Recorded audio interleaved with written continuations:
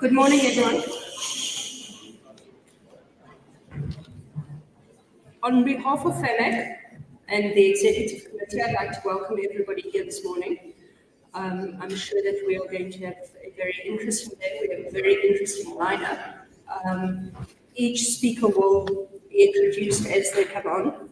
But for me today is a particularly proud moment because I have the person who inspired me into becoming involved in family law and children's rights. I have here Professor Sonia, and then I also have a student of mine from my days as a lecturer in Professor Muneer Abduroaf. So it's a particularly proud moment for me. Unfortunately, I'm the only one that can take them here. They are still there. But yes, so I'd like to welcome everybody, especially our speakers. As I said, speakers will be introduced as we go along. We have some very interesting topics that we will cover today. You'll see on the table there is a program as well as a menu for the special dietary requirements. Fear not, the menu doesn't include your meal. You pay those additions. Last year's opening by Craig was so inspiring. I decided to leave it to him again this year. So I will hand over to Craig to do the hard work. Thank you. Okay, also, thank you very much to all the members of FAMAC, particularly to the exec, and most importantly to the organisers of this conference. A conference is really, really important, and people don't realise the amount of organisation that actually takes place behind the scenes to put on today. The other people that are obviously very important are you, the attendees. Please look at the conference protocol that we've got on each table. We want you to discuss it and talk about it, and it's a way of creating a space and energy here today to make sure that we all get the most out of our conference. This is our third mini conference, and we're very, very proud of FAMAC to be giving the conference today. We've seen mediation develop over the last 25, 30 years. It's almost 30 years, I think, John. Am I correct? I think so. And hopefully it's going to move forward at a much faster pace. We don't know what is going on with the South African Law Reform Commission.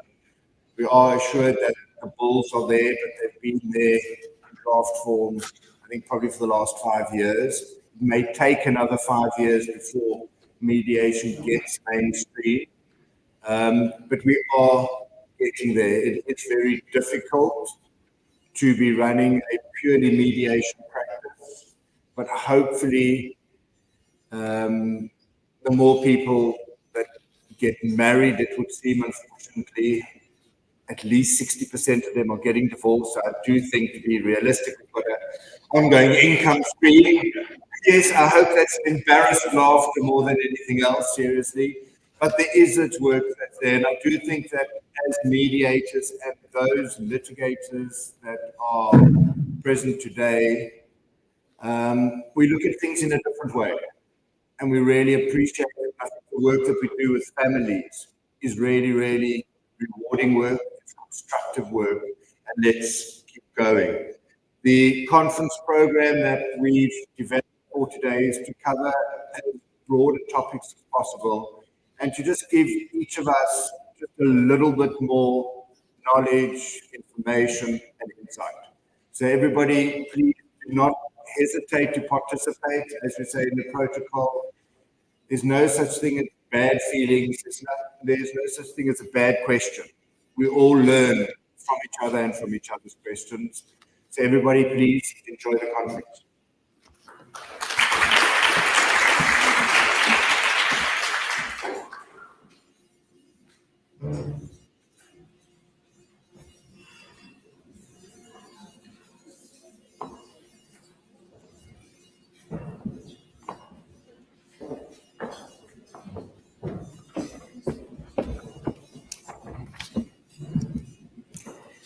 Good morning, everyone. It's my privilege to welcome our first speaker. It's Professor Sonia. I've got lots of things to say about her.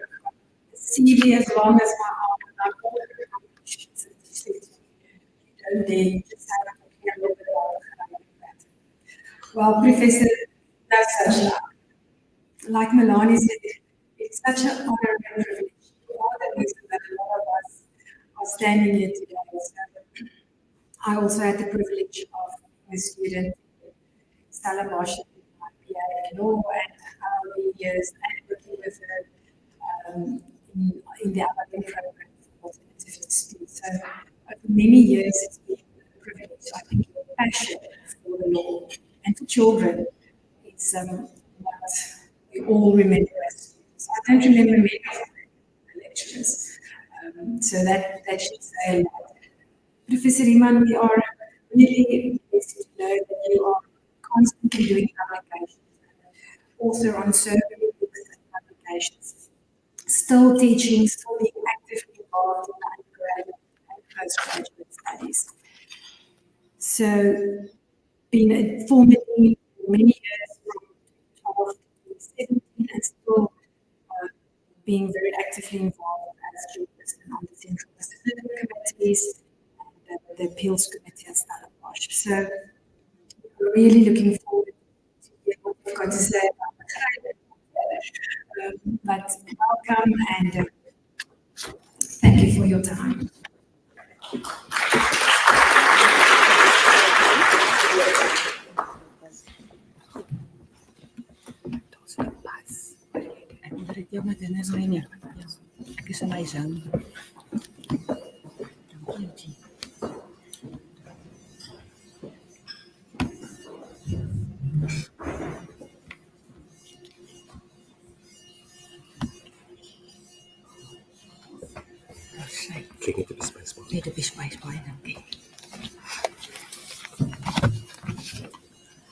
Good morning, everybody. I am so excited to be here. Thank you so much for the kind invitation to be here today. Thank you so much, Melanie, for the kind words. You as well. Of course, you were my favorite students. Marlene reminded me that this morning that she was also in the same class as Melanie, but for one reason or another, I can't remember her. So I'm not going to analyze it. There must be reasons for that. But in any case, she made up while on my drive here today by talking and telling me lots of stories. So Marlene, it's also nice to see you. But there are other familiar faces. Please just introduce yourselves to me. If you say hi, I sometimes remember the faces, but I don't remember the names. But it feels like a sort of a mini reunion. So thank you so much. It's really exciting and it's wonderful to be here this morning. So I'm going to say a few things about the Greyling judgment.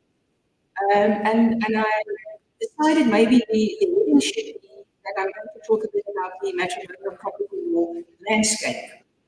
And we have to go back in history sometimes to appreciate what happened and to appreciate where we are, and maybe just to sort of get together again and say, okay, where are things going as far as matrimonial property is concerned?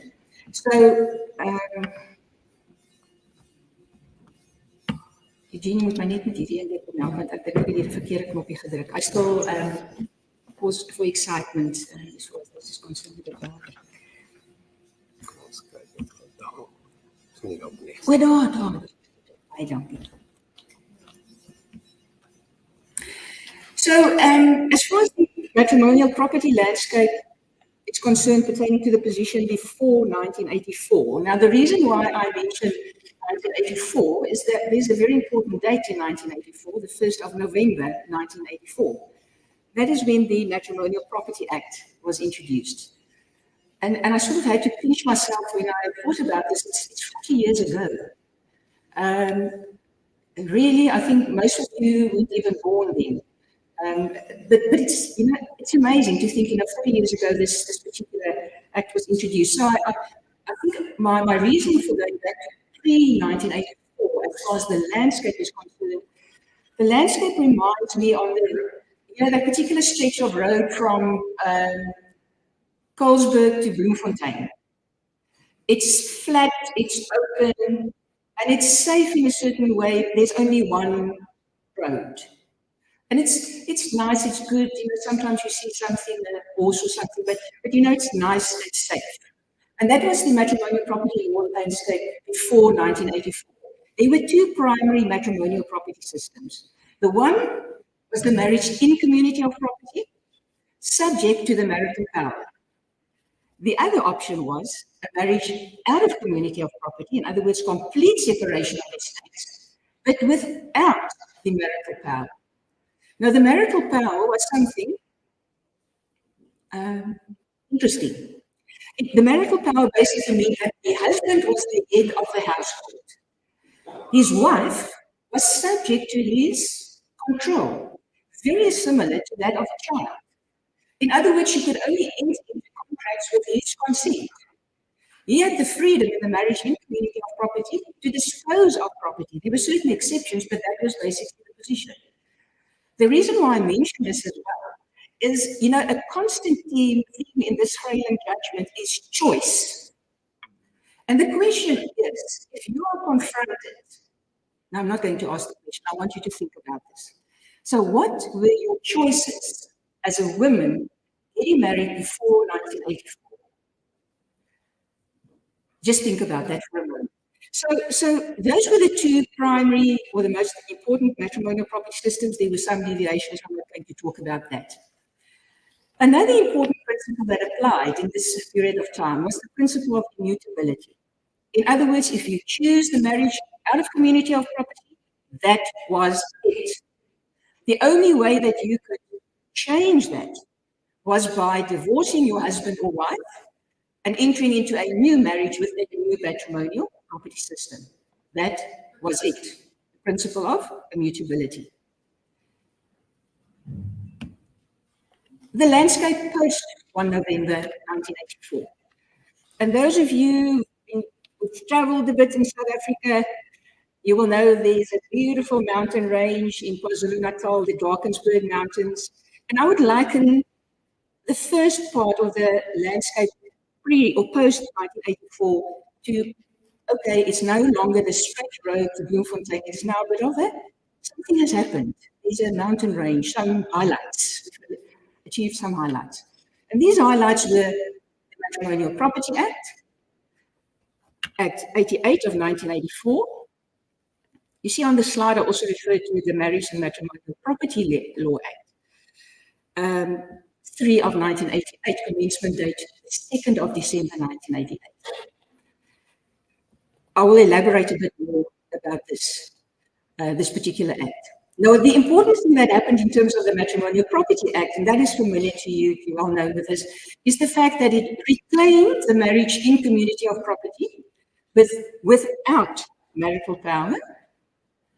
It retained the marriage out of community of property, but there was an exciting development, and hence the Drakensberg mountain range. And that is namely the marriage out of community of property, and the default regime actually was accrual, a postponement of sharing assets, unless it was specifically excluded. And I want to emphasize this. So the marriage, in fact, if you didn't marry in community of property and you married out of community of property, the accrual applied.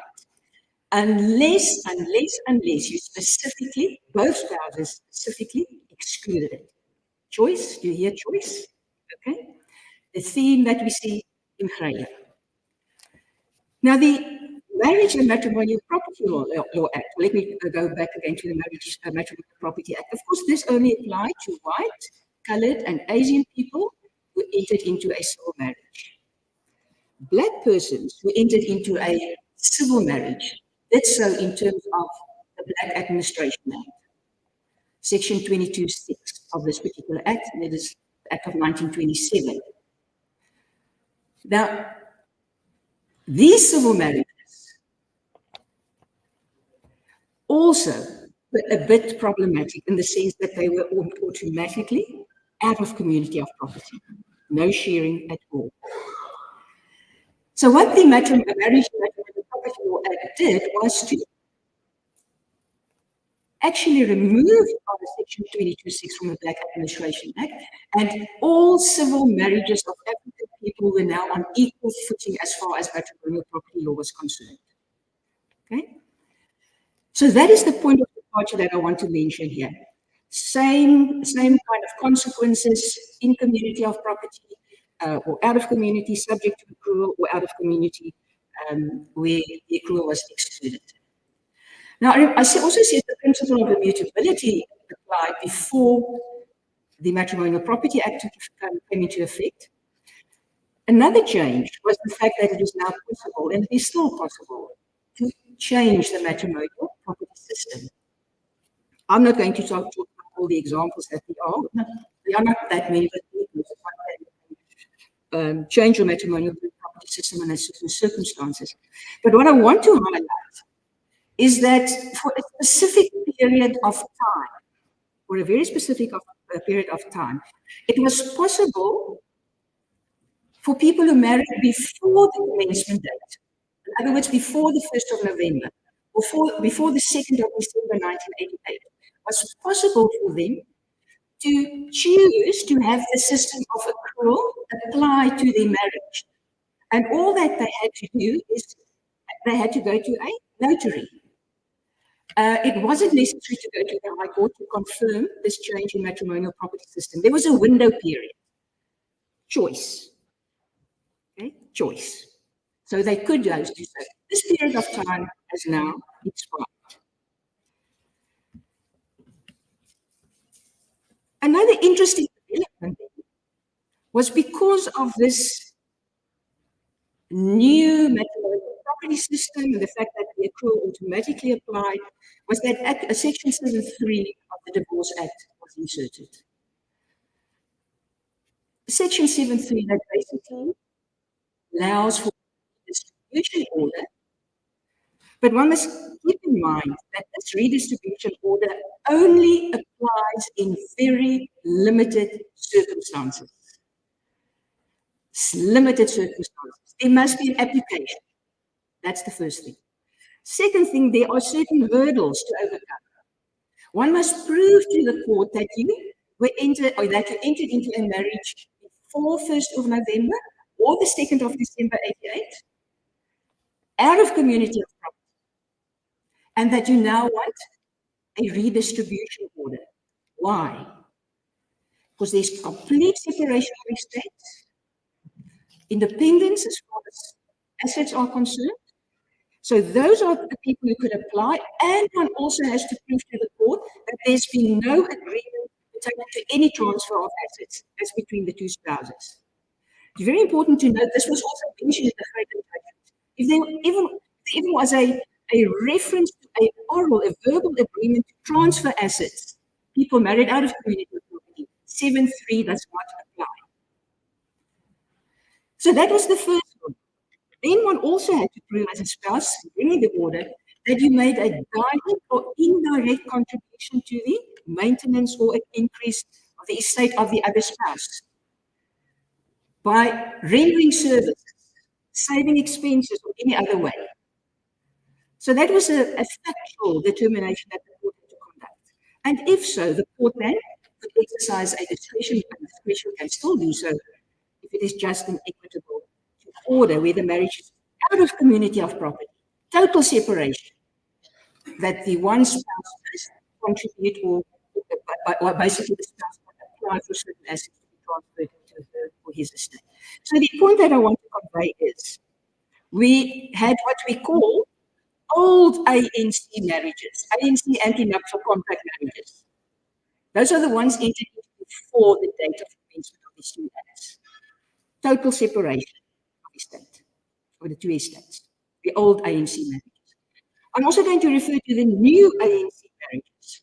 Those are the ones entered into after the 1st of November 1984 or 2nd December 1988. But these marriages can either be subject to the accrual, that's the automatic position, or one can choose to exclude. Okay? So we've got old ANC marriages, we've got new ANC marriages. The new ANC marriages, I'm going to limit that to the new ANC marriages where the accrual does not apply. So it's similar to the old ANC ones. It's also total separation of state. Okay. So this redistribution order was introduced in terms of the Divorce Act. And of course, immediately, authors like and big names in academia like June Sinclair and Jackie Heaton, Anarieta Creer, Elsa Bontais, all of them started to talk about the constitutionality. The constitutionality of introducing 7.3. Is it fair? Is it fair to tell spouses who were married after 1st of November 84, excluding their accrual, in other words, total separation?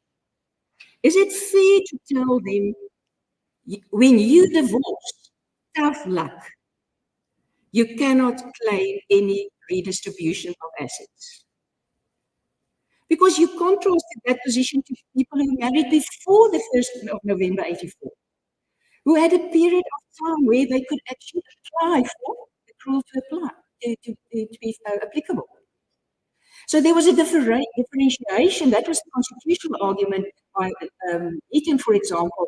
The date of the marriage differentiates between old ANC marriages and new ANC marriages.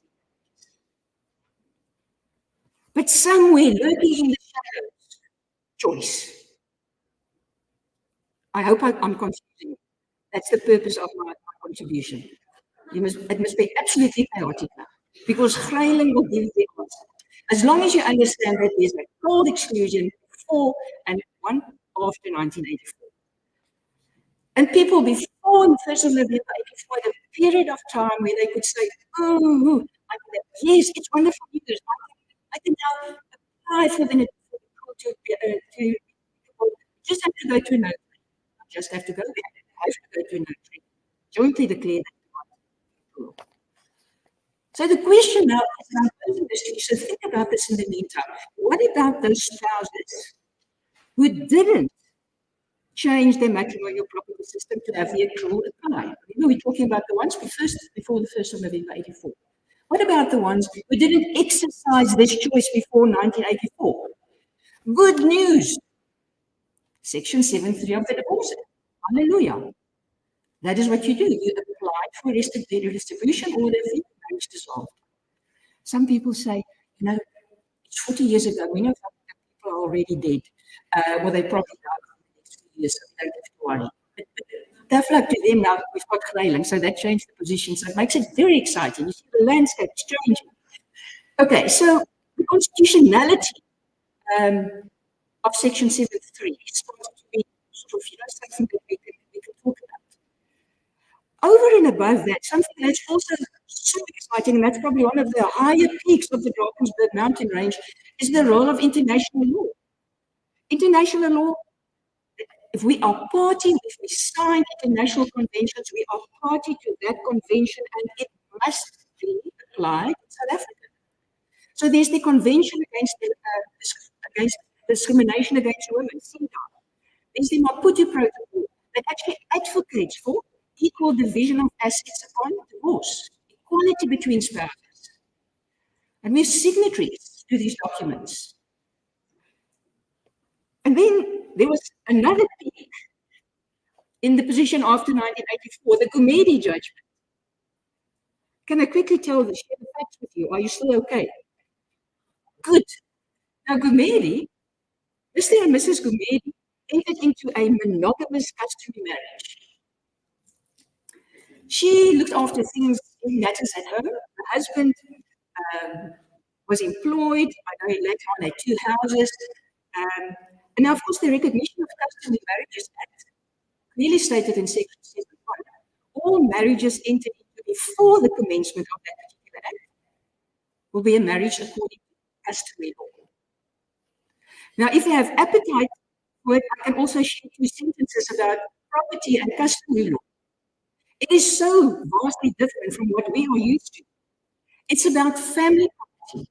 It's about house property, personal property, and the husband as head of everything, except for personal property, but it's all, sort of it's like a drone husband hovering about what you do in your personal property. So the notion that that we have in terms of our kind of thinking of property is so vastly different from customary law. And then the Constitutional Court came because now Mrs. Kumede instituted divorce proceedings. And the position would have been that she would have been left destitute. Her husband would have been the owner, sole owner of all the property, the 2 houses, his estate, everything. After many years of marriage, she would have been left destitute. And hence the application for this particular provision in the Recognition of Customary Marriages Act, deleted to be declared unconstitutional. The court then found that this particular provision is unconstitutional. 7.1. The court also said 7.2 of the Recognition of Customary Marriages Act that actually refers to monogamous marriages entered into before the Act is also declared invalid. The court went on to say all customary marriages will now be governed by the Recognition of Customary Marriages Act. But the interesting thing is that the court said only monogamous marriages are now regulated. And it goes back in time. Wherever it was completed, doesn't matter. It is subject to the Recognition of Customary Marriages Act. In other words, and there the default position is in community of property. Happiness for Mrs. Mary, she was entitled to half of the estate. But that is not all, ladies and gentlemen, what the court also said. The provisions of the Divorce Act also apply to these marriages. In other words, the court said, and it took a huge leap by saying, the redistribution order also applies to monogamous customary marriages. There's no date involved. It happens to monogamous marriages entered into whenever monogamous customary marriages. You know, that was quite a bombshell. Okay, so we're talking about old ANC marriages before 1st of November 1980. Cold exclusion, total separation. Now we talk about monogamous customary marriages in community of property, unless the parties see the rest of the story. And 7.3 to 7.6 of the Divorce Act applies to them, irrespective of the date of marriage. Can you see the difference? Is it fair? That's another question. Transkei Marriage Act, similar to the Black Administration Act, similar matrimonial system applied. In other words, out of community of property, Olamisa versus Olamisa, the Constitutional Court also said this is unconstitutional and inserted in Article 73B. So the so-called women marriages are also now by the matrimonial property and the same matrimonial property system. But similarly, similar to community, 7.3 to 7.6 also applies to all these marriages. So the lowest one in the order is the old age. Okay? But they can be happening out of the court and say, don't worry, they 7.3. And then we've got another one in this corner, the new ANC marriage. Just a reminder, out of community of property without the accrual. So let's say, for example, the wife instituted divorce proceedings, they were married out of community before. Husband has this estate, she has as poor as a church house, she can apply for a distribution. Married after the 1st of November 84, out of community of property, no accrual, divorce proceedings, 2 separate estates. You spent hours waiting for the RCV, Women's Institute, Tweekruis, fakkeldraers, and you Uber the children and you watch the families, and your husband gets wealthier and wealthier, he gets fatter and fatter. It's not the same man and you want to divorce him, but no. You only have your little piggy bank with a few cents in your room. You can't do that because you'll have to claim you want to get away from it.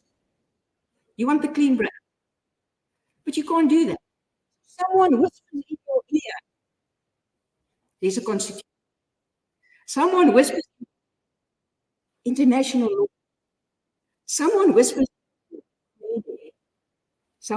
in your ear, homeland marriages. You think, maybe I have a case. Hopefully I've set the scene for Greyling. So the Greylings were married. I totally lost my place, but it's so exciting. Okay, so Greyling judgment, of course, Blyters first went to the High Court. Now, just a few sentences about the parties. I see Mrs. G. Mrs. G. Sounds like G's name. Mrs. G was 21 when they were married in 1988. Her husband, he's probably, I don't know if they divorced yet. It takes such a lot of time. Not divorced. That comes as no surprise. But in any case, so her husband was 25.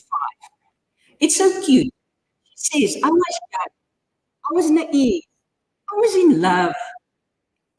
When we signed the anti-nuptial contract to exclude the accrual. She also said, I actually thought that if I refused to sign, the marriage would not go ahead.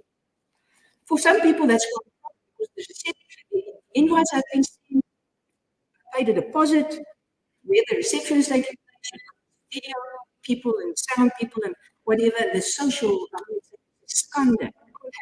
So she thought she was under pressure to sign this anti-nuptial contract, excluding the accrual.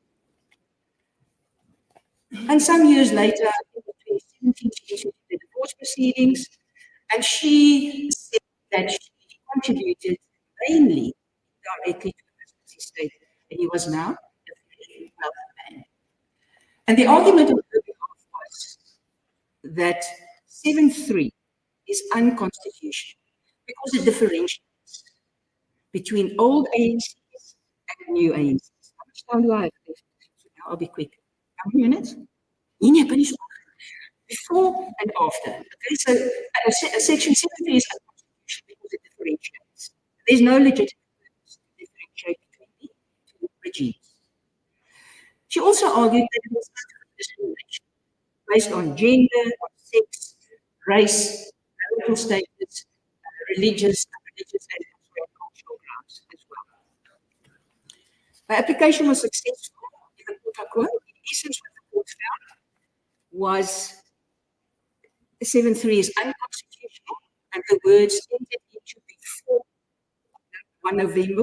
So we struck down from the provision and read as the words are not. And of course, it had to then to the High Court. Very briefly, the Constitutional Court, there's a typo there.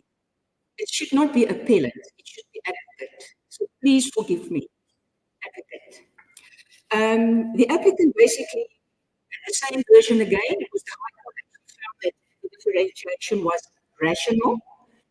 The legislator had every reason to differentiate as far as Section 9.1 of the Bill of Rights was concerned, because the judge, the decision was in essence,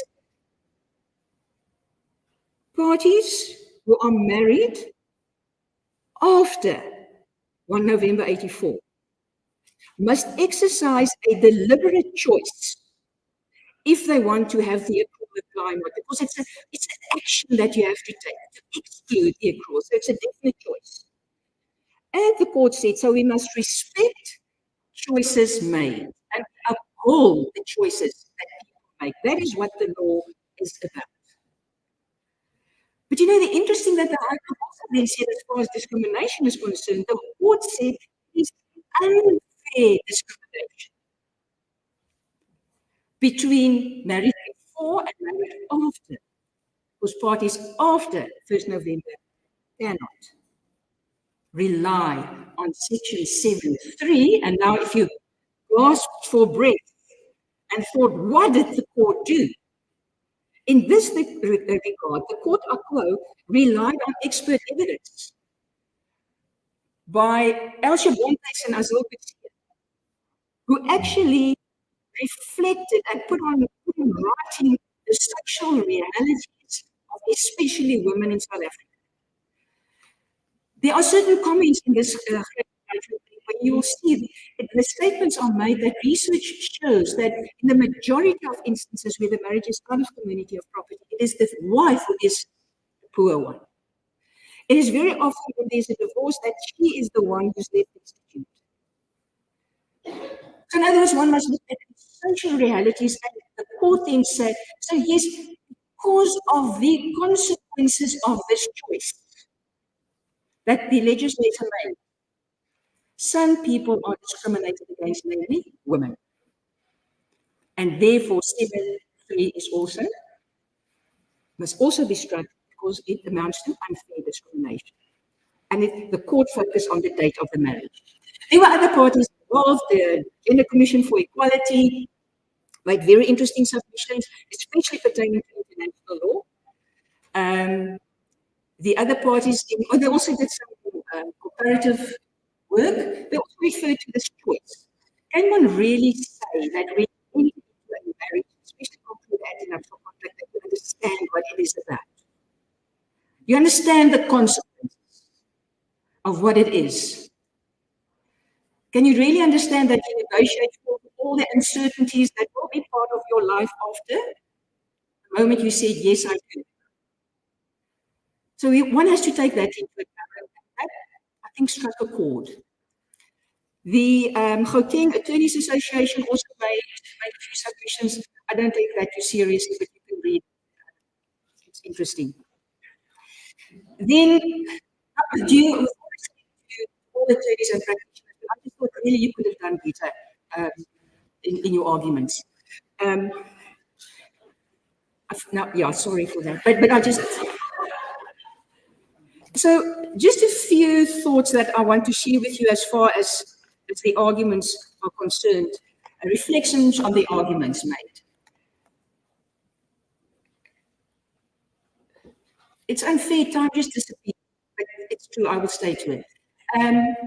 So I'm just going to summarize. As far as the unfair discrimination argument is concerned in the Constitutional Court, where it was said the unfair discrimination is not because of the date of the marriage. That is direct discrimination, but it actually doesn't relate to any of the grounds that we find in the Bill of Rights, Section 1. The court said what it actually is about is indirect discrimination. And once again, much reliance was placed on the social realities, the realities of women who are on the receiving end if it is a marriage out of community property, there is no approval. I'm sure you will say at this stage, you are talking such a lot of nonsense maybe, but what about choice? Surely you take an informed choice. When you get married after the 1st of November 84, you go to an expert, you go to an attorney who hopefully specializes in family law, or a notary who will tell you all the details. So it's an informed choice that you take. So if you make the decision not to exclude the accrual, surely you should take your pain afterwards, because it was a choice. Interesting what the court says. There are different degrees of choice. And the anti-nuptial contract is not a commercial contract. It is sui generis, it is unique. So we cannot apply all contractual principles to an ANC. It's about the lived reality of people. The fact that all these inequalities, bad things happened during the marriage, and the wife, or the can be husband, of course, who was the head of the household and the manager of the household, the wife is the breadwinner. So choice. The court engaged with choice. He said we have to think differently about choice, whether it's really voluntary. And the court also just took a bit back in history and said, now remember, South those people or persons who got married before the 1st of November 84, they could only choose, they had to choose between these two options. Either in community and in municipals. You ask for pocket money, he decides where you live, he decides where the children go to school. That was your choice. But for many people, it was what they wanted to do. Or you could choose to get married out of property with no sharing. The court said, remember, so when that period was introduced for you to change and to have the accrual system apply, how many people knew about it? That is also something that one must take into account. So those are some of the issues that the court then discussed. And you know, it's so interesting reading the judgment, you get this ebb and flow of feelings. At one stage I thought, oh, he's not going to confirm the order, because they're so focused on choice and certainty in law. That's the other thing. We are obsessed with certainty. And certainty doesn't always apply. Not where intimate relationships are concerned. Either between partners or between parents and children. I think the law is ill-equipped to handle these uncertainties. It's part of our way of thinking. So the court looked at that uncertainty. The court said, in any case we have now, courts on a regular basis engage with uncertainty because of the Fourie judgment. We've got a forfeiture of benefits order. We've got instances in the Matrimonial Property Act where a spouse's consent can be replaced by the court if someone refuses to enter into a transaction. So there are uncertainties, and sometimes the court steps in. But and I've summarized now, because I said too much at the start. In essence, then, the court confirmed the constitutional invalidity of Section 7.3 to 7.6. And that reading in, or those words before the commencement of the Act, now applies to all marriages out of community of property where there is no form of sharing involved at all. That is the finding. Do we have concerns? Most definitely, I'm sure we're going to talk about that. But in essence, based on constitutional provisions, based on the expert evidence given, based on understanding the lived realities of people, the court came to this particular conclusion. So in conclusion, my conclusion, I think what we see in the landscape in South Africa as far as matrimonial property law is concerned, we see an evolutionary revolution. Slow change. Then dramatic things happen. Comedy, Colomisa, Black Administration Act that's been repealed, Section 22.6 at least. The Constitution, to apply the Constitution, international law. Slowly but surely things change. Who knows where we will be next year? I think another reality that is also part of our landscape now, the interesting perspectives when I'm thinking, intersectionality. You will probably roll your eyes and say, because you associate it with feminism and intersectionality has even become part of child law these days. It's a fantastic concept. Intersectionality, the lived realities of people. We get terminology like your life world, and it sounds soft and woolly. But you know, it's warm and it's understanding. Lived realities of people. So I'm excited. I know we are no longer on the way to Bloemfontein. I think we also passed the Drakensberg mountain range. I think we are getting closer to Everest. Of course, there's a downhill as well on the other side. I don't want to call it a bit, but I'll think about that later. So we are getting higher. We are getting more excited about thinking about family law landscape. And I think the drivers of this should certainly be constitutional principles, international law. It is empowering, it is refreshing, it gives us freedom in our thought. Thank you for being so patient. I really appreciate it. Thank you.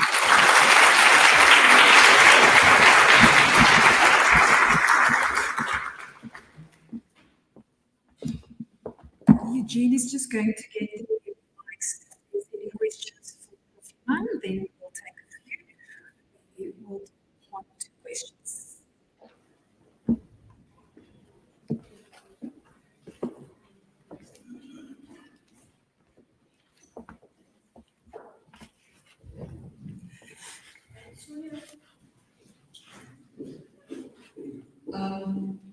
Okay, Professor.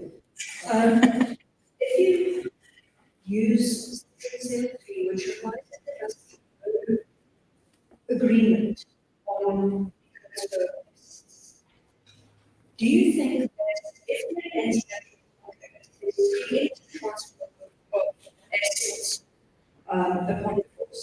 It's not a donation upon divorce, it's created transfer of assets upon divorce. Whether that makes the operation of Section 3 or is it likely that the court would look at that preemptive transfer as it does look at preemptive arrangements, which we know are not enforced? Melanie, as I read case law, I think it will be regarded as an agreement of some sort of exclusivity, because it pertains to the transfer of something, even if it is in the future. Yes. Professor, if I may ask, what is the point there of getting married out of community, out of group? Is it just that you have to do contribution when the marriage ends? I can very few parts to that. I think the point of the court is it can be a choice of the two parties. It may well be that they are financially both very strong. They want total financial independence because of the training, background, whatever it is they do. But the 7.3 redistribution order only kicks in when there is at least the enough proof that there was a direct or indirect contribution to maintenance or increase and the rest. And the other thing about the redistribution order is, of course, Section 7.5. Because Section 7.5 basically tells us that the court can take into account any other factor that it deems relevant. For example, there can be evidence that I don't know if I should have, yes, I had no choice but to sign because else we wouldn't go ahead with the marriage, something like that. So yes, direct, indirect contribution.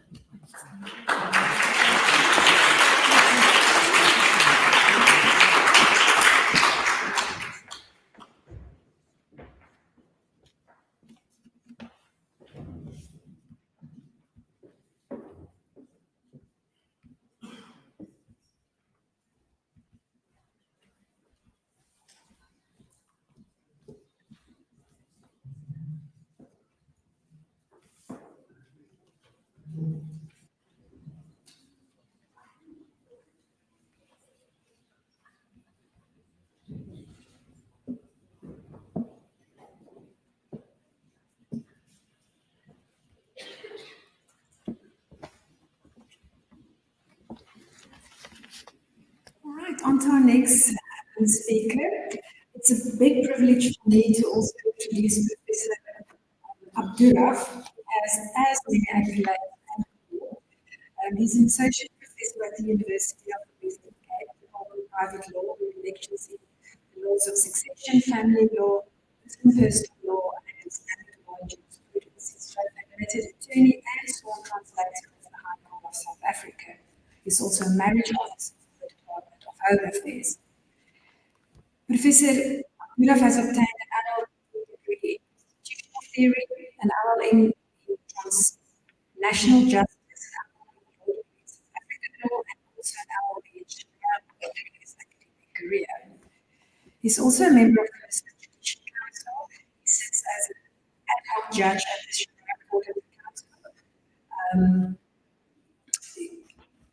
Dr. Abduroaf has been selected by the Minister of Higher Education and Training to be part of the prestigious Future Professors Program cohort 2022-2023. That program ends in December 2023. Wow, that's absolutely amazing. So people like this can all hope and aspire to say that one day. We're very honored to welcome the Professor. Please join me in front and thank you so much for your time. Looking forward to hearing from you.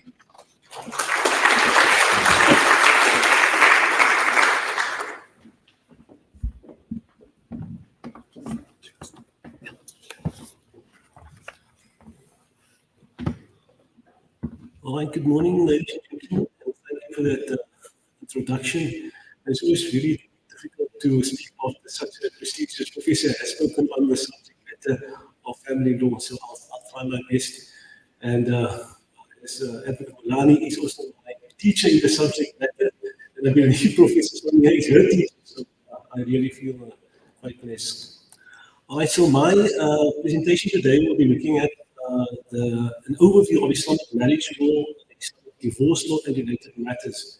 It's a very broad field of literature and application, especially within the South African legal system and also within the Islamic judiciary, like the Muslim Judicial Council here in the Western Cape. So I will ask to just look into certain intricacies that apply here in South Africa.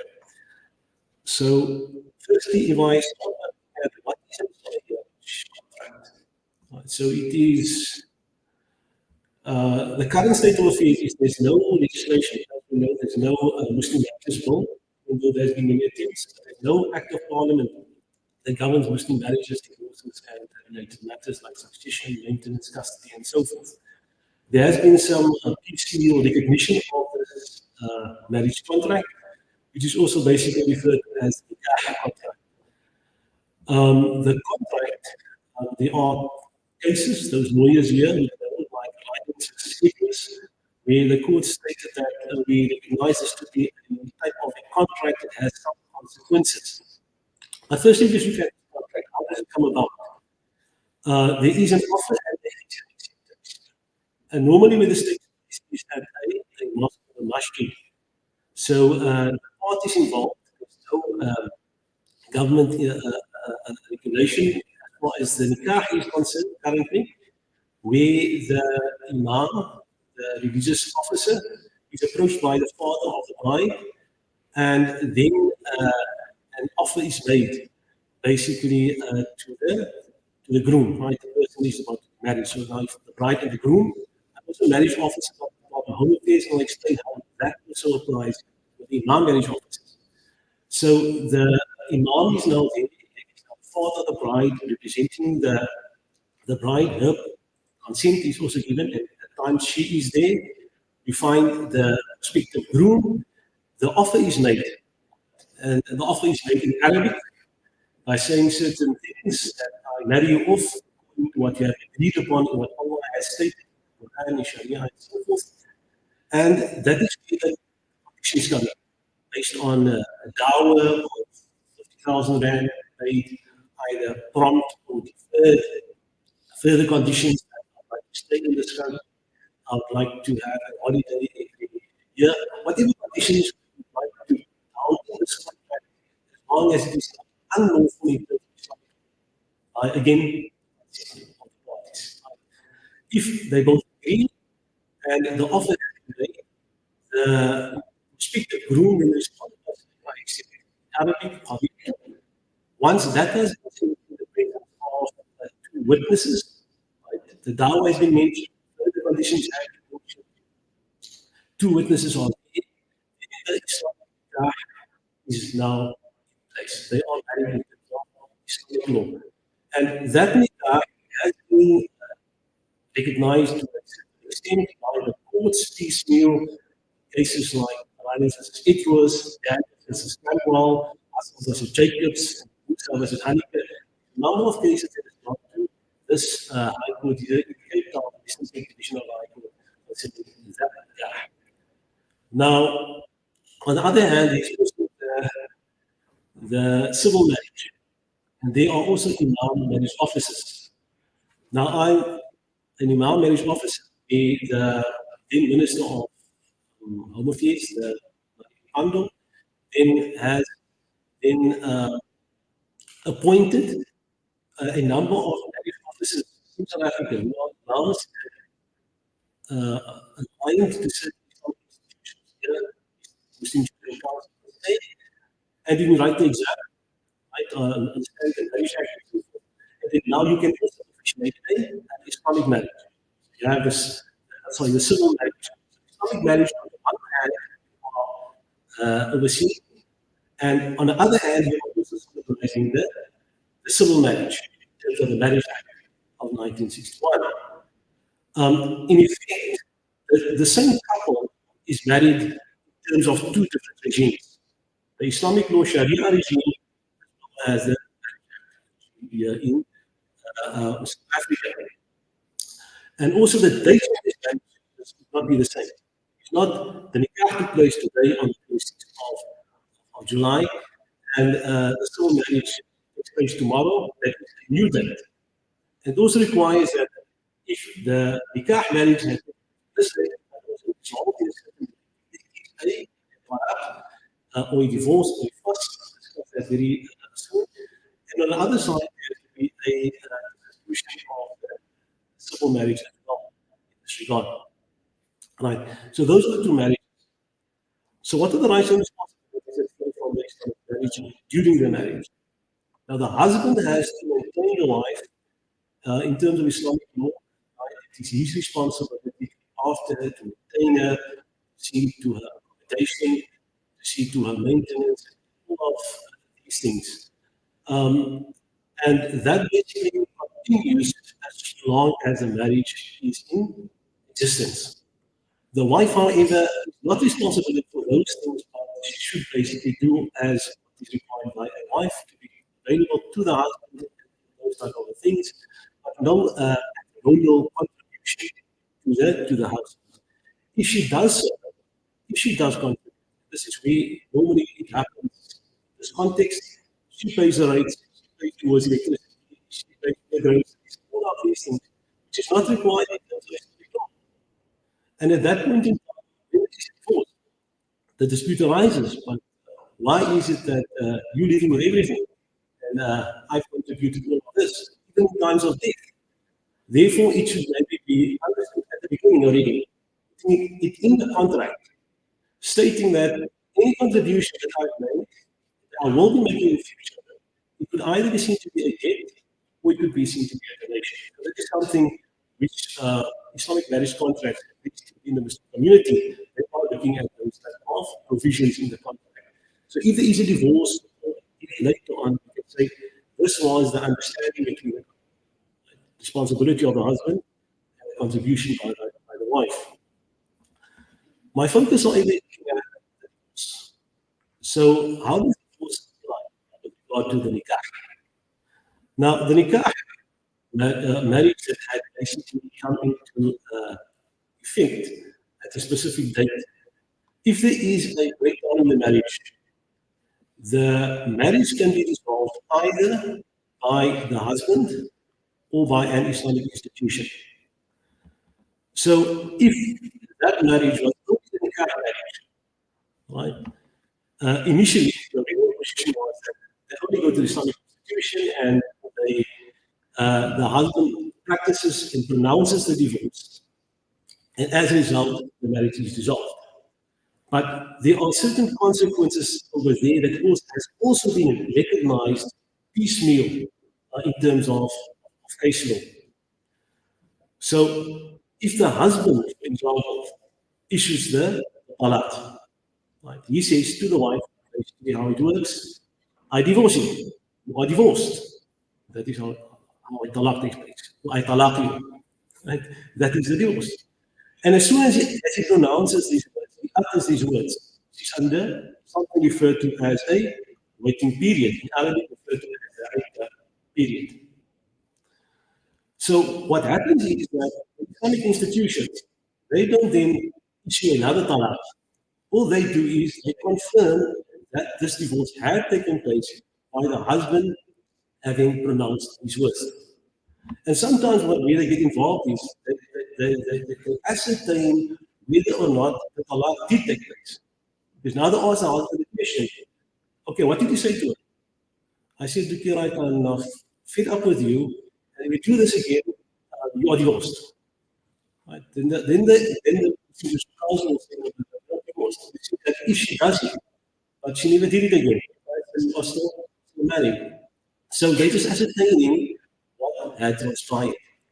Where the Islamic institutions comes into service is where they either confirm the divorce had taken place, And in the event where the couple has a dispute, they can also go to an institution like the Institutional Council, and they could say, okay, I have a dispute with marriage, I want out. And the Islamic institution will then say, all right, let's try to mediate. We're coming to the divorce, let's see what is the problem. Maybe it can be resolved. And that is where they go for the mediation, counseling, and all of those things. If that cannot work, then they would maybe advise the husband, now I think you should maybe ask for a divorce, pronounce her with a talaq. Right? If the talaq has been pronounced, and it goes the iddah period, that is now the waiting period, which is round about 3 months. Right? The 3 months or 3 menstrual cycles. So the waiting period can either be ascertained via a Sunni divorce, it's a type of a divorce where the husband pronounces the divorce to the wife, obviously in the correct manner. He has not the requirements, he should not have been intimate with her in bed during that time period prior to the divorce, and she should not be menstruating. Those are the Islamic law requirements for a Sunni divorce. The divorce then takes place, right? She undergoes a waiting period. During that waiting period of either 3 months or 3 clean cycles, then he's still responsible to maintain her until the divorce becomes final, right? So what happens at times is, during the waiting period, they reconcile, right? So talaq is basically three talaqs, right? And you don't have to utter all 3. And that is where, if those people that have insight into talaq in India, they have criminalized something referred to as a triple talaq. You say to they marry for 20 years, and the husband comes home and he says, I talaq you 3 times, which means they are now forbidden. They're no longer married. Instant divorce by uttering those words. In India, they have enacted legislation that criminalizes that type of conduct, and you can be prosecuted. Right. So Africa, that is not the state of affairs. But the right way to do it is the husband says, I divorce you 1 time. After the first divorce, she undergoes that waiting period. During that waiting period, they have the space to reconcile. So let's say he moves out of the house and he stays somewhere else. And a month later, he comes and visits her and says, I think we have been a bit too hasty. He then says that, all right, I think we should reconcile. And he can then say, during the waiting period, he can say, I revoke that divorce. Right? And if he does that, and preferably in the presence of 2 witnesses, right, then they are remarried again. Right? Then one divorce has, yes, it's gone, yeah, because you have 3 divorces in total. But then you are remarried, there's no need for a new marriage contract. And as a result of that, you can continue with your Islamic marriage. If the waiting period had ended, right, so now the 3 menstrual cycles or 3 months has elapsed, then you no longer have that right to come together and reconcile, because that revocable divorce during the waiting period had now become irrevocable. And the only way that this couple can now make up and reconcile is by entering into a new marriage, and the new marriage will be with a new dawah, new conditions, offer, acceptance, and all of those things. And as a consequence to that, then they enter into the second marriage. Subsequent to the second marriage, the same issue concerning the divorce. If there is a dispute, again it becomes revocable, again, waiting period. If it happens the 3rd time, then it is referred to as a major irrevocable divorce. Now, after the 3rd divorce, and that is why it's so important to understand the triple talaq being an issue. After the 3rd divorce, you can't remarry. So you can't say, okay, I've been a bit hasty, I've done it 3 times already. I think we should reconcile. Let's speak to your parents, let's try to put things back together. The Sharia requires that before they can reconcile and marry, she should marry another person, because you only have 3 chances. Right? So you can't basically marry more than, or divorced more than 3 times. Because now you've tried it long enough. It hasn't worked out. She should marry someone else first. They should obviously conclude that marriage and whatever is needed there. If that marriage doesn't work out, then only you can come back and marry the first husband after the waiting period that had expired. So that is basically an overview of the talaq proceedings by the husband pronouncing the divorce. However, there's also this option of where the wife wants to initiate the divorce. Or basically, she's the one that is now requesting it. So now the wife would say, look here, I've married you now, and at times, at the time of the contract, the wife asks for a house. She might ask for R1 million. She might say, no, but okay, I know you don't have the money, but give me 20,000 rand now. And for the next 10 years, I want you to pay 20,000 rand into my FNB bank account, right, until the R1 million has been paid up. That is part of the dower. Right. So she says, yeah, I agree to that. I'll be with it. I'll give you that. I'll still maintain you, and I'll work hard, and I'll try to make you happy. But now, 1 year into the marriage, she says that, yeah, I'm not. I don't think you're the right person for me. Right. And you ask the question, why? I'm looking after you, I love you, and all of these things. However, she says, no, let's say, for example, I fell with someone else. Right. So that's an issue. But now he says, but we 1 year into this marriage, I paid you 112 months, now 20,000 rand, it's 240,000 rand. I owe you around about 3.2 million rand as part of this dower. I'll let you go. I don't want to force you to stay here, but I have an issue. What about that money? I married to be with you forever. I've done nothing wrong. Then there's something referred as a khula, where the wife then says, like, I want a divorce, I know nothing wrong, but I then forego. I'm buying this divorce. So I'm giving you the 750,000 rand back, or I'm giving you the complete R1 million back, on condition you pronounce a divorce. Once the divorce has been pronounced, in that context, during the waiting period, there's no reconciling of that waiting period. The husband can't say, I'm now revoking the divorce. And it makes sense. She paid R1 million for the divorce. Right. If that is not the instance, this is only with the lawyers. There's disputes in marriage, discord, and now there's no fighting, and now there's divorce is happening. The third possibility is now the first divorce. Now, the first divorce, that is where institutions like Mediation now comes in. And I sit in one of those courts, and it is now the Sharia court. The Sharia court is basically where the instance where the husband doesn't want to pronounce it, he doesn't want to continue the marriage. The wife might have stated that I want to repay you that amount of money, i.e. the khula, divorce, and he says no. And now she says no, but you're beating me, you're not maintaining me, you want me to remain in this marriage, no, I don't accept this. Right. Now in this instance, she applies to something referred to as a fuss. And for those lawyers out there, you might have the case of Hassan versus Jacobs to do with succession as well.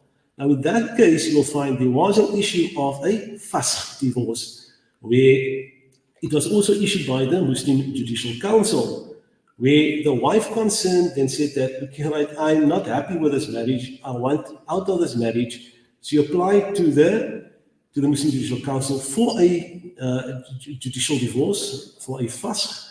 The fuss was granted. And as a consequence to that fuss, what then happened was they were no longer married.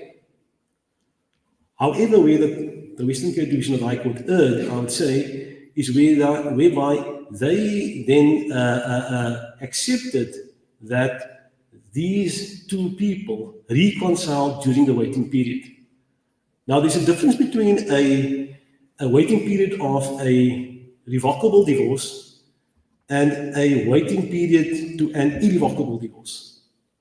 Irrevocable means you can't revoke during the waiting period.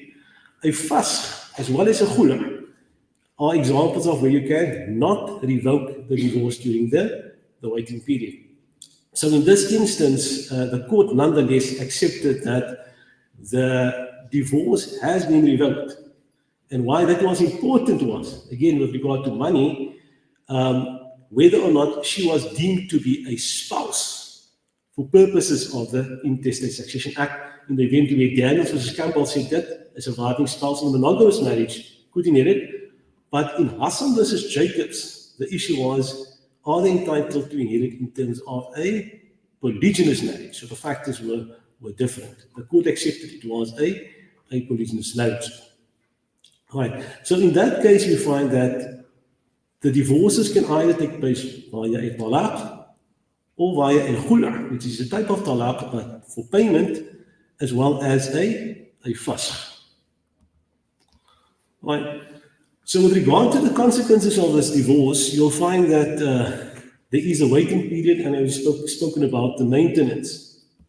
Now, the maintenance issue is quite interesting because it only is limited to 3 months, right, generally. Right, generally, it is limited to 3 months, and that in the Western Cape, I can speak of experience at the Muslim Judicial Council, that is what is given. And sometimes husbands do not even maintain during the marriage, and that was a reason for receiving the fasq, because it was non-maintenance by the husband. However, there is also something quite interesting enough, also under maintenance, referred to as post-divorce maintenance, which is mata'. In the case of Newlands versus Adv, it was referred to in the judgment, but in terms of the Shafi'i school of law, and this is where it becomes a bit complicated again. Because in Islamic law, we find that there is the Sharia and there is fiqh. Now the Sharia, those are the primary sources, the Quran and the Sunnah. It's written in black and white, it's codified. Then you find that there is a fiqh. Now the fiqh is the interpretation of these primary sources of Islamic law. And that is where we find the Shafi'i school of law, the Maliki school of law, the Hanafi school of law, and the Hanbali school of law. And those are the 4 main schools of law. Now, with regard to that, in the Shafi'i school of law, it says that the wife could claim via an Islamic judiciary, right, via a qadi system like at the Muslim Judicial Council, could claim for post-divorce maintenance if it could be proven that, as in Newlands versus Adv, right, it was also stated there that the divorce came about at the behest of the husband. So it could be maybe he was sleeping around, maybe he was on drugs, whatever. And that caused the divorce to take place. In that case, an Islamic judge, a qadi, would apply his mind and then give effect to what would be reasonable under these circumstances, over and beyond the 3 months. Right? In Newlands versus Adv, it was stated that she was awarded that on condition that she can prove that it was at the behest of the husband. There hasn't been any further case law concerning this matter, but I do know there's a number of pending cases in the High Court where Muslim women are requesting that type of relief, and also based on that 7.3 application. All right. Now the rights after the waiting period, there basically it ends. And for that reason, some advice was given to many couples when they enter into the marriage, where they say to the wife, look, what you can do is, if this marriage is going to last, what you can do is you can ask for R1 million dawah. Make it a deferred dawah. He has to pay it not at the time of the nikah because he doesn't have the money, but at a later stage. And if there is a divorce, that dawah becomes payable immediately, which means that even though there's no maintenance claim against the estate, she can claim based on the contract that he agreed to at the beginning, or whatever, like the balance of that amount. So if it is R1 million, he has to pay that R1 million, and however the maintenance, the 3 months, and the possibility for the post-divorce maintenance, if it could be proven that it was at the behest of the husband. We find there are many issues concerning the children, right? So Islamic law has certain consequences concerning who should be looking after the child, primary care and contact. And this is where the Muslim Judicial Council basically comes in, especially subsequent to the amendments made to the Divorce Act, and also what professors referred to earlier on, the Women's Legal Center Trust judgment case, where there was some interim relief until just a few weeks ago, where the 2 years came to an end, where they gave relief, and that it also referred to an Islamic marriage being dissolved in terms of the Divorce Act. Right? And that is another issue I have there, is that it says it can be dissolved in terms of the Divorce Act. But if I was married in terms of civil, the nikah, as well as a civil marriage, Section 5, capital A of the Divorce Act says that this marriage must first be dissolved before the court can entertain the dissolution of this marriage. But in terms of the Women's Legal Center Trust judgment, it says that the court can dissolve the nikah marriage. So it is a bit of a conundrum. Islamic law also has a view concerning the best interest of the child, and that is also what Islamic institutions would look at. But at most times they're looking at what is the agreement between the parties. Can we come to some type of an agreement, settlement between the parties? And I think that is where people of FAMAC, where the equalities and skills can come into play, by looking at these are the rights. This is how Islamic law marriage is work. This is how divorce works. These are what you are entitled to, and you're entitled to. This is now what the law says concerning children maintenance and post-divorce maintenance of the children that always remains with the father. Right? So even though Islamic law says, South African law says that both parents have a duty to look after the children, Islamic law says it's only the father. So those factors should be taken into consideration when coming to the agreement between the parties. There is nothing preventing the mother was saying, right, I will then also contribute, and that is from my side, optional, voluntary from my side, in this regard until further notice. And that could be instituted as a clause within the agreement. Right. So I think the time has basically come up, but that is an overview of Muslim personal law in South African legal context. I didn't look at succession much, but it was more to do with the marriage and the consequences of divorce. Thank you.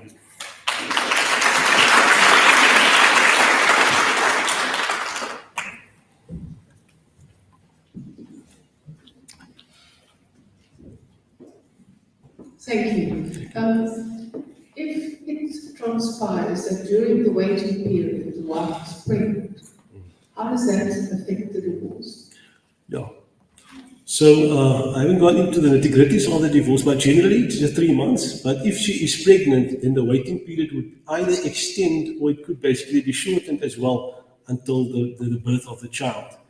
Some scholars would say, no, we're looking at the longer of the two. So sometimes it might be that if you are pregnant, you give birth the next day, which means that your waiting period has technically ended. Now they're looking at the 3 months would be longer than that 1 day. Yeah, but that is an issue of where the waiting period would have to be ascertained.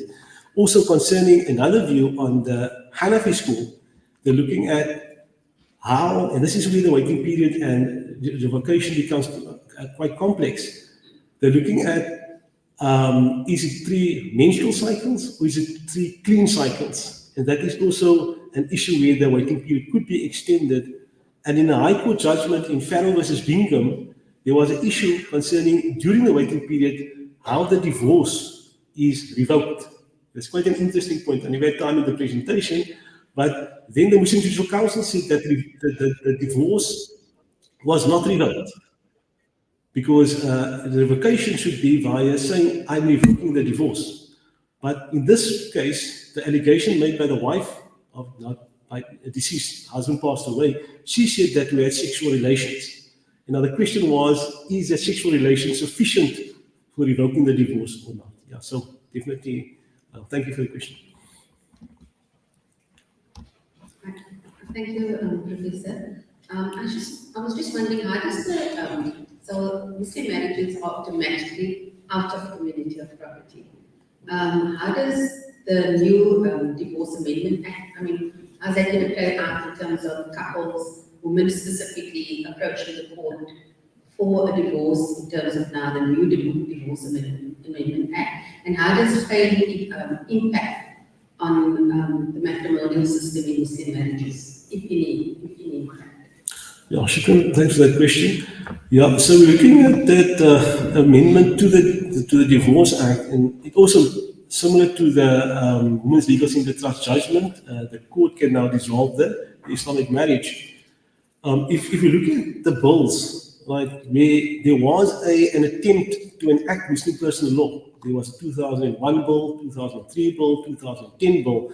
They stated that it was out of community property without application of the accrual system, unless, however, the parties into some type of an agreement. Right? If you're looking at the Constitutional Court judgment, it says they also were looking at what was the agreement between the parties. So I think the agreement is very important. However, if there was an agreement between the parties that it is out of community property without the application of the accrual system, we want our estates to be separated and so forth, in that instance, there might be a bit of a contradiction between Islamic law and what they are entitled to in terms of South African law. In that instance, I would advise any person dealing with a couple of that nature to maybe just go to an Islamic institution like the Muslim Judicial Council to get their opinion on the matter as to what you think, if this was before an Islamic judge or was an Islamic judge there, what would you be entitled to? And then maybe confirm that judgment at the secular court to give effect to it. Right, so I hope that gives you some direction, inshallah.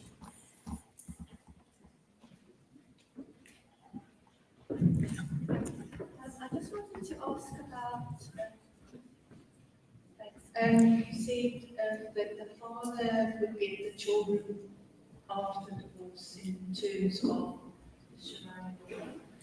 How does that intersect with the Children's Act and the Constitution and the rights of the children to have contact with both parents, or do they still have contact with the mother? How does that work? Yeah, in terms of Sharia law, actually children don't go to the father, would go to the mother, especially if they are quite young.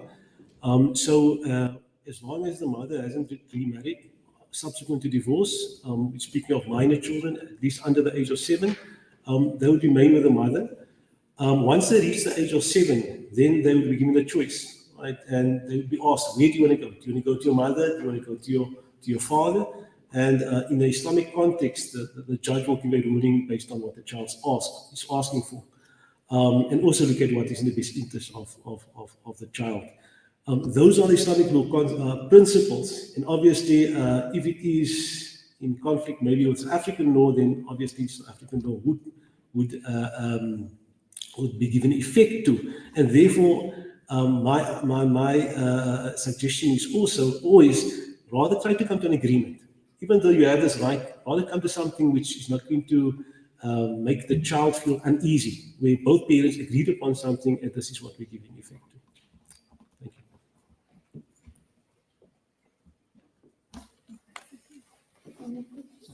Thank you. Thank you very much. Yeah, thank you very much.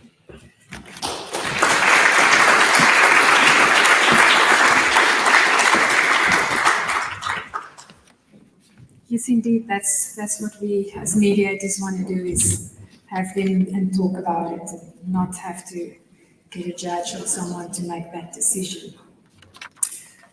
Eugene just needs to do a few of the important stuff to get Barney, our next speaker, in line. So if I can just quickly tell everyone, if you look at the programs on your tables, there is a QR code inside. So all the presentations today will be available, and the Greiling matter that Prof Iman spoke about will also include it there for those that don't have it, so that you can just scan there. So we're getting there. Thanks, Eugene. Very technological. So just scan there and you will have all of the slides of today.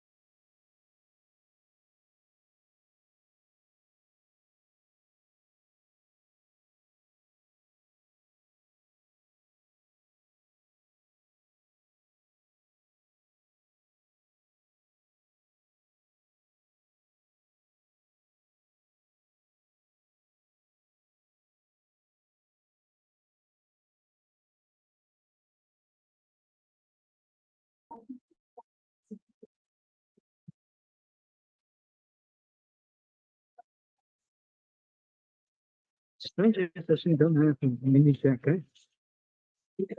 It's got a jack, headphone jack. Stranger doesn't don't have a mini jack, eh? It's got a jack, headphone jack. Stranger doesn't don't have a mini jack, eh? It's got a jack, headphone jack. Stranger doesn't don't have a mini jack, eh? It's got a jack, headphone jack. Stranger doesn't don't have a mini jack, eh? It's got a jack, headphone jack.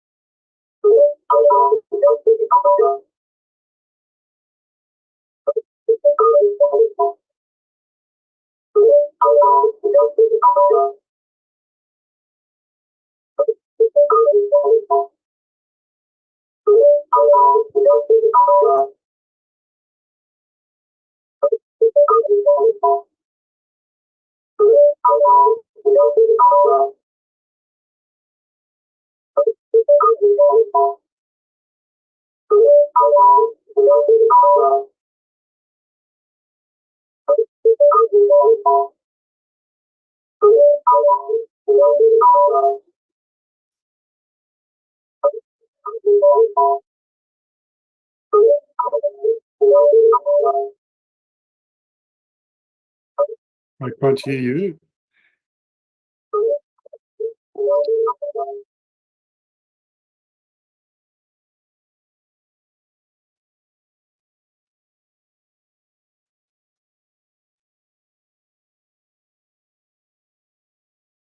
Can't hear you though. Can you hear me?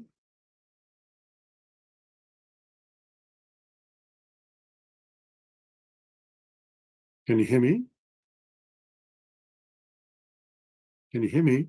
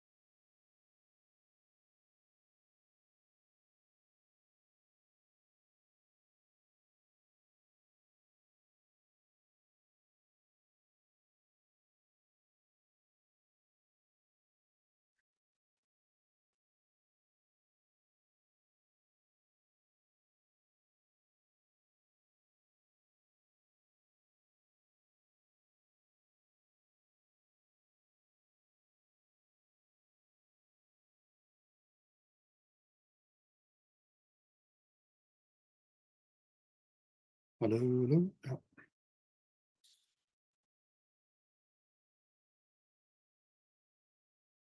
Yeah.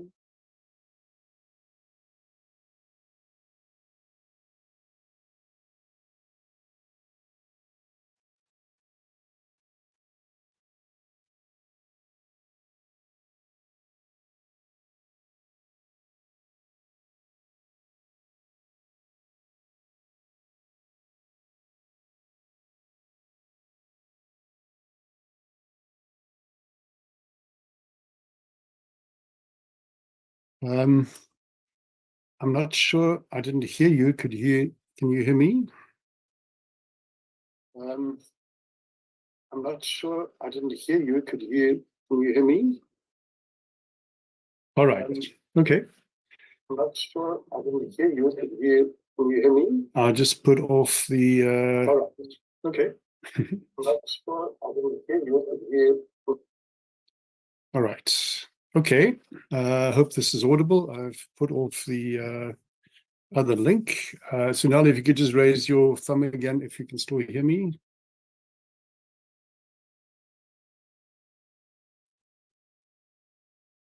All right, great. Thank you very much. It is a great pleasure and honor to speak with you. Always great to be in touch again with the home of my heart. Currently in Belgium, been here since 2014, but still very much involved with the Stellenbosch Business School and other projects in the country. If this had been scheduled 3 weeks later, I would have been able to do this in person because we're coming around to Cape Town and swinging by in August. Can't wait for that. Just on a personal note, Sonia, it's the first time I hear you, my ex-student, speak. And if I may, as your ex-professor say, I am very, very impressed, grateful that I could hear you. I'm not sure my presentation and the one that went before, my presentation is going to match the two that went before, but let's hope for the best. So my topic, oh yeah, and Sonia, and by the way, great sense, lots of love. I won't be forgiven if I didn't fit that in. My presentation is quite broad. I'm not a family law expert. I know something about mediation. I've been involved for some years, still involved. But it's more about what happens in mediation in other parts of the world.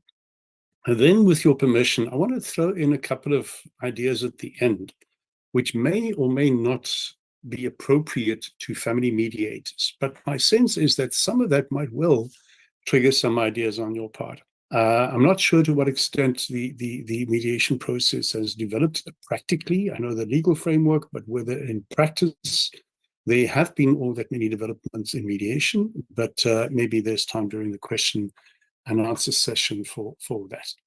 Now, I need to be able to share my screen. Yes, I can. But the host has disabled screen sharing. So if the host could kindly just permit screen sharing, then I can do my bit, please.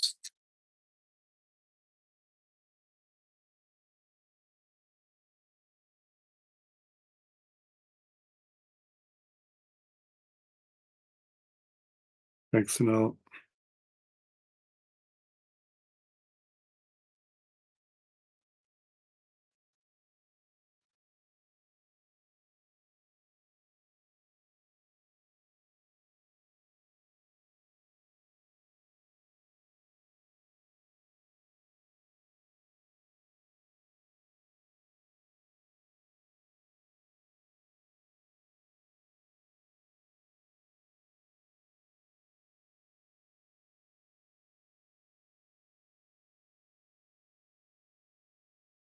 There we go. Thank you. Thanks very much.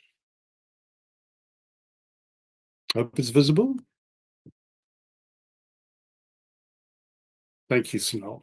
All right, so I titled it The Variegated Landscape of Mediation. That's actually the title of a book which I contributed to, which was aimed at looking at what happens in mediation across the world. 60 odd countries were surveyed, and some of the results were actually quite surprising and quite disappointing as well. But what I'd like to touch on, with the time permitted, is first of all, step back a little bit and say, we often talk about mediation and so on, but whose frameworks are we using? There's a strong element of cultural centrism in mediation, and I'll come back to that in a moment. And one question is, well, should we cling to models that were developed for a very, very different cultural context to ours, for example? Secondly, touch on the mediation in other jurisdictions based on the book that I'll show you in a moment, the Variegated Landscape book. And then I want to share some ideas about what I think the mediator can add to their armory to enhance their role and their efficiency in mediation. And then end off a little bit with mediation advocacy, because that's something that seems to be neglected both in literature, but also in terms of recognition, standards, and the like. So that's what's on the menu. What is cultural centrism? Just as I indicated in a moment, we work with a mediation model that was developed in the context of so-called weird countries, or by weird countries. And weird stands for Western, educated, industrialized, and in parentheses, sometimes democratic societies. And that means that we take something developed, for example, at Harvard, and we apply it to contexts where not all of it, some of it, but not all of it might be entirely applicable. But in the process, we also miss out on the nuances, the practices, the knowledge, the wisdom of indigenous systems of mediation. Take, for example, our view of conflict. From a westernized perspective, conflict is something personal. But in more collectivist societies, conflict is not just you and me, because the conflict affects the broader society, and that might be the small society, the broader family, the neighborhood. So everybody, in a sense, is potentially affected by the conflict and potentially might have a role in helping to resolve that conflict. There are great books by Frans de Waal. He's a zoologist living in the US, a Dutch guy, on animal conflict behavior. And he demonstrates how chimpanzees, for example, and capuchin monkeys make collective efforts to resolve fights between, of course, always the males fighting, but between male chimpanzees, for example. And they spend weeks to try and reconcile those involved in conflict. Okay, so there's something we can learn even from the animals. These weird countries produce 90% of research, and I put that in parentheses as well, because the research is in a terrible state.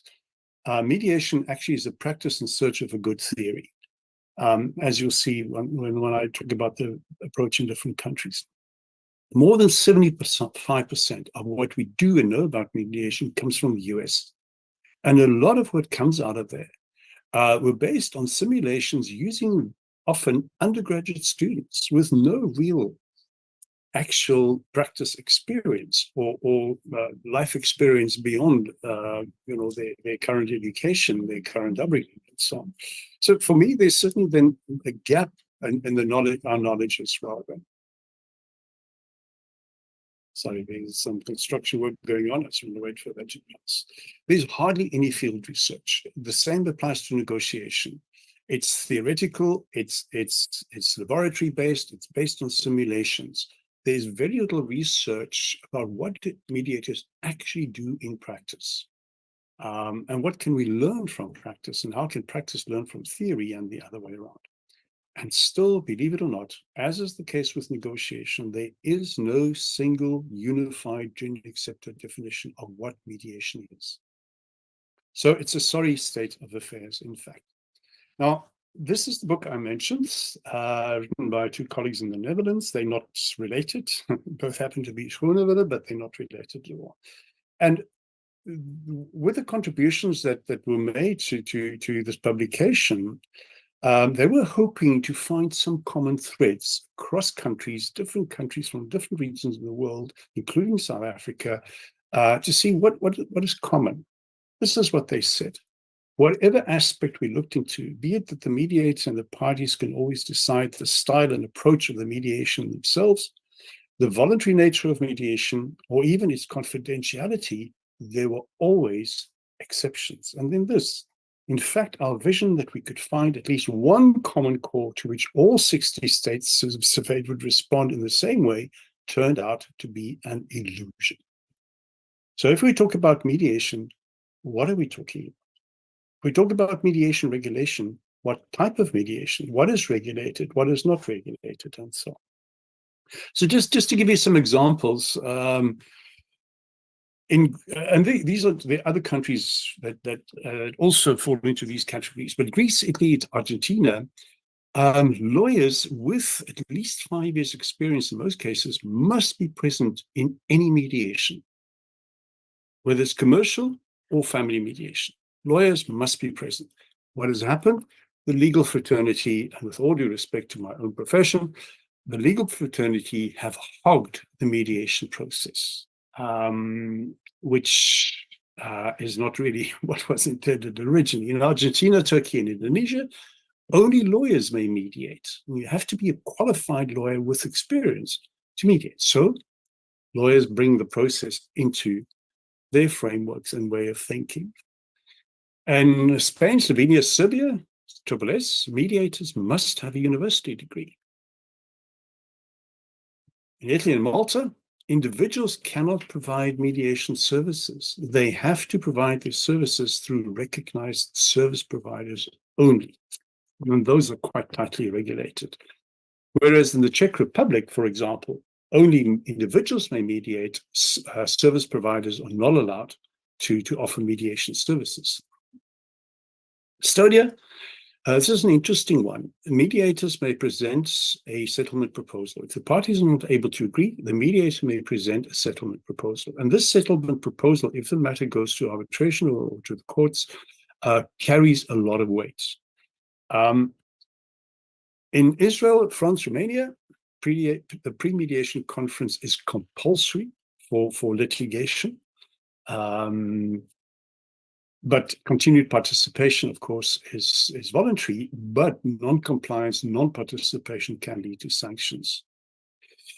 And this is one of the big problems I have with the system here in Belgium as well. And I sent an article through to Suzanne and them, which you're welcome to have a look at. But in Belgium, Malta, and Bulgaria, the law prescribes facilitative mediation as the only model. And what they mean by facilitation is not clear.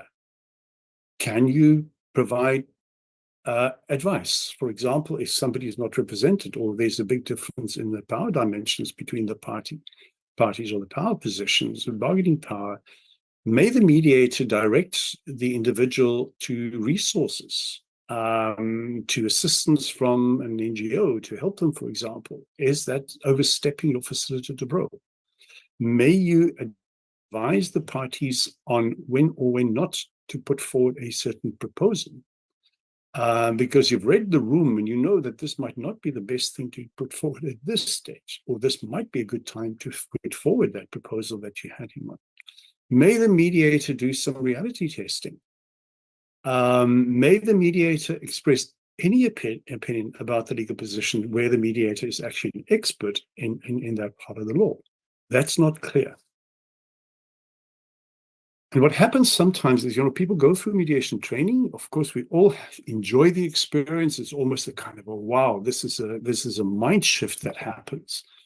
And then that model, the facilitative model that we are all trained with as a starting point, becomes the prescribed model, not taking account of the fact that mediators develop their own practice, their own styles, their own way of tackling a mediation. In Argentina, Turkey, and Italy, fee wages are prescribed for mediators. You are limited to a minimum and a maximum. Some more then. This is an interesting one. They always do things differently in Australia. Breach of confidentiality by a mediator is not just civil, leads to civil liability. You can be imprisoned for up to 6 months or receive a suspended sentence. So if you're going to immigrate to Australia, I suggest you think carefully about becoming a mediator.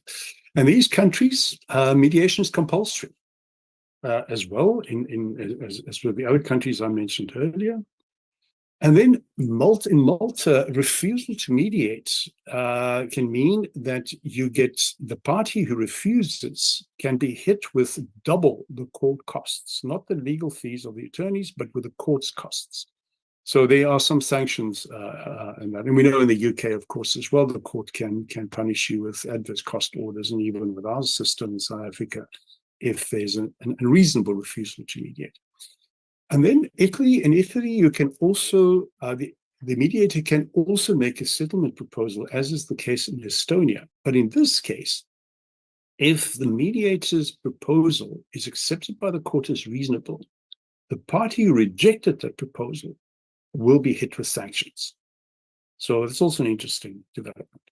And then lastly, some incentives. In Australia with family matters, especially divorce matters, you are guaranteed early enrollment of your case if it involves a family-related dispute. So that's the one incentive. Bring it to court and you can jump the queue. In Croatia, the party who proposes mediation is exempt from the court fees. Now, this could lead to an interesting dynamic, right? Who proposed first? I propose, no, you want to propose. But anyway, the idea is that the proposer gets a bit of a break as far as the court fees are concerned. And then I want to show you something. This is something that comes out annually. This is the European Justice Barometer. But it gives you an indication of what the legal landscape looks like, especially the litigious landscape. Now, Romania there on the left is the most litigious country in Europe, followed by Belgium. But if you look further down to, where is it now, NL, towards the right-hand side, not all their data was collected, but they have very few litigations. The Dutch have a way of sorting it out. They're forthright, they sort it out. There's little litigation. You don't hear of strikes or anything. It's in that sense quite a peaceful society. I'm not sure now with the elections there and the new government, how long that will last. But the interesting thing with Belgium is they were the first country in Europe in 2005 to adopt a mediation law based on EU regulations. They are one of the worst in terms of the uptake for mediation. Lots of mediation training happening, people making good money out of mediation training, but there's not enough work available. There is work for court-annexed mediation. Divorce matters, family matters, yes, if you are accredited. Accreditation, it means a course of about, I think, 12 days, 90 hours plus another 30 hours specialization, so 120 hours of training, plus then certificate of good character, some experience, proof of knowledge of mediation is required for you to be accredited by the Federal Mediation Board. You can do mediation voluntarily. Parties can go to any person to mediate, but if it's anything to do with court-annexed mediation, then you have to be accredited, an accredited mediator with the Commission. So there's Belgium. And this is about the use of ADR, or rather NDR, I prefer NDR, negotiated dispute resolution. It shows you to what extent there's an uptake in mediation. Denmark, very, very high. Spain, quite high. Belgium is just off the center there, much, much lower. And I think part of the reason is here that parties don't have to often appear in court. The lawyers appear on their behalf. Cross-examination is a funny thing here. Things are mostly done on paper. And the parties then, the people then know, I don't have to worry about this. I can hand over my conflict to somebody else. And there is a reluctance here, generally speaking, because of culture, war history, for people not to openly discuss their differences. It's different in the Netherlands. But in Belgium, people are generally, they keep it to themselves. And I think it's because somebody once said to me, it's because of their war history. Every other country in Europe had fought their battles here in Flanders Fields and elsewhere. I mean, this place is riddled with war graves. And that might have led to a culture of don't stick your head out, be afraid of conflict, don't engage, rather pass the buck to the lawyers. So that could be part of the reason. There was going to be a major overhaul in 2003 with strong incentives for mediation and so on, and also to prevent any insurance claims unless there'd been an attempt at mediation. The legal profession killed the initiative. Now, family mediation, all mediation here, including family mediation, is governed by a particular law.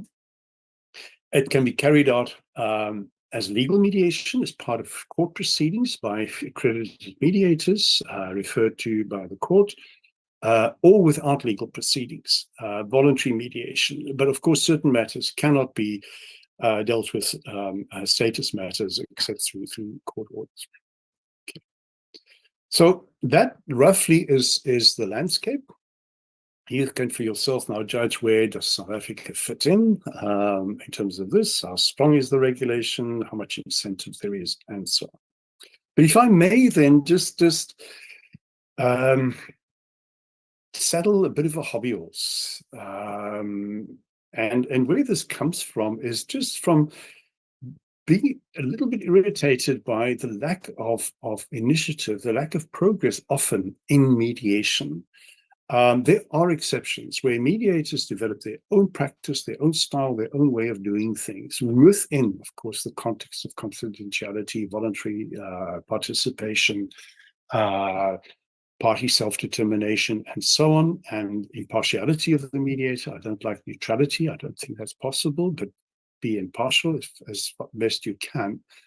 But so often people cling to the facilitative model, which limits the role of the mediator and potentially the efficiency of the mediation process as well. So this is what I want to talk about. It starts for me with an understanding of conflict and dispute. Then framing mediation as a form of assisted negotiation. Now, in family mediation, it's not all about negotiation, but there are aspects that involve negotiation. When I need you to help me meet my objectives, we are in a negotiation situation potentially, unless you just give in to my requests. But if there's any tension, any disagreement, we are in a negotiation situation. And that means that also it's useful for mediators to have a proper understanding of negotiation, even though that is, as in the case with mediation, not always theoretically sound. And then fitting the process to the problem and not the other way around. Not the problem to the process as we do in legal matters, but rather the other way around. And then I want to suggest that there could be multiple roles for mediators also in family mediation. So the typical structure, I think you're familiar with this, conflicts, disputes, it's people, process, problem.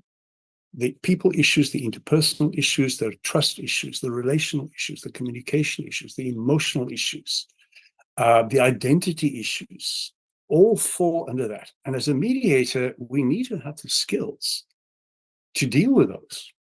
We have to become comfortable with conflict. We have to encourage the parties to engage with that conflict, but obviously under our guidance, so that they can be heard and that one can get to the root causes of the conflict and not just treat the symptoms of the conflict, settlement, but the conflict persists. Then there's the process. Our role as process architects and process facilitators, and there's an expanded role for mediators there potentially. And then, of course, the issues, the content of the dispute or the conflict, the problem dimension. Are we talking about the right stuff and the same stuff, or are we focusing on different problems? I see the skin of the orange, you see the juice of the orange. That's fantastic. But if we both believe we want one single orange, then we're going to fight to see who can get the biggest part of that orange. You're probably familiar with Mary Parker-Follett's example of kids arguing over an orange. So as a mediator, we need to develop skills in all of these: process skills, problem skills, creative skills of creativity, persuasiveness skills, analytical skills to understand the problem. We have to have our knowledge of the law, the legal framework, and so on. So it's a complex set of skills. The thing that irritates me most, if people talk about negotiation, mediation, conflict resolution as soft skills. Imagine you tell President Zelensky and Putin, hey guys, stop your nonsense. Let's engage in a soft skills exercise and see if we can stop this senseless bloody war of yours. It's nothing but a soft skill. Okay? So our role as mediator, we have a role in each of those. You may or may not be familiar with Glassel's conflict escalation theory. Friedrich Glassel, Austrian economist and mediator. I use this in mediation and even commercial mediations. And basically how it works, and so no, please stop me if I'm overrunning my time. How it works is as follows. He says that conflict has a particular path. It starts off as tension. It might be sort of latent, but then it starts developing and it becomes debate, loud debate, disagreement, people shouting at each other, and then people stop talking and they start acting in certain ways. So rationality is out the window. Now it's actions, behaviors that drive the conflict. not talking to each other, not communicating in any way, for example. And then we start forming coalitions. So a couple in the process of splitting up, we stop talking, we start talking about the other person to others, and we gang up against that person. Then we make the other person want to lose face. They're the bad people, they're at fault. What a horrible individual this is. He's done it again, or she's done it again. And then we start with the threat strategies. I'll kick you out. I'm going to see my lawyer. And then we actually go for that kind of actions. We do start kicking the other person out. We stop paying maintenance. We stop contributing to the family expenses. We get the lawyers involved and threatening letters.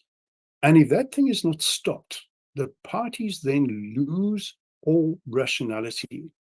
They then aim at destroying the other side and preferably completely annihilating the other side. I know I'm going to go down, but sure as Bob, you are going to go down with me. This is going to hurt me, but you're going to hurt more. And then it can be that parties go together into the abyss where they self-destruct. You might have encountered these cases. Now, this is because of aggravators, non-communication, talking to others, getting lawyers involved who are just litigiously minded, not problem-solving minded, etc. And then lack of trust, history, and so on. But we can, as mediators, reverse that. What I typically do is say to parties, okay, just explain Lassel's model here and say, where are you? Say, already lawyers, we're writing nasty letters, we're already on the way to court. Okay, if you continue along that path, where will you end? Here's the abyss. Where will you end if you can't continue with this? And then the question, nobody wants to do that. If they start thinking more rationally, they don't want to go there. They don't want to self-destruct, even if they want to destroy the other person. Then you say, where do you want to be? Well, we want to be at the level where we can start resolving this. Now, mediators can help with a containment. If it goes beyond the destruction stage, it's hard to turn it back. Unless there's a catharsis, a crisis, parties not easily going to move back from that. So if you mediate those kinds of things, it will be hard work. You have to encourage them to go back to a stage where they can contain the conflict with your help and preferably move to a point of actual resolution, not just resolving the disputes, but resolving the underlying conflict, transforming that conflict. And even if it means parties no longer want to stay together, at least transform their relationship for the sake of their future engagement as parents, for example. Now, I'm a firm believer that negotiation is actually a form of assisted negotiation. It's a joint decision-making process in which two or more parties try to satisfy their interests by creating and or claiming value. That's really what it is. And this is, I think, what happens in discussions about divorce, settlements, etc. as well. So what are the implications for the role of the mediator? For me personally, it means that I, as mediator, can be a kind of a negotiation coach for the parties, not tell them what to do, but I might say, and I've done this, I say, look, I hear your proposal, I understand your proposal, but knowing the temperature in the other room, I think if you put this forward now, this is going to blow up the entire process. I can't tell you why, but hold back on that.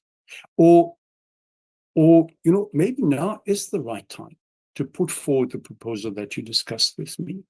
Or to say, are there any other options? What other options? This is one option. What other options? That is a kind of a negotiation coaching for the parties as well. So then the issue of fitting the process to the problem. The old saying by Frank Sander, one of the founders of mediation in the US, we have to fit the forum to the fuss. Instead of fitting the problem to the process, legal problem to the legal process, we have to develop and design the process to deal with a particular problem. And no two disputes are the same. No two conflicts are the same. We might have to adapt the process to deal with a particular conflict and its underlying causes.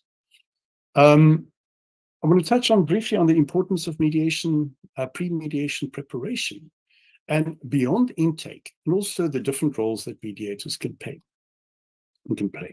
Now, In terms of the issue of your pre-mediation involvement, this is a very, very useful article to read. I've adapted some of the slides, so I'll send the fresh deck of slides to Sunil and them as well to distribute to you. Guided choice dispute resolution processes. And the emphasis here is on your preparation for the mediation and preparing the parties for the mediation. Not just the standard intake stuff, sign the agreement and so on. No, it goes way beyond that. Who should be in the discussion? What mandates do we expect? What mandate should people have? What preparation is required? What about legal representation? What kind of representation would you like? The fighting type or the more peacemaking type of legal representation? So these are all things that one can talk about. Now, this is written with commercial negotiation in mind, mediation in mind, but I think a lot of that is equally applicable to your role as mediators in family disputes. Because the better prepared you and the parties are, the greater the chance of an outcome, which there will always be, but hopefully a beneficial outcome, even if it doesn't mean reconciliation, at least maybe a more peaceful kind of end to relationships. Mediation advocacy. It was interesting to me that some jurisdictions regulate who may appear as mediators. You saw already, only lawyers, for example. But sadly, there's very little training that I could find about mediation advocacy. And this is maybe an area where you as family mediators can also get involved, training lawyers to represent parties in mediations. And then there are also very few procedures anywhere for the recognition and certification of mediator advocates, except the IMI, International Mediation Standards, for competency criteria for mediation advocates and advisors. So this is certainly an area I think that could be further developed and might also then benefit the entire mediation process. So if I may end off with just some tentative suggestions. I hope this doesn't come across as arrogant, but how can you broaden the scope of your own mediation practice? Unless you're doing it already, is there room to include initiatives for conflict prevention or dispute prevention? Conflict we can't always prevent.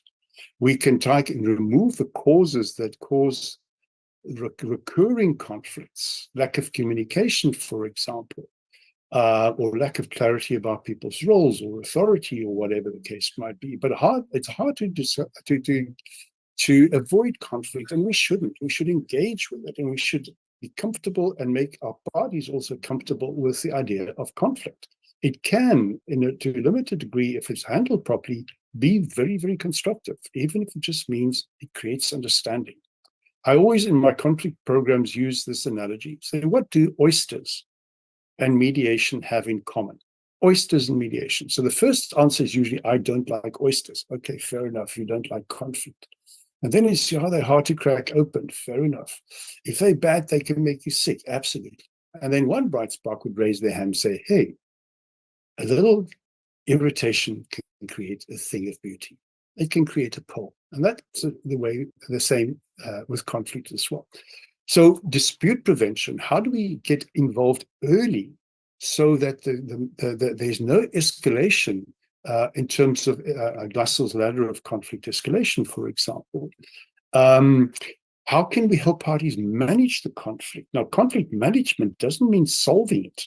That is simply containing it, making sure that parties can then work together to try and address the underlying causes and find a resolution. And a resolution is not just about resolving discrete disputes arising in a situation, but the underlying causes, the underlying conflict as well.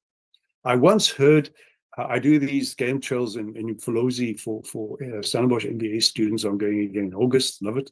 And one of the guys said to me, when giraffe, I don't know how true this is, but when male giraffe, again, it's only the males, when they fight, of course, they can kill each other. They break the other's vertebrae, and then that one becomes lame, and they get chowed by the lions and other predators. But that when the fight is over, and there are no deadly injuries, fatal injuries, they eat from the same tree. And I always thought whether true or not, it's a fantastic metaphor. It's not just about resolving the dispute, the fight. It's about addressing the relationship as well. And there's a role that can be played there as well. And then don't get hooked on negotiation models or styles. That is so yesterday. There is no generic model. Facilitation is always the default. But there's I didn't include it, I think, but Leonard Riskin, R-I-S-K-I-N, Leonard Riskin is a very well-known US professor, now retired, who developed what he called the Riskin grid. He's developed it sort of iteratively.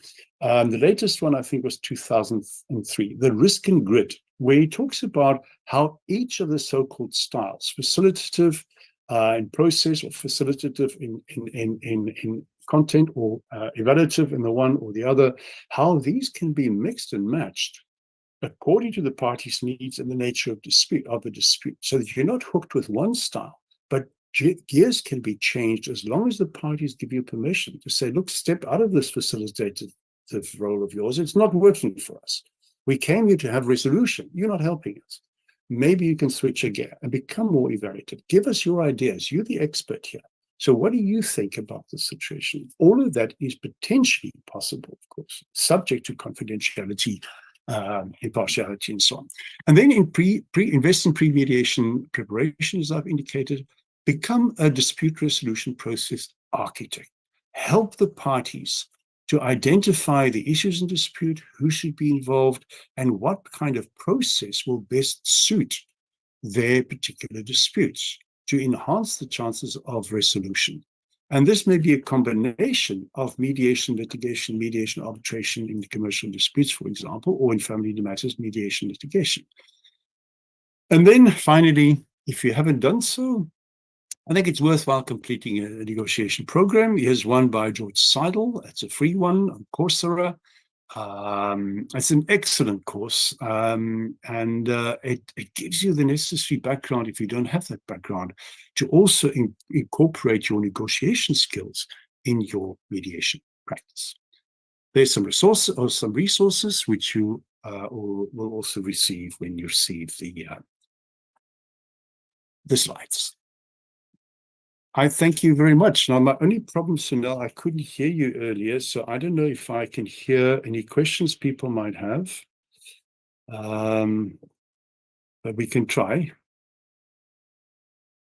I can't hear you.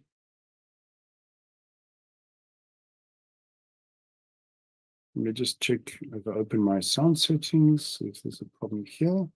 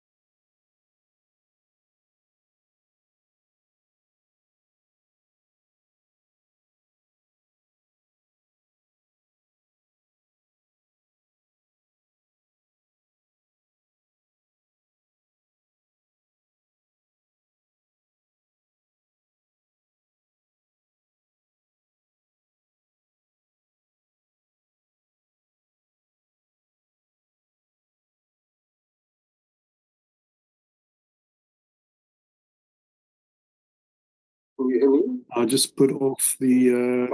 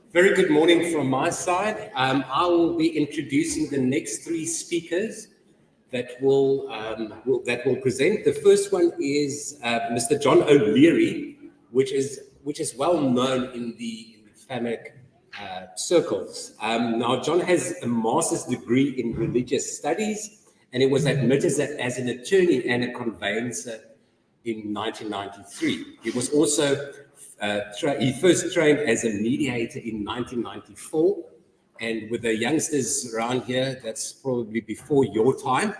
And he was also one of the founders of FAMAC in that year, in 1994. He was an associate and later a director at Walkers Incorporated before starting his own practice in 2012. His practice currently focuses more on commercial mediation and facilitating organizational change, especially in NGO field, as well as faith-based organizations. He's a faculty member of the training arm of Conflict Dynamics and is accredited by the Center for Effective Dispute Resolution in the UK. In 1985, he contributed to the book, The Things That Make for Peace, a report to Catholic bishops and the church in Southern Africa. And in 2014, he published the book, Mediation in Family and Divorce Disputes. Please put your hands together for Mr. John O'Leary that will talk about religion and mediation. Thanks, John. Thank you very much. You just click there. You could just click there, then it goes on. What do you think? Yeah, you could just click there. Go to the next slide. Okay, perfect. Thanks very much and good morning. Thank you very much for the invitation to speak. And what I'm trying to do in this half an hour is throw out some ideas in relation to mediating when we're dealing with conflicts and when religious issues crop up. Just to say a little bit about the background as to why this topic has become one of interest to me. It's not a new interest. As you heard, I trained initially in religious studies and history before studying law. And I've always, in many ways, kept those two sides of my life separately, but more and more lately they have overlapped and intersected to quite a significant extent. Where this thinking has come from has been prompted by a number of things. More and more of the work that I do lately has involved disputes within and between religious organizations and religious people, and also change and dynamics of change within organizations. So what I'm trying to do is just sketch a framework for some possibly useful things to think about when we are dealing with clients who present religious issues as part of their dispute. South Africa, in the last census, is one of the countries in the world which still has a very high proportion of people who identify in some or other way, consciously or comfortably, with a religious tradition. So it makes some sense to think about these things in the Southern African context as well. So the first theoretical thing that I think one needs to think about, and I'm going to go through a lot of these slides very, very quickly, is what do we mean by religion? And a resource that is very useful there is a book by Rem Edwards, Reason and Religion, Introduction to the Philosophy of Religion. And in that book, he begins by identifying about 14 trays of religious traditions and then applying those across the board to what we conventionally think of as religion. And he has an interesting control test with other phenomena, including the playing of golf, to which applies all of these 14 criteria to just get a sense as to what it is when we actually talk about religion. And it's interesting that many of what we traditionally think of as religious traditions are very different from each other. And another motivation for these thoughts is a tribute to Arnold Mundell, who died last month. He was a psychologist, and he and his wife, Amy, also a psychologist, did an enormous amount of work throughout their career on using lessons from psychology in dealing with conflict and dealing with, very often dealing with organizations in which values which come out of religious traditions played a part. His best known works include the book, The Deep Democracy of Open Forums, and The Year One. And I'm going to draw a couple of quotations from The Year One. And at the end of the presentation, I'll just draw together all of these resources and just explain why they might be useful for mediators thinking about conflict when religion is an element. So that's just a picture of Arnold and Amy. What I've done in creating a framework for this thinking is to develop an axis or a graph. And the vertical or left-hand axis is a spectrum from selfishness to altruism. And there we're thinking about themes from world religions. Most world religions, Roger Hickley has a paper in which he identifies this phrase, do unto others what you would like them to do to you, is found in the religious texts of almost all the traditional religions that we know of. And then the other axis, the horizontal one, is from individual to global. And those themes involve individuals, couples, families, small groups, large groups, organizations, nation states, multinational and international organizations. And that's where the work of Arnold and Amy Mandel becomes particularly interesting. And this is a quotation from The Year One. In the new paradigm shift, we are advised to think globally but act locally, in contrast to thinking only of ourselves. The new age is a systems age. We are being taught to realize that we are whole in ourselves and also that we are part of a large whole whose existence depends on us. This book tries to contribute to the means of accomplishing the shifting paradigms. But let's look more closely at two stumbling blocks to the present paradigm of thinking globally. And before we go to those stumbling blocks, let me just stress that in this quotation, when he talks about the new age, he's talking about a new era or a new time. He's not talking about what we'd often think of, often in a religious context, as new age phenomena.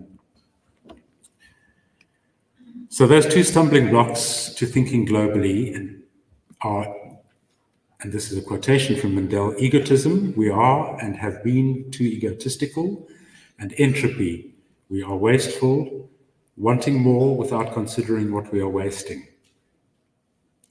So just very briefly, in Mandel's thinking globally is not necessarily in a geographic or political sense. It is thinking at the widest possible scale. And I think the brilliance of the work that he and his wife have done, and obviously their associates and colleagues over the years, is to identify how conflicts which individuals experience, and the work obviously that therapists, psychologists, clinical social workers do with individuals working with internal conflicts, are replicated in relationships and in organizations and in the global community. So they suggest that the techniques and things that you can do which can make a difference globally will also be similar techniques that you can use usefully in dealing with individual internal conflict. We'll say a little bit more about egotism in a moment when you come to the graph. But entropy, you might have friends who are physicists or chemists, and they will be quick to tell you that entropy is something that deals with atoms, and when atoms are functioning in a way that they are not expected to function, and you shouldn't transpose the concept of entropy to a social setting. Well, I'm afraid that horse has bolted. Entropy is very much used in a social science context as well nowadays. And the most useful word, I think, to translate what we mean by entropy is wastefulness, where communities, countries, governments, and even individuals in relationships, whether it's marriages or broader social and political dynamics, do things which appear completely contrary to common sense and render extraordinary waste on the world. And since COVID times, we've seen extraordinary examples you just think of the two cities of Mariupol and Gaza in the last 2 years, how wastefulness in the most profound sense has been visited on humanity. So the graph essentially, and I'll spend a little bit of time just on this as the framework, from selfishness to altruism on the left-hand side, the vertical axis, from individual to global on the horizontal axis at the bottom. So X marks the interesting spot when you are off the chart. And let's just think about that for a moment. If you go down the left-hand axis, off the chart to the X mark, you're dealing there with selfishness that has gone into the extent of a diagnosis of the kind of extreme selfishness that there is very little that you can do about or work with therapeutically to assist, what you might diagnose as narcissism. And there, mediators can really do very little except help people do the things which we are always told should happen when you are dealing with a narcissistic person.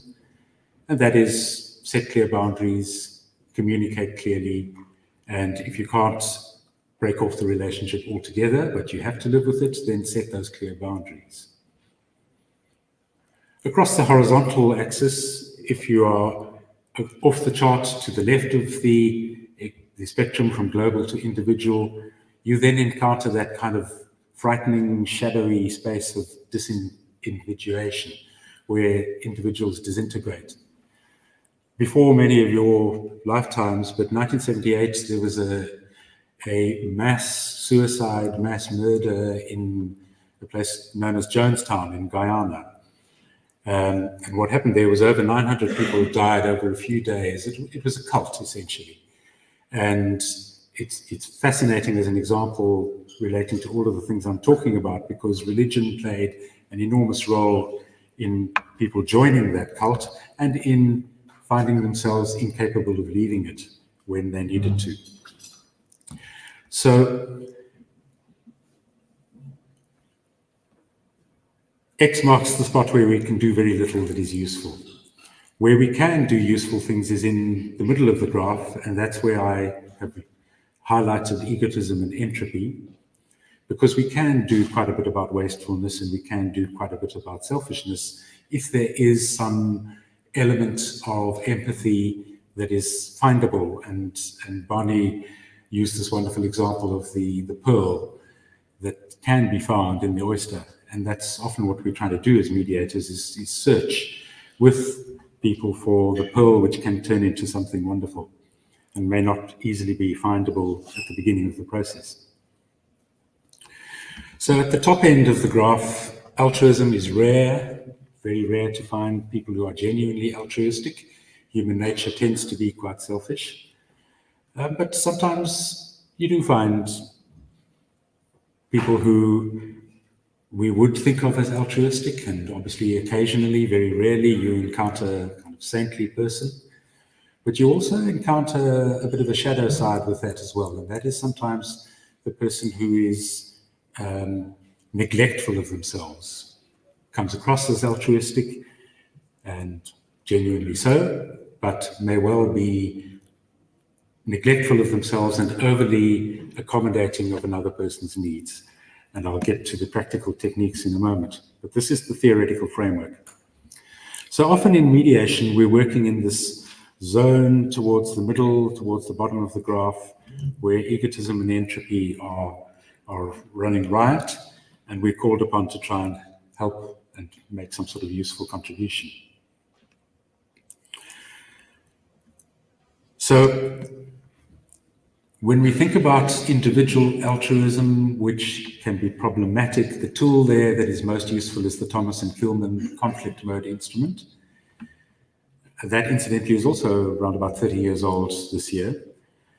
And the Thomas and Kilman conflict mode instrument helps one to think about temperaments that are presenting in a conflict, where One of the people involved, if it's a couple that's getting divorced, may very often be very accommodating and the other person very competitive. And we see this in an endless number of divorce matters that we have to deal with. The one party wants this divorce to be done yesterday, can't bear another week of the stress and tension of what is happening, and just wants it done. I'll give him or her whatever they need, whatever they want. I just want this thing to be finished and done with. And the other person who, it's my way or the highway, I'm going to fight for everything I can get in this dispute or this divorce, and I'm not interested in accommodating the other person's needs at all.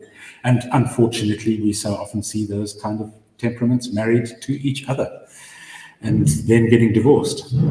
And so as mediators, we have to try and find a way of helping the overly accommodating person to stand up for their rights, essentially, and finding a way of calming down the overly competitive person in such a way that they begin to recognize that meeting at least some of the other person's needs is a very smart and clever way of negotiating to meet your own needs as well going forward. And again, there I'd echo very strongly what Barney said about negotiation being at the heart of the work that we do, whether it's commercial, labor, social, neighborhood, family, divorce, religious organizations, whatever, the dynamics are essentially the same.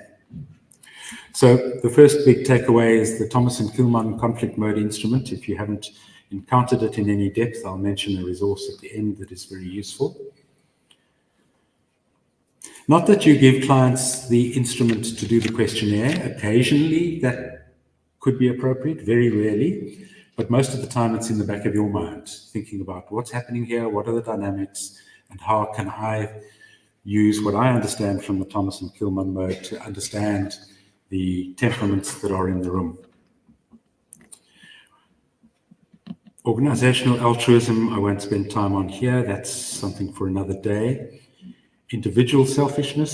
So I've talked about the off the chart, the red X, disintegration and narcissism.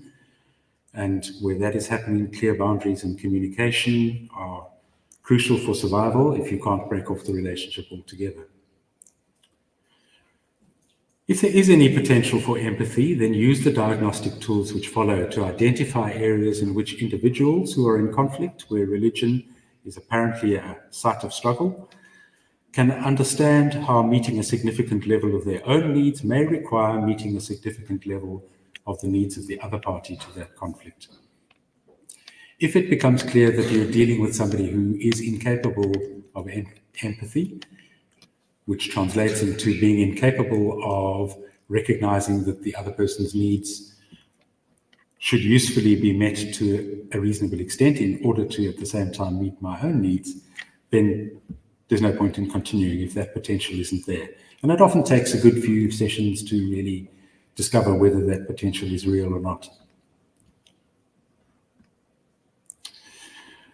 So maybe just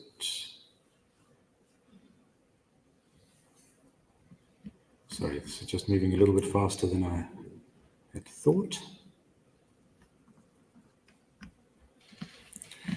So if we move from the individual to the collective level, just two nice quotes which I think are helpful to just reflect on. Thomas Merton. Now, if we take our vulnerable shell to be our true identity, if we think of our mask as our true face, we will protect it with fabrications, even at the cost of violating our own truth. And Thomas Merton was very much a person who came out of a religious tradition. And Voltaire, from 18th century France, truly whoever can make you believe absurdities can make you commit atrocities. So when we think about when religious dimensions crop up in disputes that we have to deal with, very often people who describe themselves as religious are capable of extraordinary cruelty. And we see that in the divorces that we deal with, but we also see it socially and on an international scale as well.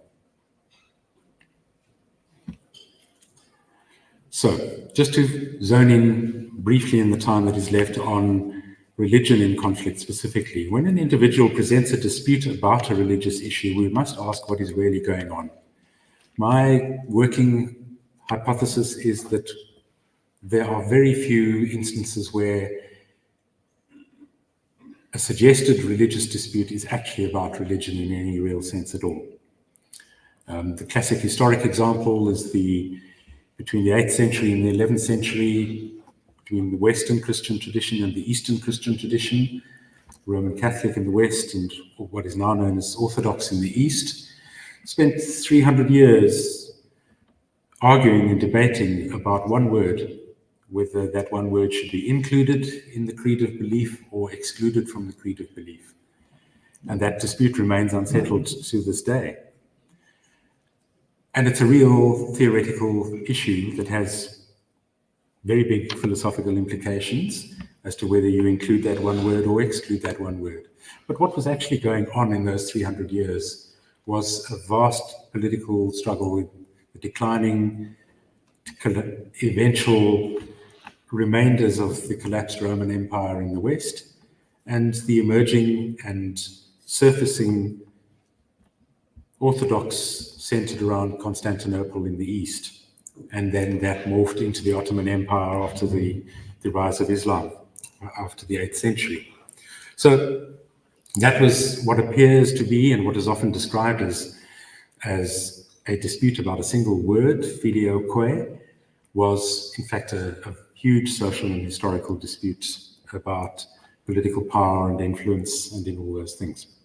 But if somebody comes along and says to you, well, we have an argument and a lot of it is about a religious issue, then the best tool to use is again a familiar one, or one which should be familiar, is Christopher Moore's, what we often call as the circle of conflict. And Moore and his colleagues identified these 5 elements which they say are present in every dispute. There will be something about values, there'll be something about power, there'll be something about data or information, there'll be something about needs or interests, and there'll be something about communication. So usually a divorcing couple will come to you saying, communication is usually the thing which presents. We're fighting all the time, we just can't get on anymore, we've got to do something about it, let's get divorced. And what Moore and his colleagues suggest is that a good mediation process is one in which all of these 5 elements will be brought to the surface and dealt with consciously, even if only 1 or 2 of them are presented as what the conflict is apparently about. You remember the tip of the iceberg and all the things going on underneath the surface. That's really what Moore is talking about. The tip of the iceberg might be a problem about communication, but what's going on under the surface might be actually really something about power or values, or certainly it'll be about needs. It might also be about information. But when clients come along and say that we've got a dispute about something that relates to religion only, I think one should be quite gently suspicious about that, because the chances are very strong that it's not about that. So let's just talk for a moment about values. True value disputes are seldom resolved because they are so deeply rooted. Coexistence has to be negotiated, but often little more can be achieved. So a practical example of a value dispute is discipline, where a divorcing couple, one of the things they fight about is discipline of children. Let me just use a stereotypical example. Dad may be very easygoing and the children can pretty much do what they like, make their own mistakes and learn their lessons as they go along. And mom is much more rigid about discipline and doing homework on time and conforming to norms. Those are values. You're not going to change people's commitment to those values. You have to work out compromises, and often little more than compromise can be achieved. And yet there is the notion of mediation as leadership.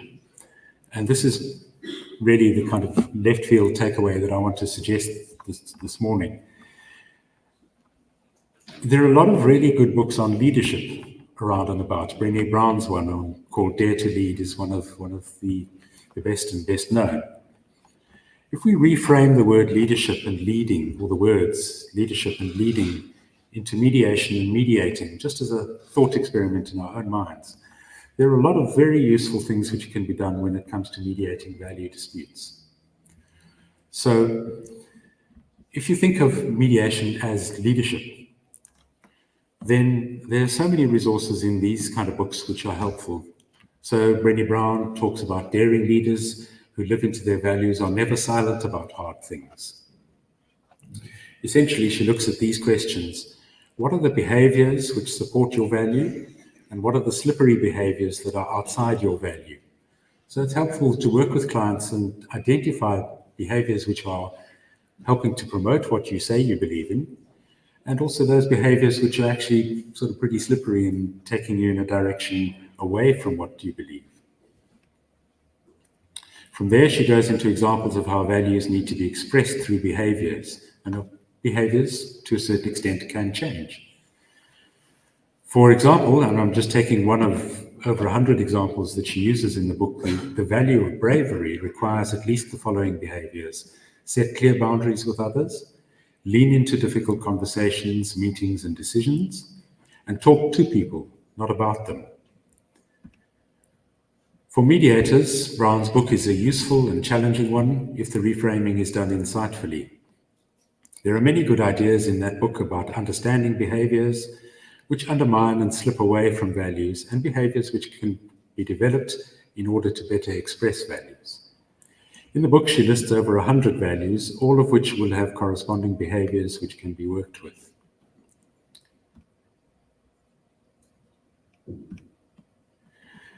So values is one of Moe's 5 elements. Power is another of the elements, and I'm going to really rapidly run through the rest. Religion is often used as a pretext for assertion of power or an attempt to gain power. At the individual end of the axis, there's the example of festivals and contact. So in a divorce, you might have parties saying one of them may be Muslim and want to have the children with them during Eid each year and on each of the times throughout the year when the Eids occur. And the other one may be of a Hindu background and want the children with them during Diwali. The problem is none of those festivals fall on exactly the same date in each year, so they can't be fitted into kind of conventional contact schedules. And so one has to work with the power dynamic which might be at work there. Is it really a question of wanting the children with you on those dates, or is it a question of wanting to use the children in a form of exercising power over the other party? So a global example of using religion as a form of asserting power is our old acquaintance Donald Trump. I'll end off very quickly on this. 3 things about this that are fascinating. One is it's the official photograph from the White House photographer on that occasion. You might recall 1st of June 2020 in the park just outside the White House, Donald Trump walked through a protest, got the Secret Service to spray tear gas everybody out of the way, walked across the street, and then stood in front of the St. John's Church for this photo opportunity. So 2 things to notice about the photo that are quite fascinating. Firstly, they blurred out the actual information about St. John's Church, just in case anybody might sort of naively actually want to go in. And then Donald Trump is holding something, an upside down back to front Bible. So it's just really quite extraordinary the extent to which people will go to use religion as a way of asserting power. We've run out of time, so I'm just going to mention that the other 3 areas that Moore talks about, information and data integrity, we can work with that. Obviously, needs and interests are at the heart of any negotiation, and so we need to identify how we can help clients to meet their own needs at the same time as at least meeting some of the other parties' needs. And building connective communications, always important. So the resources that I'm leaving you with, Brené Brown's book, they're all there. there's 2 pages of the resources. The one that I wanted to just mention is Christopher Moore's book, The Mediation Process, is a very, very useful training tool or tool for just upskilling ourselves. And the next one mentioned there, Sharbott's technical brief for the Thomas and Kilman instrument, is just, I'm just mentioning it to show you that there is that kind of thing out there where the Thomas and Kilman instrument itself was subjected to quite a rigorous academic analysis. And these are evolving tools. They're not things which have just been designed and left in place. They give us tools which we can use in dealing with these kind of disputes.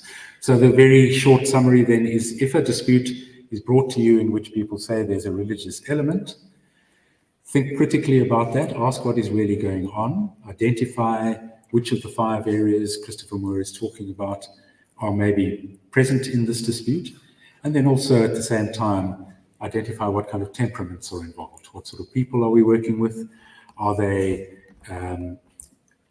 articulating a religious aspect to a dispute which is actually about an underlying dynamic that is more psychological and more about the power dynamics? Let me stop there, and I don't want to take time from the other speakers, and let me stop at that point.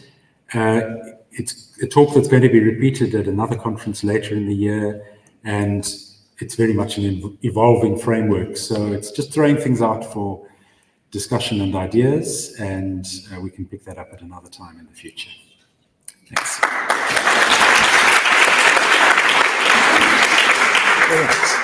Right, any questions? Do you want to change the... Any questions? You are saved by the bell. So now can you form it here? John, don't go far. So now we'll hand you something.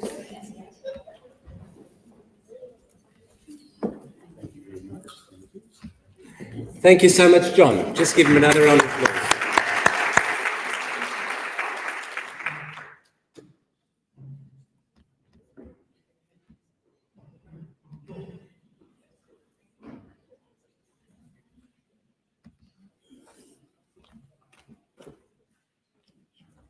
Right, our next speaker is Mogamad Botha.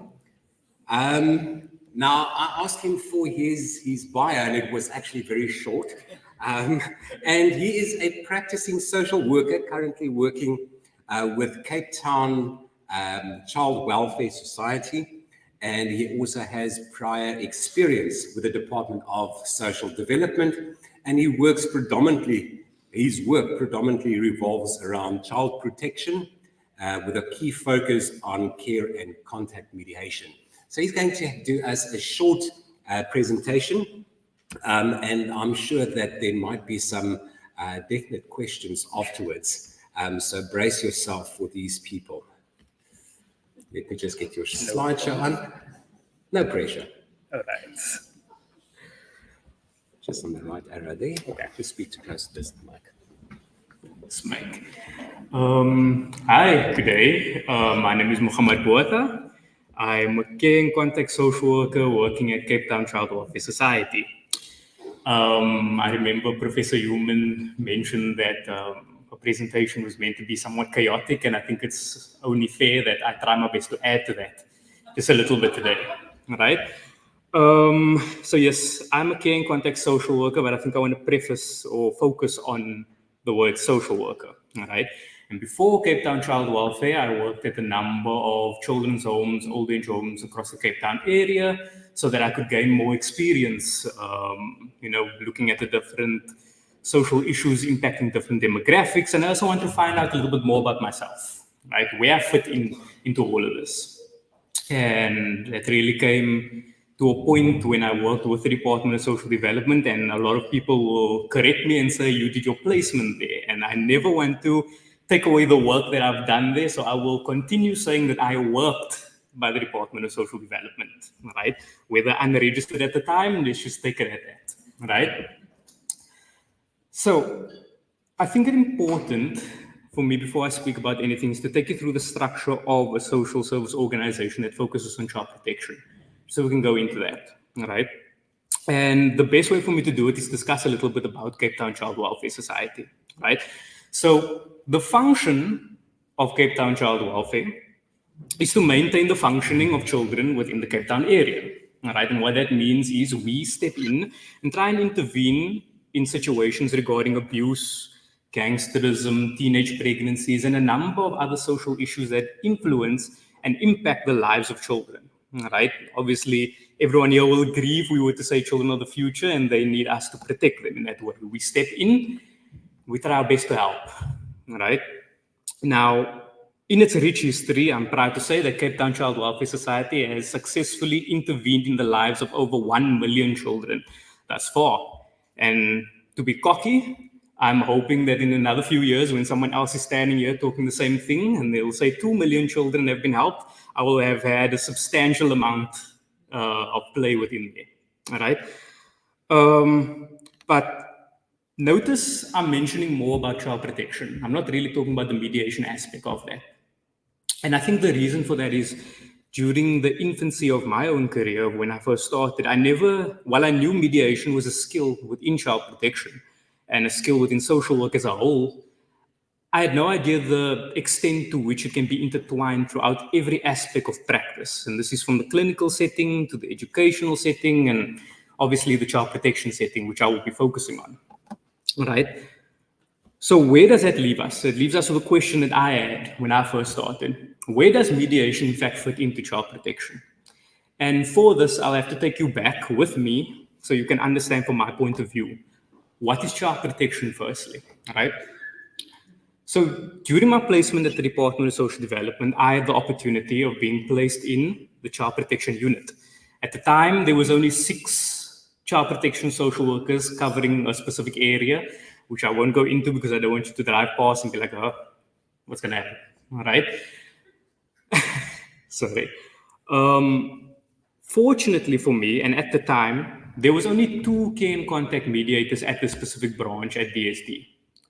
And I was placed with one of them, my supervisor and my mentor, right? So it was a twofold role that she played there, child protection as well as mediation. And when I asked her about this, I asked her, where did mediation come into this? And she told me it's relatively new that social workers will start to practice this within child protection. Right? So it's very difficult to get into it. So I find myself fortunate that I'm able to do that now. All right.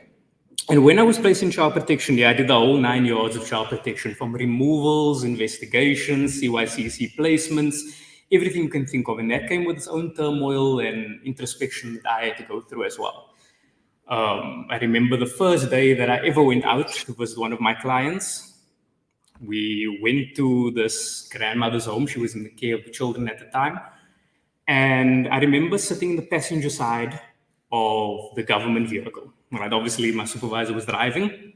I was sitting there. And while I was sitting in the passenger side, there was this small boy walking the road. It could have been 10 o'clock in the morning. Right? Obviously, he was supposed to be in school, but he wasn't. All right? And was walking with 4 grown men. And as they walked past the passenger door, they pointed at me in the car.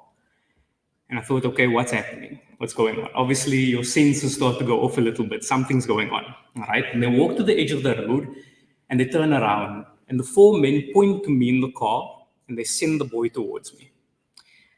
Now, obviously, I know I've grown up in the Cape Flats. This could be some form of initiation. What do you do in that situation? All right, and he walks towards me, and I can see him coming towards me. There's no distinguishing that. He's walking towards me, and I get this fear going through my body, down my spine, right? Everything is telling you something is off here. You need to jump, you need to do something, but you're so frozen with fear, you can't move, right? And he comes to the passenger side window, and he looks at me, makes eye contact, and I make eye contact with him. And it took all the strength in my body for me to just shake my head and go, no. And he looks at me and he runs away. And as he runs away, the 4 men at the end of the road run away. I thought in that moment, this is where it could have ended. All right? I don't know what would have happened in that moment, but there's a lot of things that I didn't have the opportunity to do. I didn't get to say bye to my family. I didn't get to say anything. And when my supervisor got back into the car, I asked her, "Are you aware of this? What was that? Was this an initiation?" And there's words that she told me I'll never forget. She said, "Yes, it was. But you'll have to get used to that." Right?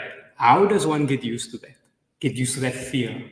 Get used to the fact that a child has the ability to impact your life in that way, right? And I sort of shift my perspective initially on how I looked at child protection. This once passion that I had automatically became a fear. I became cold in my interventions, right? Instead of going, taking your time in houses, doing the proper investigations and so on, you enter for the sake of leaving. You enter because I need to get out. Why? Because I need to protect myself, right? So over time, trauma came, trauma went, right? And it's still something that I do deal with. But I ask myself, is this still a passion? Is this still something that I wanted to do? It felt like there was a gap. Where was that gap? And my supervisor one day told me, "Why don't you come with me to court? I have a mediation to do." And I said, "Okay, let's go see what this mediation thing's all about." Keep in mind, no idea what goes in and out into a mediation at this point. Obviously, you understand the broad aspect of mediation, but not exactly what it entails. So I go to the mediation and I enter, and I recognize the client. I remember we removed children from biological mother and placed them with a grandmother. And in front of me in this mediation was that same grandmother and the same biological mother. And this is still in that time when I was cold about my interventions. I thought to myself, what are we doing here? We already removed this children. She was on drugs. Situation's over. We have maintained the best interests of the children. Why are we still intervening in this case? Right? And my supervisor takes me one side, right? And I asked her this, why are we doing it? And she tells me that, remember, our interventions need to be holistic. Removing the child does not solve the problem. We do not separate families. Our end goal is to restore them. And I asked her, where does mediation fit into this? And she told me words I'll never forget. Don't ask, where does mediation fit into child protection? Ask, where would child protection be without mediation? And I never forgot that. And it's something that I carry to this day with me as well. And I tell social workers, and social workers tell me, and we interact with each other with this broad idea of mediation. And I sat in on the mediation. Obviously, my first time witnessing it, her mediation style was perfect. I thought, wow, this is incredible. What is going on here? And parties left with a smile on their face. That smile at resolution, it was that missing piece that I was looking for. That's what mediation provided within child protection for me. That's the broad question. And in essence, what it means is mediation isn't something that stands separately from child protection. It's something that works in tandem with it. It's something that enhances the scope of child protection as a whole. All right? And if I were to go further and say, where does this all fit together? I have to explain the functions that go into child protection. So child protection has a multitude of different functions going from intake to investigations, interventions, foster care, care and contact, and a number of different functions that I would have to stand here for an entire day and give you a lecture about, all right? But while these functions might seem separate, they intertwine to create that previously mentioned holistic intervention that we aim for. And what do I mean by this? I mean that social workers in intake still perform investigation functions. Social workers within investigations still perform intervention and foster care functions and vice versa. So while these functions might seem different, they intertwine and it's somewhat fluid and structured at the same time. And it's important for us to understand that because the same goes for mediators within this field. How do we navigate this, right? The role of a mediator does not come first before the role of a social worker. The role of a social worker does not come before the role of a mediator. Where do we take the hat off from a social worker and say, okay, I'm going to mediate this and call it a day? And where do I say, in this mediation, There's concerns that need me to resort back to my social work training. And that is what it's about, right? They serve complementary functions towards each other. And the best way for me to explain this again is through an example, right? I have worked with a matter in which I visited the biological mother's home. I couldn't get her on the phone, invited her to the mediation session, and she said, no, I'm not going to attend. I don't want to do this, all right? She refused to allow me inside the house to investigate home circumstances. Clear causes for concern, but nothing in depth yet. So you kind of just chalk it off and say, okay, this is just a mother being a bit scared, right? There's a social worker approaching. She probably thinks I'm here to remove the children, right? So spoke to her a little bit about it, invited her to mediation. She said she's not going to work with us, right? Okay. Sorry, I'm just keeping track of time as well, right? Is it okay for me to continue? Okay, right? She said she's going to bring a lawyer. She's going to dispute this as far as possible. She's not going to work with us. The lawyer turned out to be a next door neighbor who was a friend who had a little bit of legal knowledge, attended this interview session in a tank top and shorts with flip-flops on. But nevertheless, that was her lawyer. And we spoke about it, and she somewhat understood where she stands, right? The father lived quite a distance away, and he wasn't having contact with the children. And I needed to ensure that this contact would happen. Why? For the best interest of the children. Later on down the line, our intake team got a phone call. The mother's boyfriend had been abusing them, the children, right? Immediately, the hat switches. Removing the children was the only opportunity. And all of a sudden, everything made sense. The paranoia, not allowing me into the home, not allowing me to see anything. In hindsight, it's something you blame yourself for, but you can't look at that. It's something you have to go forward and say, this is the situation that happened, we need to resolve this now. And this is where the conflict between mediation and social work comes in. And I believe the resolution to that is to say that mediators in child protection we need to see when the situation calls for the deviation of the traditional mediation norms so that we can intervene and return to a somewhat nuanced situation. Now we remove the children and place them with the grandparents. And now mediation is occurring between the grandparents and the biological father, which has been working, right? And the question a lot of people ask is, why not place them directly with the father then, right? We have to take into consideration that the children are not ready for that. They've been through everything at the moment. They're not used to the father.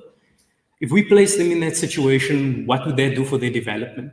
All parties involved understand that, okay, it's going to be a slow and progressive work to get there at the end.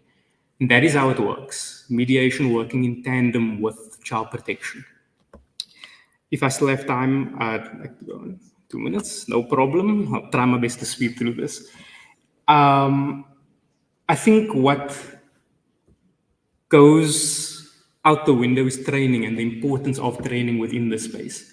I remember the first training I attended during the FAMAC training that I had.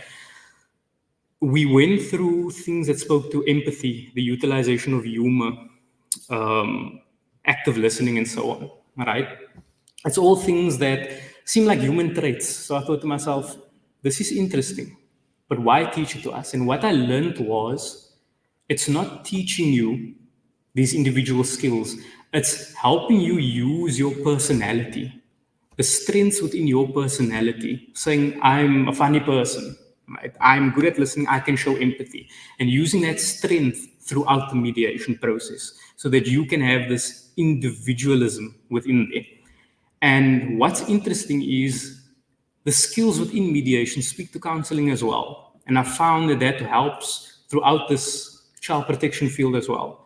When we say mediation is conflict resolution, I think we mustn't overlook that that can also be internal conflict. When we remove a child from their parent, most of the time the parents know this is going to happen. They know they're going to court. They know if that drug test that they take is positive or negative, there's possibility the children might be removed. 100% of the time, they know before the time what the answer is. But you can't prepare yourself enough for the day you go to court and the stranger is going to take your children away from you. Think of yourselves as parents. It's almost an impossible task to wrap your mind around. And we have to take that. We have to take that and apply those skills and say, okay, let's change the perspective of this. Let's use the skills, right? Let's listen to the situation and try to reframe it for them. Instead of saying we're taking your children away because you're an unfit parent, we're saying we're protecting your children until you have the ability to turn your life around. Instead of being this opposing force, we turn into this collaborative force, working with parents to ensure the best interests of their children. There's much more that I want to say, but for the sake of time, I think that's the best place for me to end it. Thank you so much.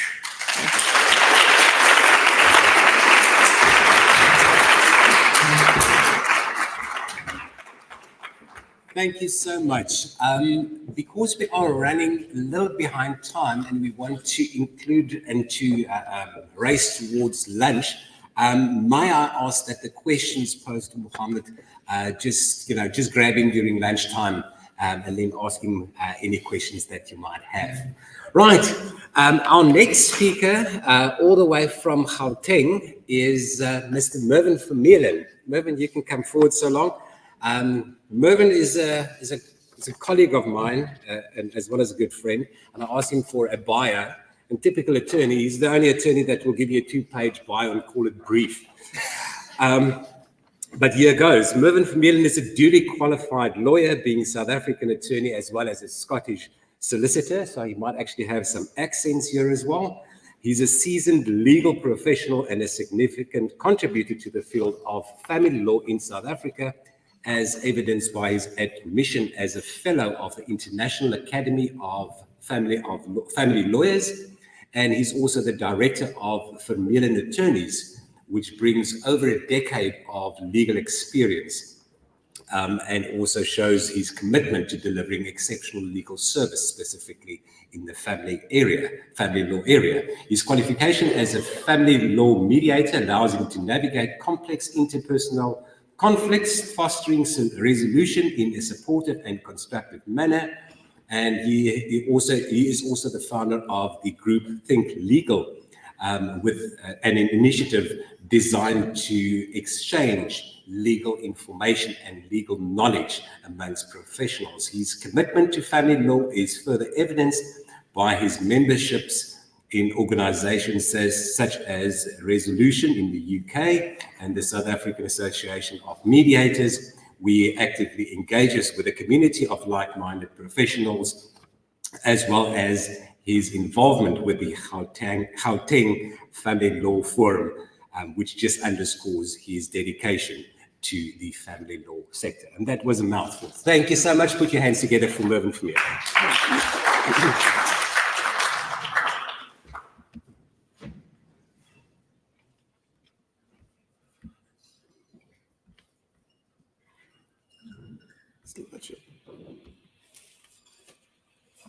Oh, by the way, his topic is the Hague Convention on Civil Aspects of International Child Abduction, which you might find very interesting. Thank you. Thank you very much, Eugene. My apologies for the 2-pager bio. Also, as a typical lawyer, I didn't expect you to read the whole bloody thing. Friends, colleagues, fellow mediators, it's my privilege to address you today, and I extend my heartfelt thanks to FAMAC for inviting me to do so. Just as a matter of housekeeping, please do forgive me. I've written down all my notes for 2 reasons. First off, friends, colleagues, I know that I stand between approximately 80 of you and your lunch, which is an invidious place to be. So I'm going to follow this quite fastidiously. Secondly, if I do not rein myself in, I am very likely to be as surprised and outraged by something I might say during the course of this presentation. So please do forgive me for reading off a fair whack of what I would like to say to you. So today I will be discussing that deeply misunderstood, miscategorized, and misapplied multilateral treaty known as the Hague Convention of 25 October 1980 on the civil aspects of international child abduction. In practice, it is colloquially referred to simply as the Hague Convention. I shall follow suit by referring to it in this abbreviated manner. To ensure that I respect your time and the time slots allocated, and more importantly, your lunch, I will endeavour to take you through the basics of the Hague Convention in 30 minutes or less. Let's see if we reach that, hence the title of my presentation. First off, as a caveat, clearly capturing all the nuances, practical challenges, and critical perspectives on the Hague Convention in a 30-minute talk is simply impossible and a fool's errand. The truth is that the convention, whilst simple in its wording, is very complex in its application. Mastering the treaty and having a sound knowledge of the treaty and how it is effected worldwide is truly something that may require a lifetime of study. Instead of going the route of cramming too much into too little time, I'll focus on conveying 3 key points today. These will hopefully provide you with a foundational understanding of the convention itself, and it will enable you to study it further and gain at least a knowledge of where to start when you do so, and to apply it broadly in your mediation practices. First off, I will look at key concepts. This will broadly include some of the key principles, some of the key mechanisms, and finally, the purpose of the convention. Thereafter, I will give a very brief 3-page, thank you, Eugene, overview of how the Hague Convention is implemented and applied in the South African context. And finally, I will address the issue of mediation in Hague Convention matters. So let's jump into it. So as far as the purpose of the Hague Convention is concerned, it's spelled out quite unequivocally in Article 1 of the Convention, which defines its purpose and objective, namely secure the prompt return of children wrongfully removed to or retained in any contracting state, lest I forget my slides, apologies folks. And secondly, to ensure that the rights of custody and of access under the law of one contracting state are effectively respected in the other contracting states.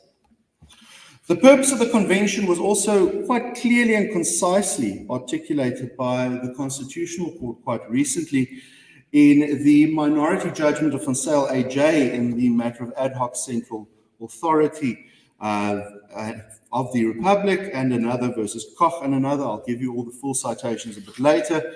And very early on in the judgment, the court notes as follows: the convention provides for an internationally agreed mechanism for dealing with the global phenomenon of child abduction.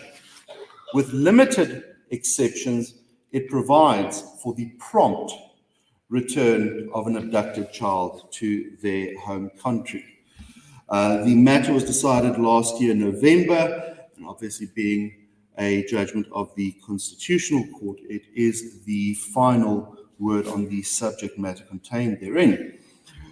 What the Koch judgment also does, it spell out in incontrovertible terms the purpose of the Hague Convention.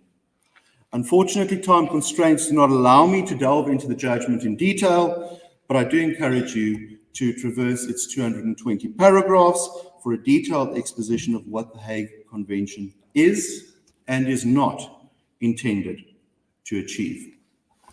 Further, from the purpose of the Hague Convention, it is important to note that the court has a limited discretion to decline to return a child to the jurisdiction of their country of habitual residence, and it can only do so if the provisions of Article 13 of the Convention are engaged. Now, there are, broadly speaking, 3 essential considerations.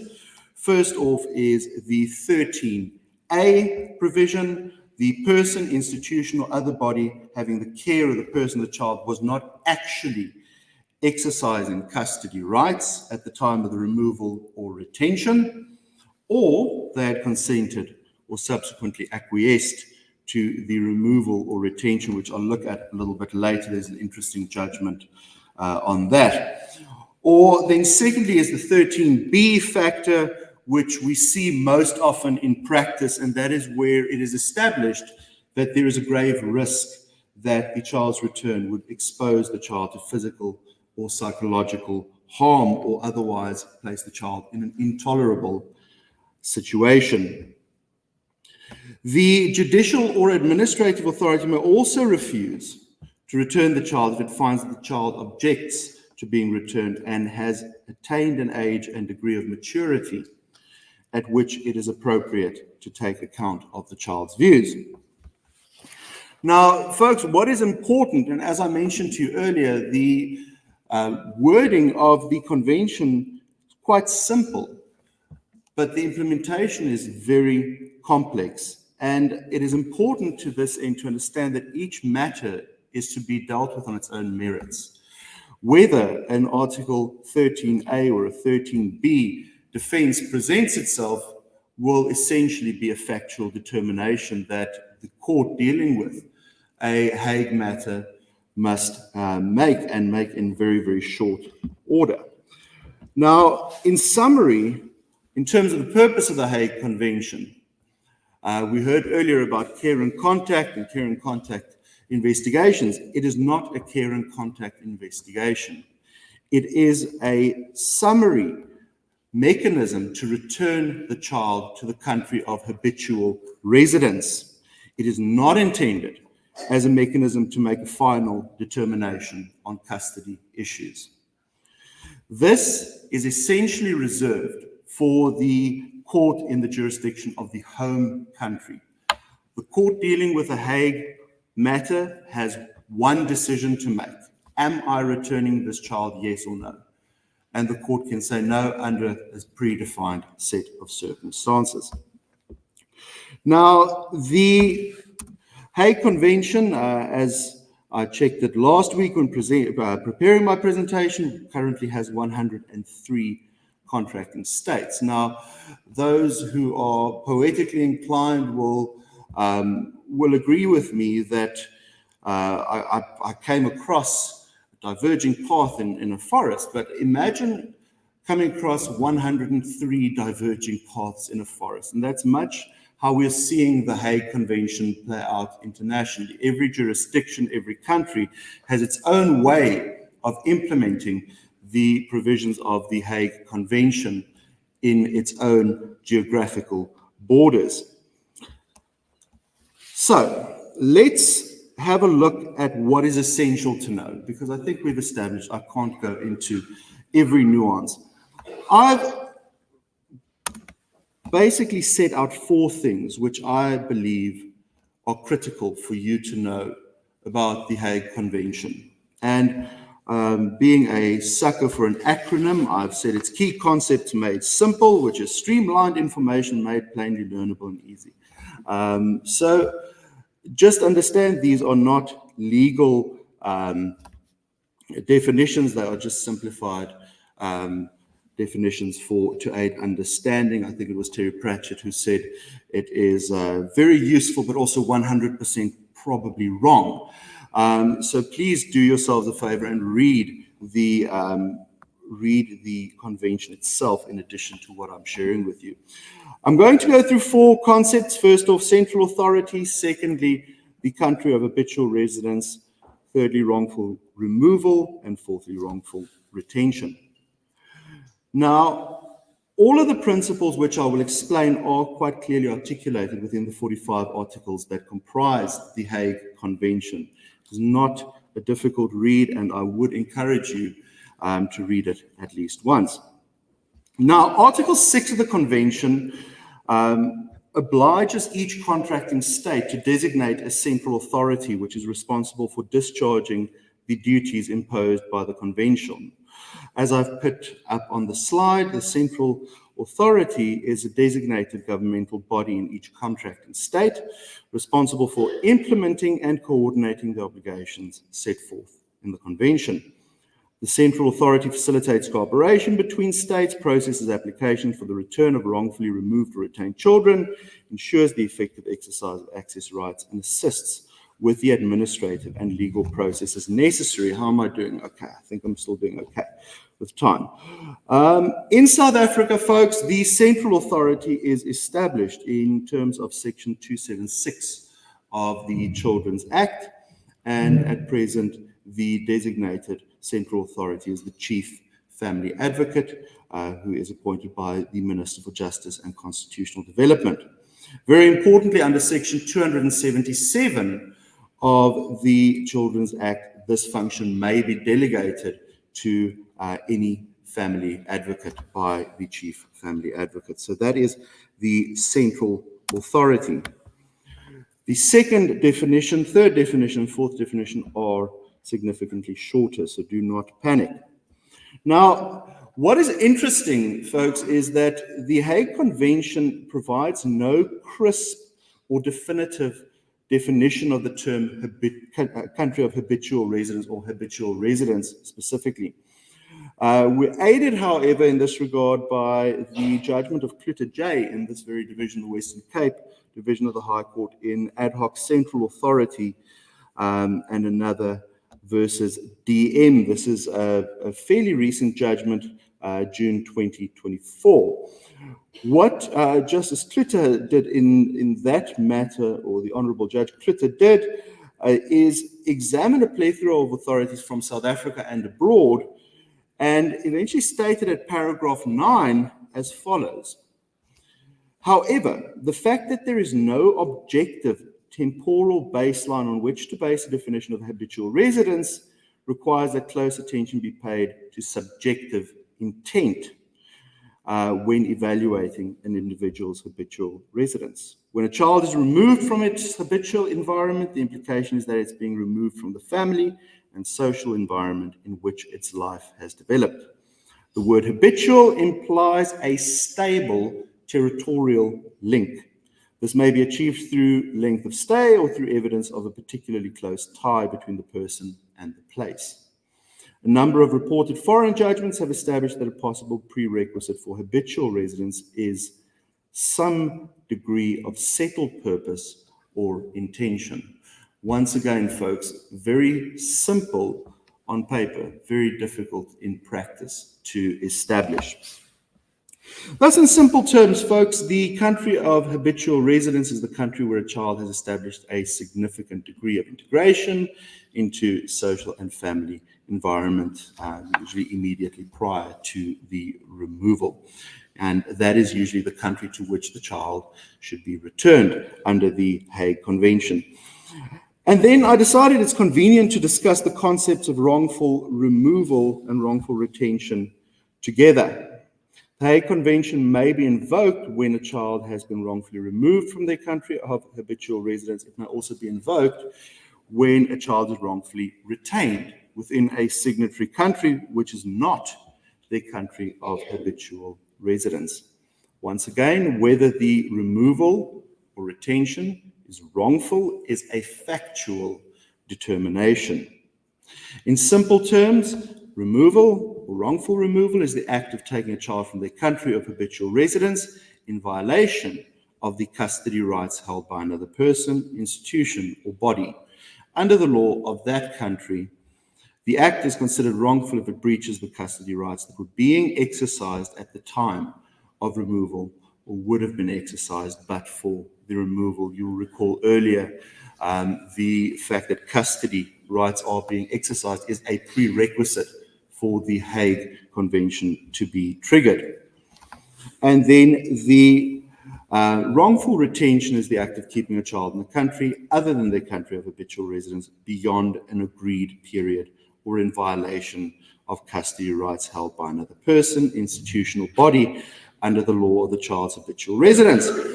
The act is considered wrongful once again if it breaches custody rights that were being exercised at the time of retention.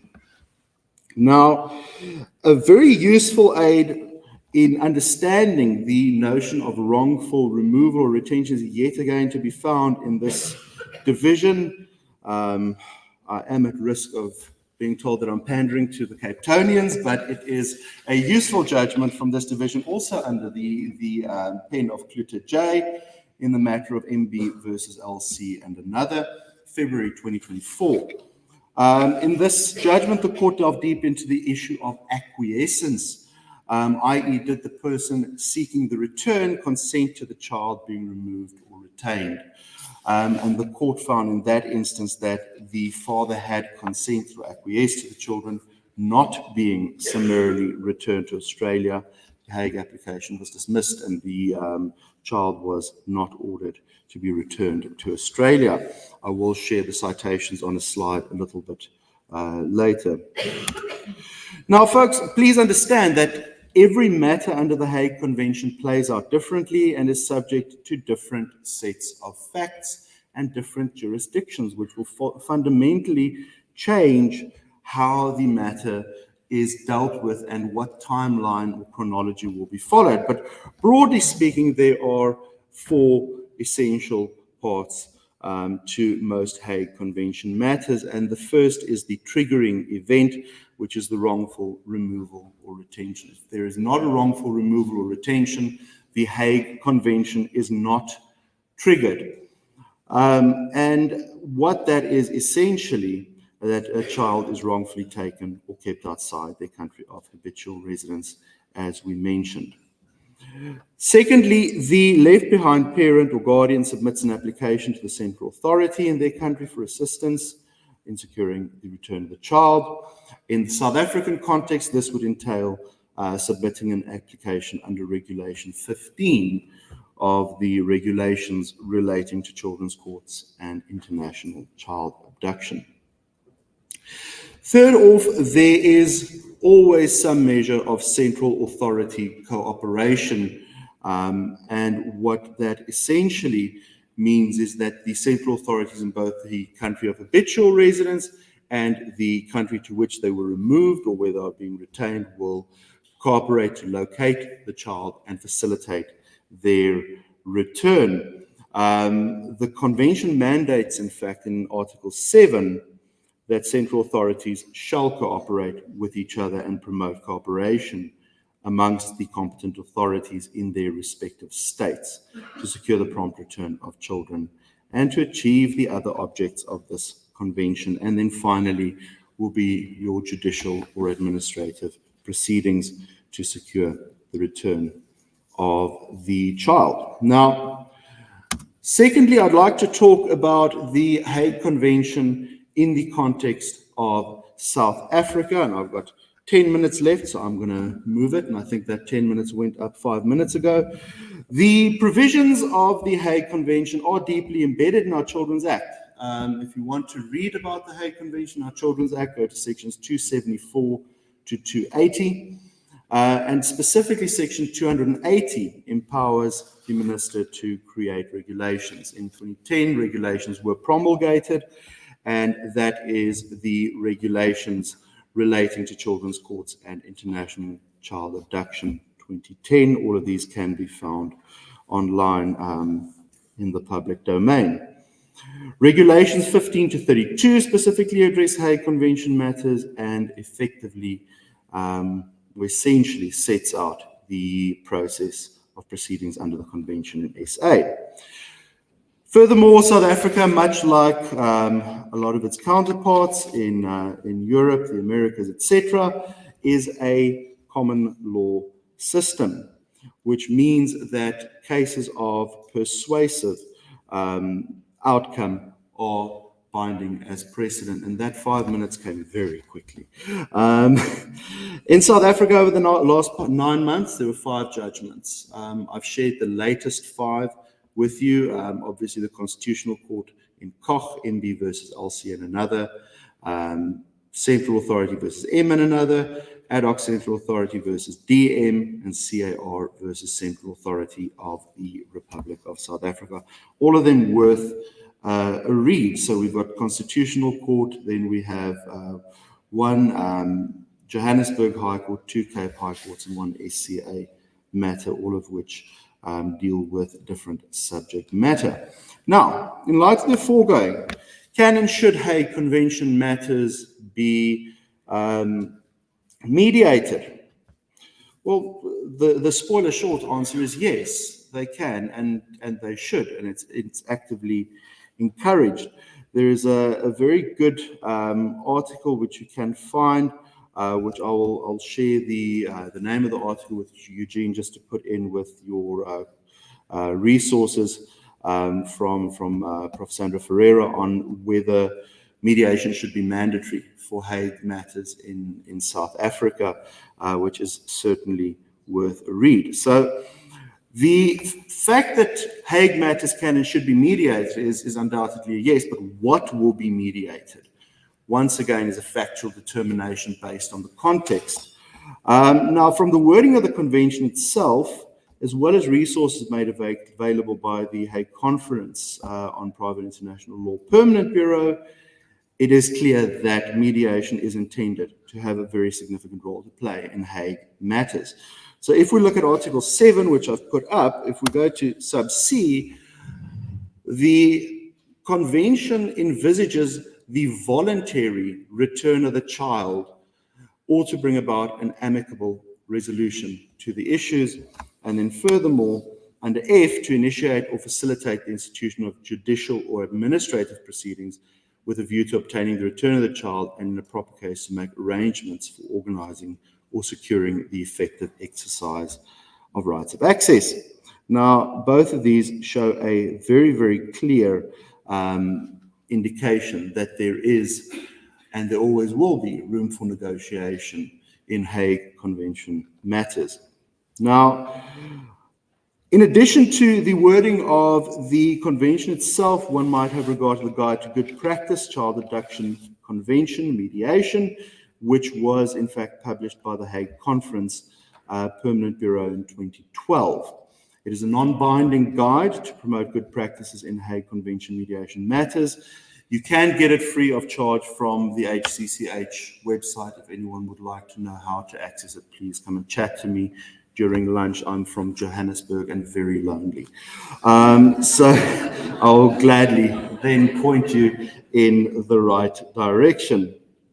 Now, the guide articulates many benefits of mediation in cross-borders cases, which I've very briefly summarized over 26 pages, Eugene.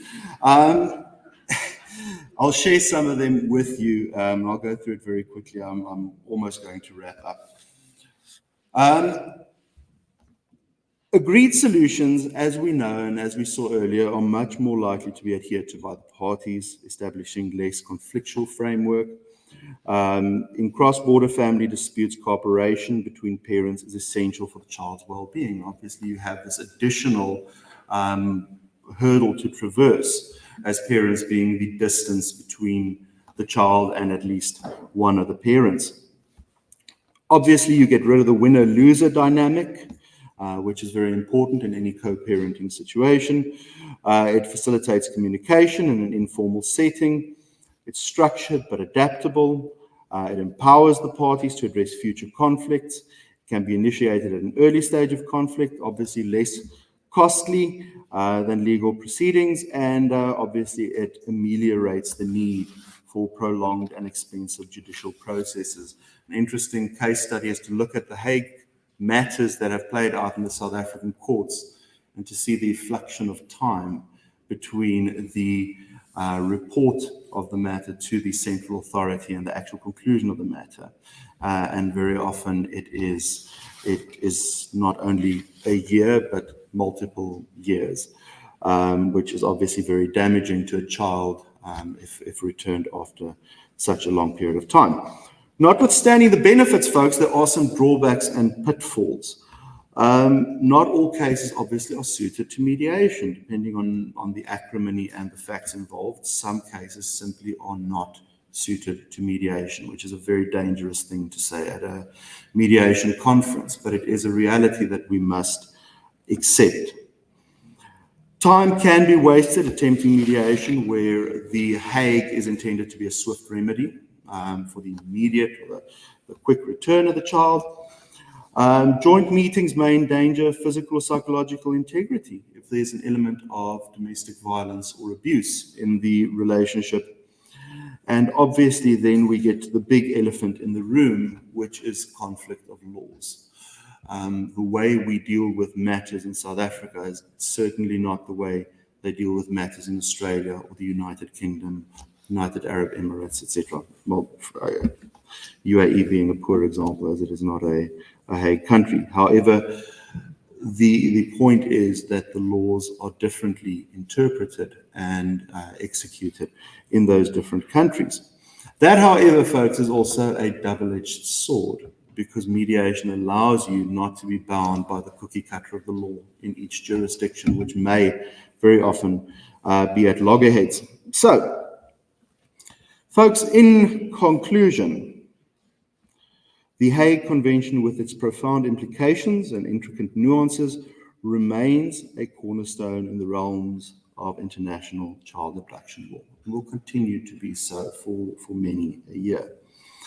As mediators, we play a crucial role in navigating the complexities where the law comes short, and we must acknowledge, that mediation is not always suited to all cases. We must acknowledge that in many cases, especially in cross-border disputes, the laws are contradictory or incompatible to an extent that they cannot adequately serve parties.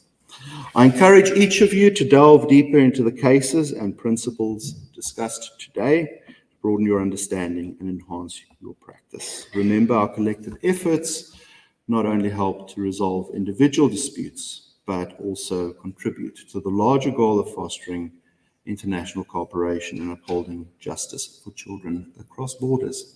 Thank you very much.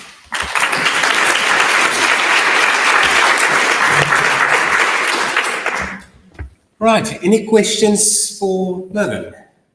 I know that you're all hungry, but there surely should be one or two questions. Come on, help the guy out from Gauteng.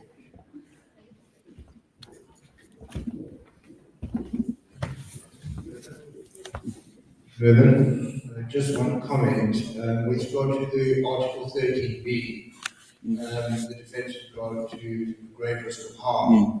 What the convention are looking at the moment, because of the rise of domestic violence, is the issue that domestic violence between partners, where the child is exposed to that domestic violence, can now constitute a grave risk of harm and may prevent a child from being returned. It's interesting that they're looking at that development.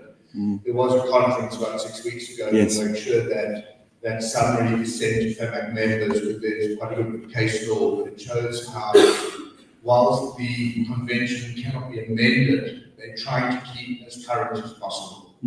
Certainly, thanks, Craig, for raising that. And I think that's a very important elephant in the room of the convention. I know there's been a lot of discourse on specifically that aspect, where the convention has been used to enable abusive behavior, where one party would essentially flee the other party and then be forced by means of the convention to return into an abusive situation. And I think that is something that certainly is desperately needed. Very often the undertakings that would be given by the abuser are not really worth the paper they're written on. So thank you for making that at that point. I appreciate it. Any other questions, folks? Great. Please catch up with me over lunch. I'd really appreciate it. Great.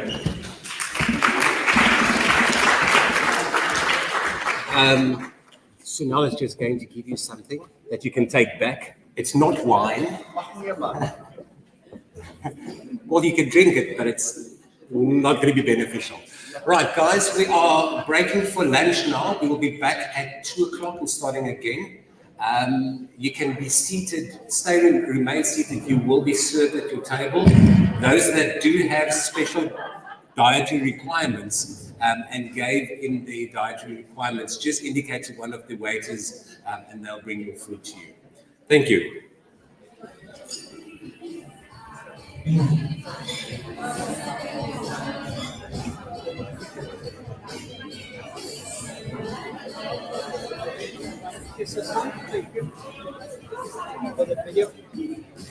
Yes, we can. we can do that.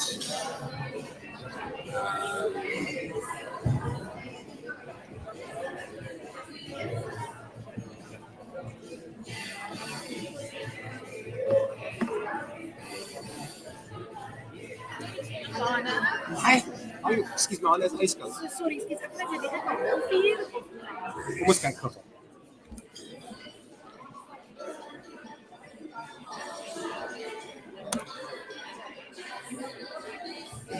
It's fine. Perfect. Perfect. Now, what you must do in the future, when you're putting more presentations, what you do, you put them in order, each one. Yes. And then you know number one, number two. You don't have to check which one is it now and search it and so on. I should have done that. Yeah. I should have done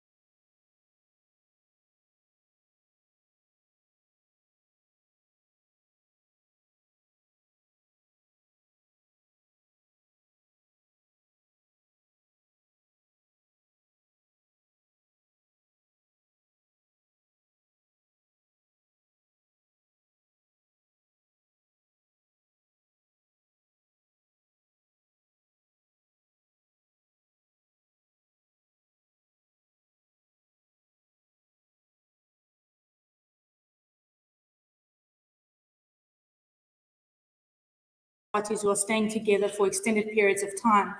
And these are parties that may elect not to get married, view marriage as a religious construct and not want to enter into that arrangement.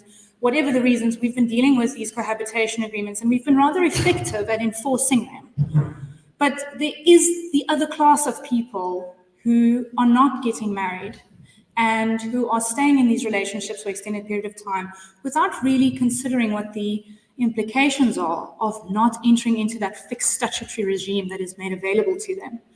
And as Professor Himan said earlier, this is all about that lived experience. We have women that may be in unfair bargaining positions, that don't have that force in the relationship to say, I need to protect my rights, I need to get married. And so how do we assist these litigants? Because I have an experience at the moment that they are ending up on my doorstep more and more. I currently am sitting with 4 matters where I'm dealing with, in this case, women. I'm not saying men can be excluded. It's just a reality of our society that in general, it will largely be women that are ending up in our offices. How do we support these claimants? So to take a little bit of a back step, how have these claimants been supported prior to the last sort of 4 years? And that takes us back to Folks versus Robinson, which is a judgment we all know. And that was in, I think, 2005, where the Constitutional Court said, no, it's not discriminatory. And since 2005, actually, it's been rather quiet. There have been some sort of legislative developments, some bills. These bills are largely requiring registration at the moment, or the proposed bills are largely requiring registration of these partnerships, which doesn't solve the bargaining power problem for us. But nothing has really sort of happened in that space that really protects these sort of vulnerable class of people that don't have that protection of the marriage. So what's happened in the last few years is we've seen a sort of very quick jump where we might not have the protection we wanted for the people that haven't been in that marriage relationship, but we can see that there is a change in attitude to how these matters are going to be assessed in future. And of course, the judgment that Professor Himan was talking about is actually a first step. It's very much related to this changing attitude. So what we had, and I will butcher this name, I think it is Pak Chow, but in Pak Chow versus the Road Accident Fund, we saw that the court went into the law of delect and said, I'm going to extend this action for dependence, for the loss of support, I'm going to extend that to parties who have not been married. And so what the court relies on there is effectively that either express or tacit agreement, and has extended that to include non-married partners who are in a life partnership. There is a very big focus in Pak Chow about how these life partnerships exist. They exist in Pak Chow on the basis of an agreement, so either express or tacit. After Pak Chow, we then had Banya. Now, in Banya versus Master of the High Court, the court went a little bit further. I'm not sure I agree with whether or not this was necessary, but what the court there says is we don't have to distinguish between this idea of a contract where we agree that we would be life partners, we agree we would undertake these reciprocal duties of support.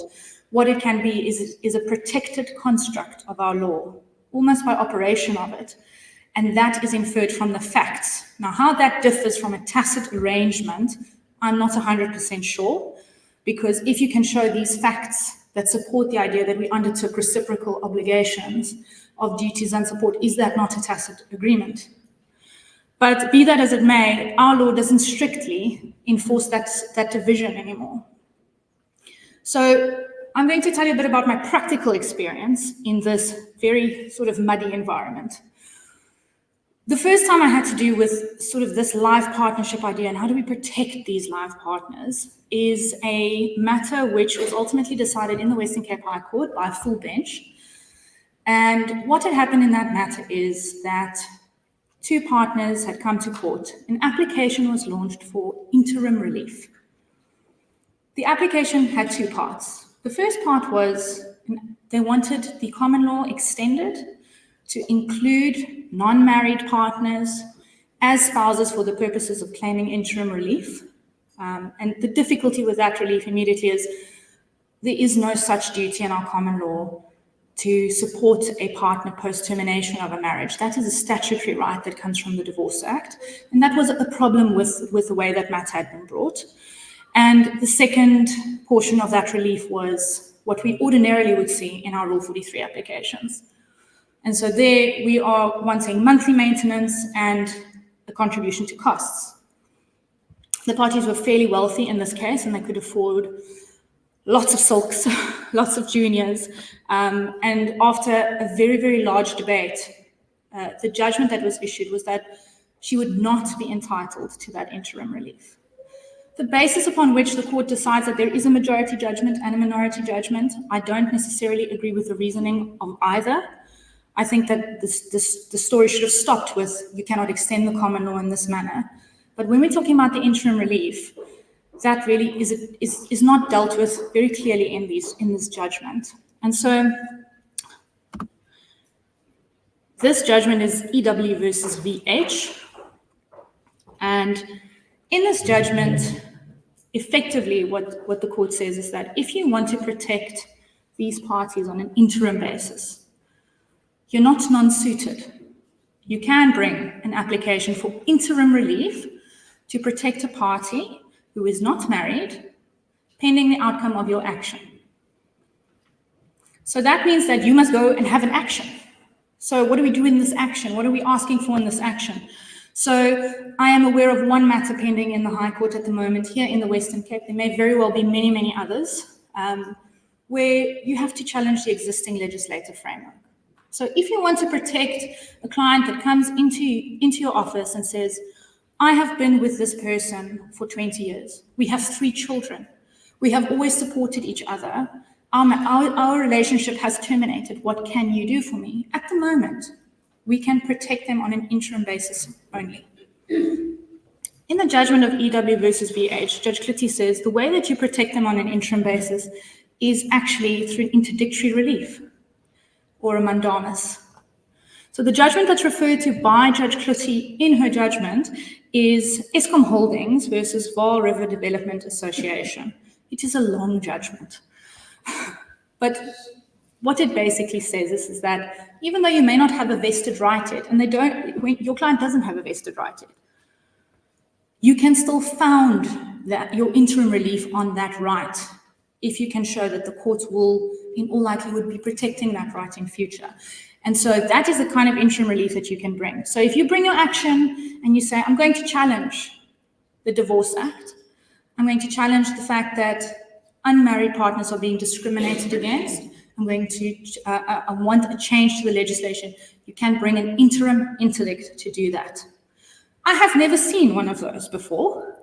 I've also never seen one brought since the EW versus VH judgment. What I have seen is Rule 43 is being brought, which is so problematic because that is not what is contemplated by EW versus VH.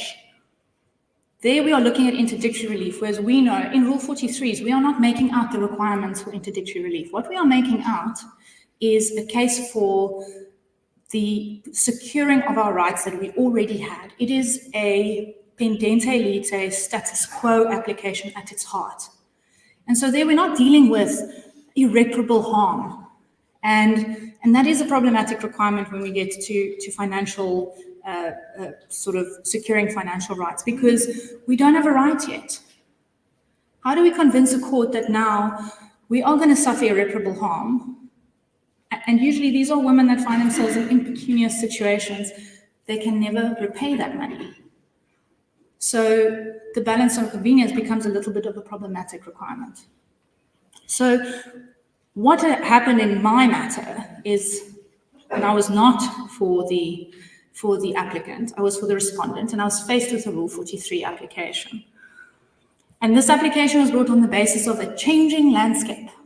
Those were the exact words used in the Rule 43. So in this matter, I was able to file a Rule 30. And I was lucky in this matter because what had not happened in this Rule 43 was there was no request by the applicant for that rule to be amended. So that is the third option, I would say. So bring your action, you can find your interim relief on an interdictory basis, or you must go right ahead and challenge Rule 43. I am not sure you'll be successful in challenging Rule 43. And I will tell you why. In Bwanya, the court really explores what is a life partnership. What are the elements that make up the support and the facts that are necessary to establish this life partnership? And this is a whole host of factors. It's not only financial, it is also emotional support, where parties may not have may have divided their expenses in a particular manner. There's still an element of emotional support, which can also found that life partnership. Of course, you'd have to prove your entitlement to the maintenance. But these are the facts, and it's fact heavy. In Rule 43 proceedings, you're going to struggle to do that factual inquiry while staying within the boundaries of the rule. Rule 43 applications are supposed to be quick. We're supposed to be robust. I know that we aren't. I'm also guilty of that all the time. We try to put as much information before the judicial officer as we possibly can, because this is the order that is going to stay in place until such time as we have a space on the trial roll. But we are not going to be able to do that with these facts, because we now have to establish a heavy factual basis to show that we were in fact life partners. And Rule 43 is not designed to facilitate that process. Particularly, you can't reply in a Rule 43. You are creating a problem for the officer who's sitting and reading this file saying, I don't know how to resolve these factual issues. How can I use Rule 43 as a mechanism to decide, which could be a very onerous order on a respondent? So I don't think Rule 43 in future is the right forum to ventilate an interim remedy for these litigants, but you can use Rule 6 and you can ask for the ordinary interdictory relief. So if you bring your Rule 6 application, you can also do so urgently, which is something that we can't do with Rule 43. It may be different in other divisions, but if you bring an urgent Rule 43 in the Western Cape High Court, they will laugh at you. And they will say, go home and go and get your date. You can actually bring a Rule 6 fairly urgently. So as long as you give appropriate notice, you can get onto or before an urgent judge, and you can put your facts forward. They can respond and you can reply. And what you have to do there is you have to meet the requirements of the interdict. You've got to show you have a prima facie right open to some doubt. You've got to show that there is a reasonable apprehension of irreparable harm. You've got to show that you have no other right, and that you've got to show that you have the balance of convenience in your favor.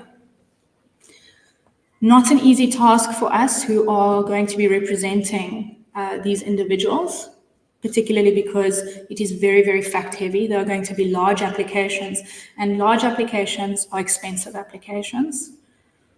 But it is important that we know which remedy to use, because it can cost your client immense amounts in legal fees. And as we know, as family law practitioners, we are not dealing with the deep pockets of companies and corporations.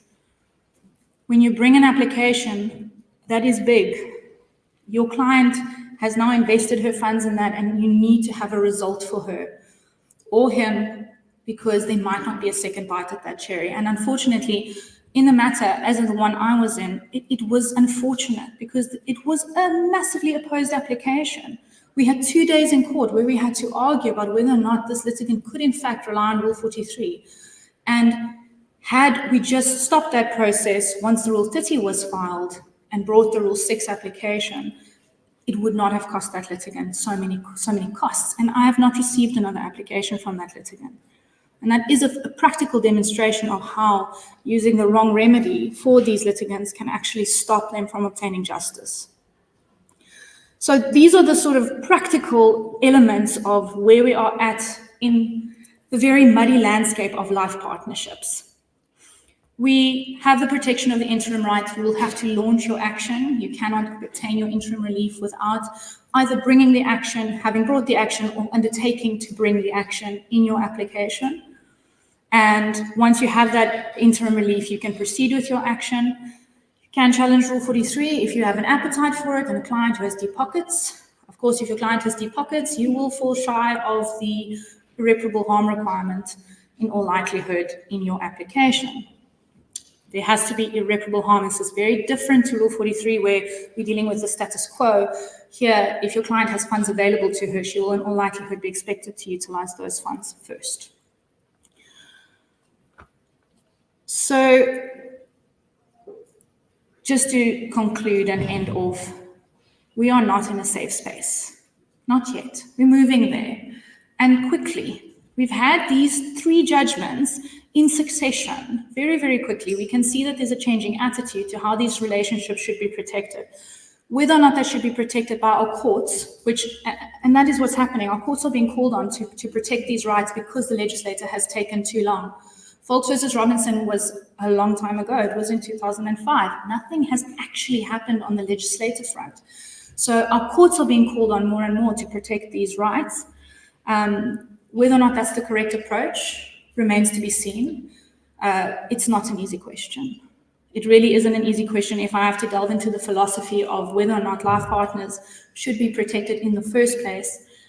We will be here the whole day. And we will be dealing with arguments of consent and bargaining power and lived experiences. So at the moment, we don't have the security that we want for these clients. But what we can do is if these clients have a good case, they have a good factual foundation, we can assist them on an interim basis through a mandamus to obtain that interdictory relief and have maintenance. And what we need to be careful of there is just meeting the requirements. If you want to, again, challenge Rule 43, perhaps I'm completely wrong and you will be very successful and we will all be able to utilize Rule 43 in future. But as things stand at the moment, from a practical perspective, this is how we approach these matters. If I could give you some advice, read EW versus VH. The judgment is not very clear on the interdictory aspect of it. Although the judge does refer to the interdictory relief and the judgment regarding that, I had a colleague who brought a Rule 43 on a different interpretation of the very same judgment. So we have the situation where we know that you can bring an interdict in terms of Rule 6.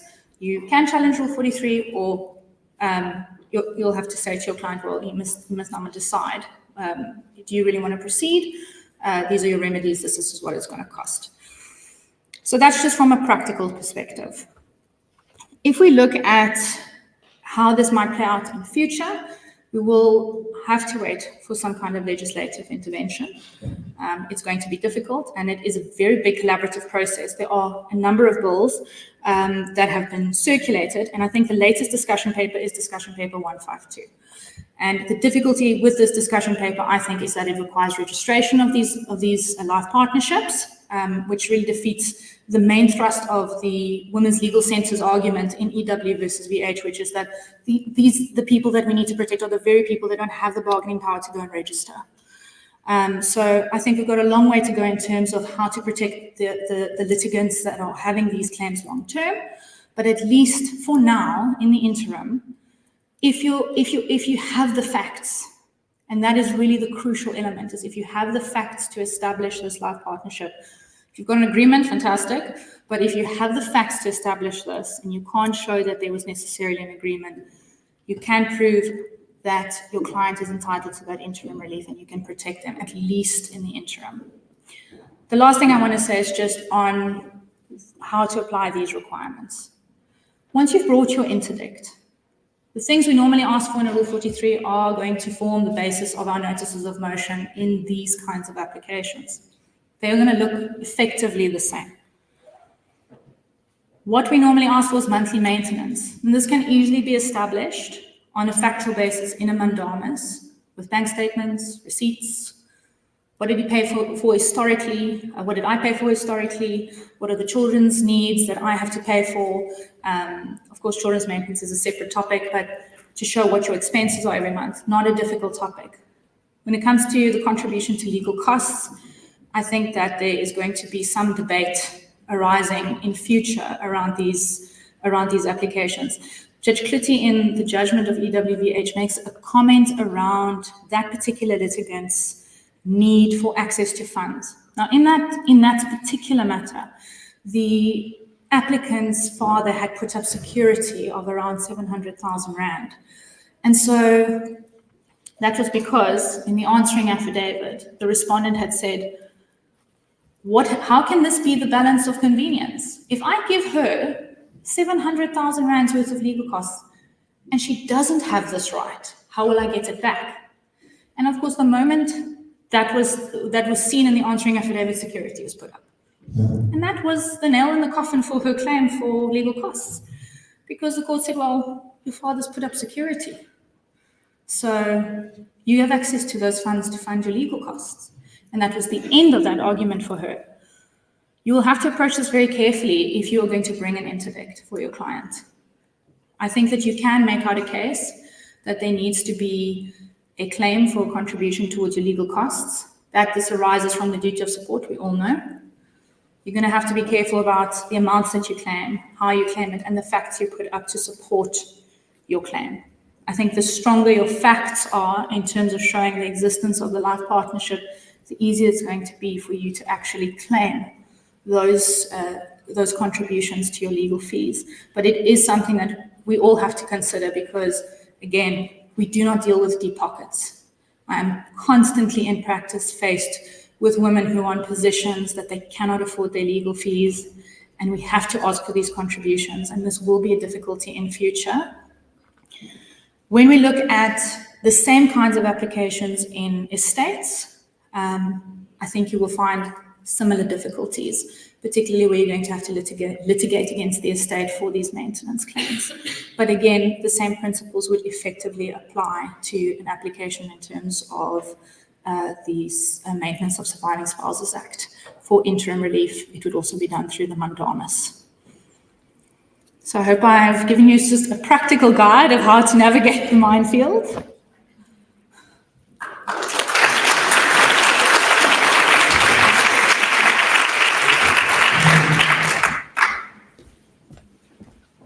Please continue. Is there any questions for Advocate Bezuidenhout? Okay.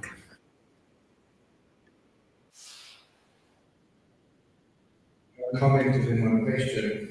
The obvious answer is to refer them to mediation and come up to agree.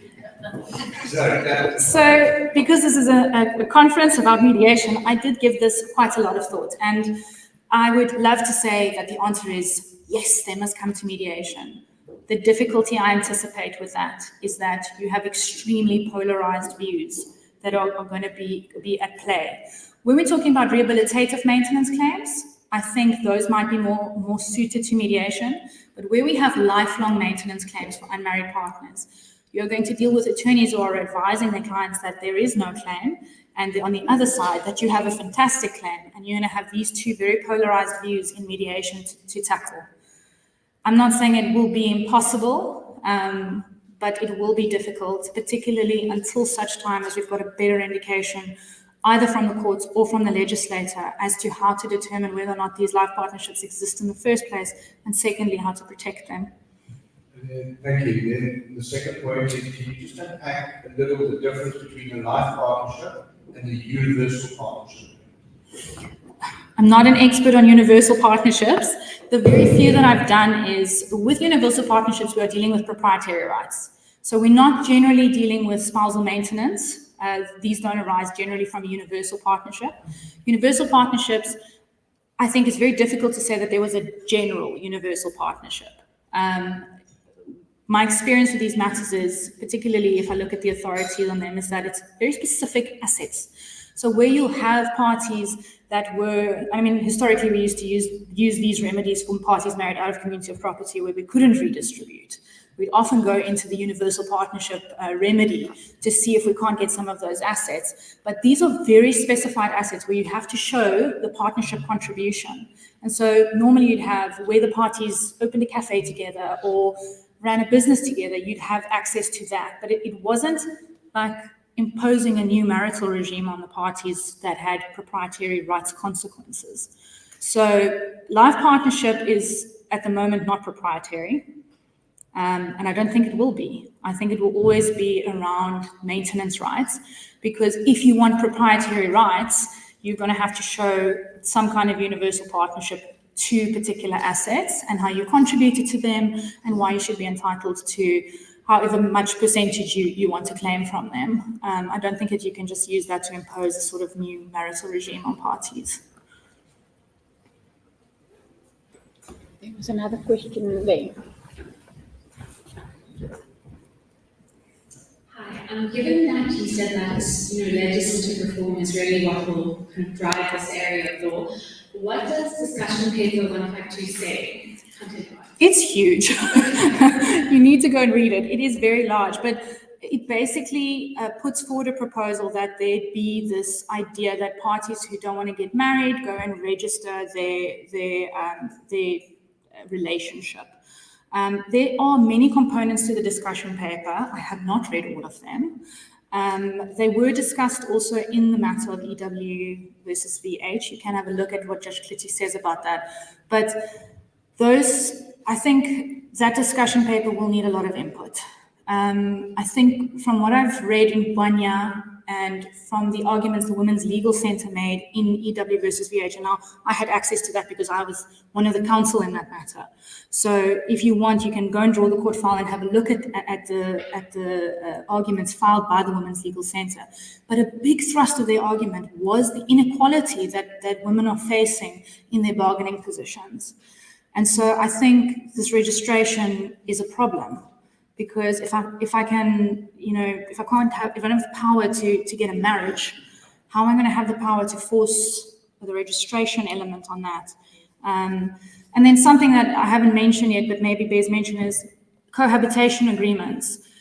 They are not safe because once there's legislative intervention, I'm not sure what the effect of that intervention is going to be on cohabitation agreements, and particularly cohabitation agreements where you've agreed not to be liable for maintenance. So you may very well have these cohabitation agreements where people have agreed, I'm not going to maintain you, we don't undertake reciprocal obligations, where the legislator might intervene and say, well, if these facts are present, you can establish a life partnership. And maybe, again, because of the lived realities, we're not in the field of pure contract law anymore. And the court may very well say, well, I appreciate that's what your cohabitation agreement says, but, this is what's fair.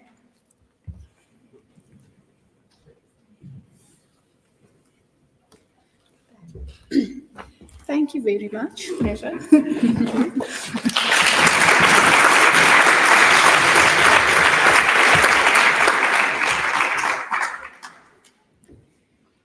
Okay, so the last topic is challenging personalities within the context of divorce mediation. This is going to be presented by Dr. Suzanne de Villiers and Dr. Ilze van der Merwe.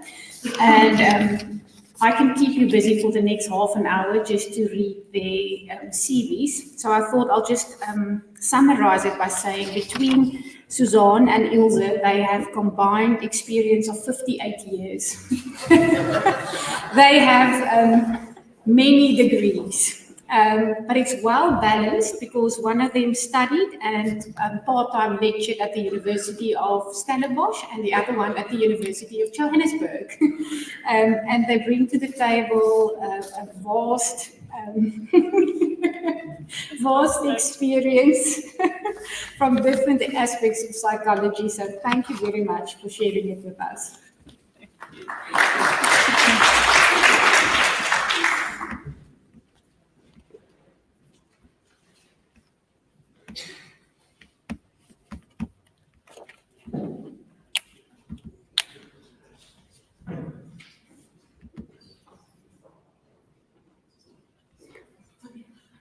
Wat jullie die video wijs?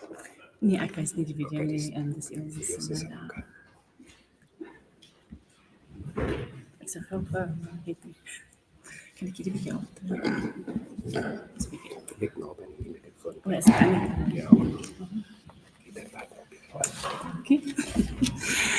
Hello everyone. It is lovely to be here and I feel like I want to congratulate everyone sitting here this hour on a Friday. I think the rest of Cape Town's already home, so well done for being here. So we're talking today about challenging personalities, but I think in my presentation you'll see more of my personality because I tend to be over-inclusive, so I have a million slides. I'm quite envious of Lana's 3 slides. I wish I could do that. So I'm going to skip some of them and some of them I'm just going to be discussing very briefly. All right. Okay.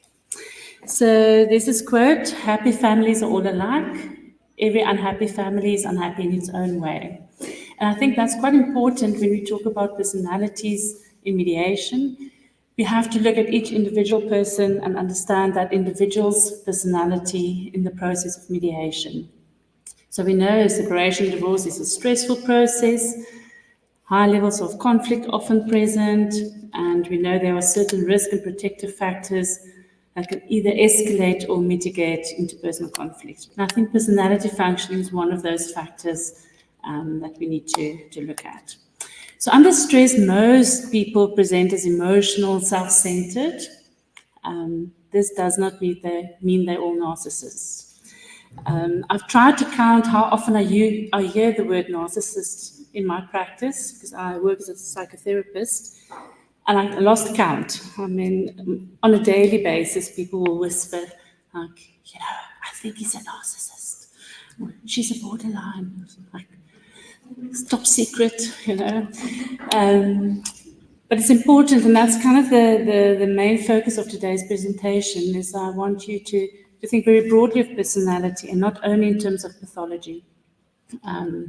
Also your own personality and how that impacts on your process of mediation. All right, so, okay, I'm going to go ahead. So personality is the relatively enduring characteristics and behavior that comprise a person's unique adjustment to life. And the emphasis there is on enduring characteristics and behavior. So it comes a long way since, let's say, late adolescence, early adulthood. Personality is fairly fixed or fairly formed. So it's enduring patterns, and it involves all these aspects: traits, interests, drives, values, self-concept, abilities, and also emotional patterns. So today I want to focus on personality functioning, and I want to use this kind of continuum idea of personality functioning, where you have the relatively healthy personality functioning on the one hand, and then at the extreme end, the personality disorder. And we all of us are somewhere on that continuum. And it's not a fixed place. You tend to move up and down depending on your stress levels and external circumstances. And I'll get back to this point a bit later. So what is a healthy personality? And I want to say relatively healthy, because I don't think there is a healthy personality. Usually someone who functions well in all or most aspects of life. Someone who, in other words, functions well at work and friendships and social life, family life. Someone who can engage in satisfying relationships. Someone who experience and understand a range of emotions, their own emotions, but also those of others. Someone who's flexible when stressed. Someone who can maintain a coherent sense of identity when under stress. Someone who can express impulses appropriately, and whose behavior reflects internal value systems. And very important, they do not impose these values on others. So I was very tempted to ask how many of you regard yourselves as on the healthy personality side of the spectrum, but I won't. They say psychologists and lawyers have a lot in common. We all have the same underlying personality structure. We all want to have power. Psychologists just go about it in a more socially acceptable way. So, don't know if that's true though. All right, and then I just want to emphasize these points. So some personality types tend to inflict kind of damage to themselves, or it's people who have more internalizing dynamics, and that's the group of personality types that I'll talk about today specifically. So those are people who will become more anxious, more depressed, always wonder, what did I do wrong? Could I have saved this marriage? Could I have changed things? Is this my fault? So a very internalizing process. And then you get those who always blame others for the situation that they're in. And those are the typical kind of narcissists, borderline people of personalities. So today I'm going to focus a bit more on those who have more internalizing effects. And then I'm going to talk a lot about personality style rather than personality disorder, because I don't want us to get fixated on personality disorders as a diagnosis. Because we, or maybe you more than me, when you do mediation work, it's not always helpful to think of the disorder. It's more helpful to understand the personality style so that you can work with what's in the room. And then the last point there is also important. Often when you work with people, especially people who don't have healthy personality styles, you tend to just look at the external behavior because that's what's difficult in your office. It's like when I sit recently in my office and I hear next door in Esna's office, huge commotion. And then I think, oh, somebody's going to storm out and it's angry and it's aggression. And often we focus on those external behaviors, but you have to understand that internally a lot goes on that you don't always see. Anxiety, uncertainty, especially anxiety. And that's what I'll focus on further on. Just a quick, this is very oversimplified, but Lachka, she speaks of the V-spot. And she said the V-spot is the epicenter of one's most vulnerable area of emotional sensitivity that gets aroused when one hits a sensitive chord. Okay, so we all have our own V-spots. It's where if somebody acts in a certain way, you get very emotional and very intense.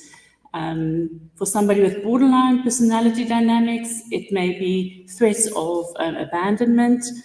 For someone with narcissism, it may be when they're not held in high esteem and their views are not discarded or they're not regarded as important. So we all need to know what our own V-spots are as well, because when that's triggered, the person's judgment, memory, perspective, impulse control, tolerance, all of that gets negatively affected. So when somebody's calm and collected and not triggered, you can rely on reason and logical thinking to resolve a matter. But when that V-spot's triggered, you have chaos in your room, basically. And I think that's when mediation becomes quite challenging, I would imagine. Yes, and then just again the point, divorce can cause a person with relatively healthy personality functioning to temporarily feel and act with more rigidity, emotionality, irrationality, poor impulse control. But that's a temporary thing, and I often see once the divorce is finalized, people tend to go back to a more healthy personality functioning, although it may take some time. Okay. So then, what does a personality disorder look like? That's now on the other end. It has an interpersonal basis, leads to conflict with those around them. So people with personality disorders tend to have a lot of conflict in their lives with various people. They often have very rigid behaviors, have difficulty managing emotions, often impulse control problems, and exaggerated interpretation of events. What's important is to remember that it's quite common, actually. They say 10 to 15, even 20% of adults can be diagnosed with a personality disorder. And what's important is to also remember that personality disorders can also predispose you to other mental health problems, like substance abuse, anxiety disorders, impulse control disorders, etc. But the three things that's important to remember is that people with personality disorders often lack self-awareness. So they don't have a sense of their behavior and how it's impacting on the people around them. There's often a lack of behavior change. So therapy is often a very long process with very small changes happening. And they have a lack of anxiety about the maladaptive behavior. And that makes, I think, also the process of mediation quite challenging. Definitely makes the therapeutic process challenging. Right, and so according to the diagnostic manual, we have 3 clusters of personality disorders. maybe you're all quite familiar with this, but today I'm going to focus not on personality disorders, but more on the what we call cluster C group of personality disorders. I'm going to not focus on the disorder as such, but those people who have severe anxiety and fear in their personality structure. Because often when we work with people who have a lot of externalizing behavior, like people more narcissistic or borderline, we kind of brace ourselves, or we try and get rid of them, or we just see it through somehow and white knuckle it and have your whiskey after work or something like that.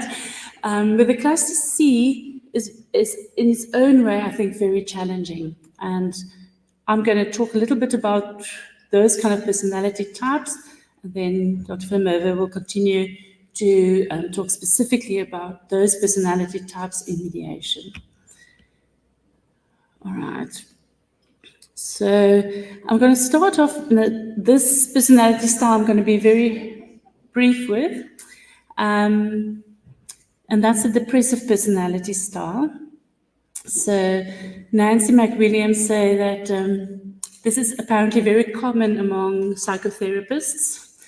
So they tend to be a bit like Eeyore or Winnie the Pooh, like a bit melancholic and gloomy, pessimistic, but interested in others. So self-critical, often hold yourself to very unrealistic high standards, and then blame yourself when things go wrong.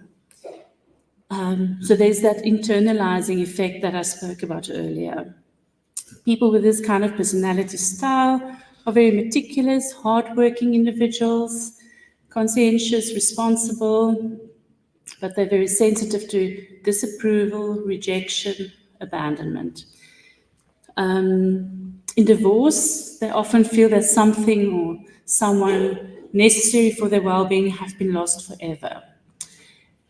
They don't necessarily have a clinical diagnosis of depression, but it's this gloomy, slightly pessimistic outlook on life that you'll see. But they're positive and pleasant to work with. They're likely to be cooperative, also in mediation, collaborative. They'll seldom express feelings of anger and aggression, but they may become a bit withdrawn and feel intense shame about the divorce. Often very preoccupied with what did they do wrong, what are their responsibilities in terms of the divorce. But they're very positive people to work with, and psychotherapists love having them in therapy because there's a lot of work that you can do and they're very responsive to therapeutic input. So that's the depressive personality style. So next I'm going to look at the dependent personality style. And this is now my V-spot. If I work with people who are overly dependent, I struggle. So people who are overly dependent tend to define themselves in relation to others. So their whole identity are kind of based on their relationship with others. They often seek security from others and satisfaction in interpersonal relationships. They will easily put their own needs aside and focus on the needs of others. I see a lot of this in practice where people divorce, and often women who then come for therapy because they've been so overly dependent on their partner that they really struggle to function on their own. Especially if the children also grow up and leave the home, they really battle because there's no one that they need to focus on anymore. They often try to get others to take responsibility for most aspects of their lives. And on the extreme end, they can become very dysregulated when they have to draw on their own resources.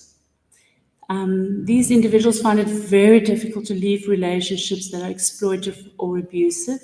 So you often see a strong ambivalence. Should I stay? Should I leave? Should I stay? Should I leave? And that can carry on for years, that kind of ambivalence. They can be quite clingy, fearful, also submissive, and they have a very excessive need for advice and reassurance. And that's where professionals will often experience these individuals also. You'll sit a whole session and you think you've done great work. And then as you get up to leave, they'll say, but they just want to know, what should they do now? What should they do next? And should they do this? Should they do that? So they're often very, very uncertain of themselves and need a lot of, or ask a lot for advice. Not that they always follow it, but tend to be kind of very pleasing and or passive. And sometimes they can also become very passive aggressive. So these individuals, I think, can be quite challenging in mediation.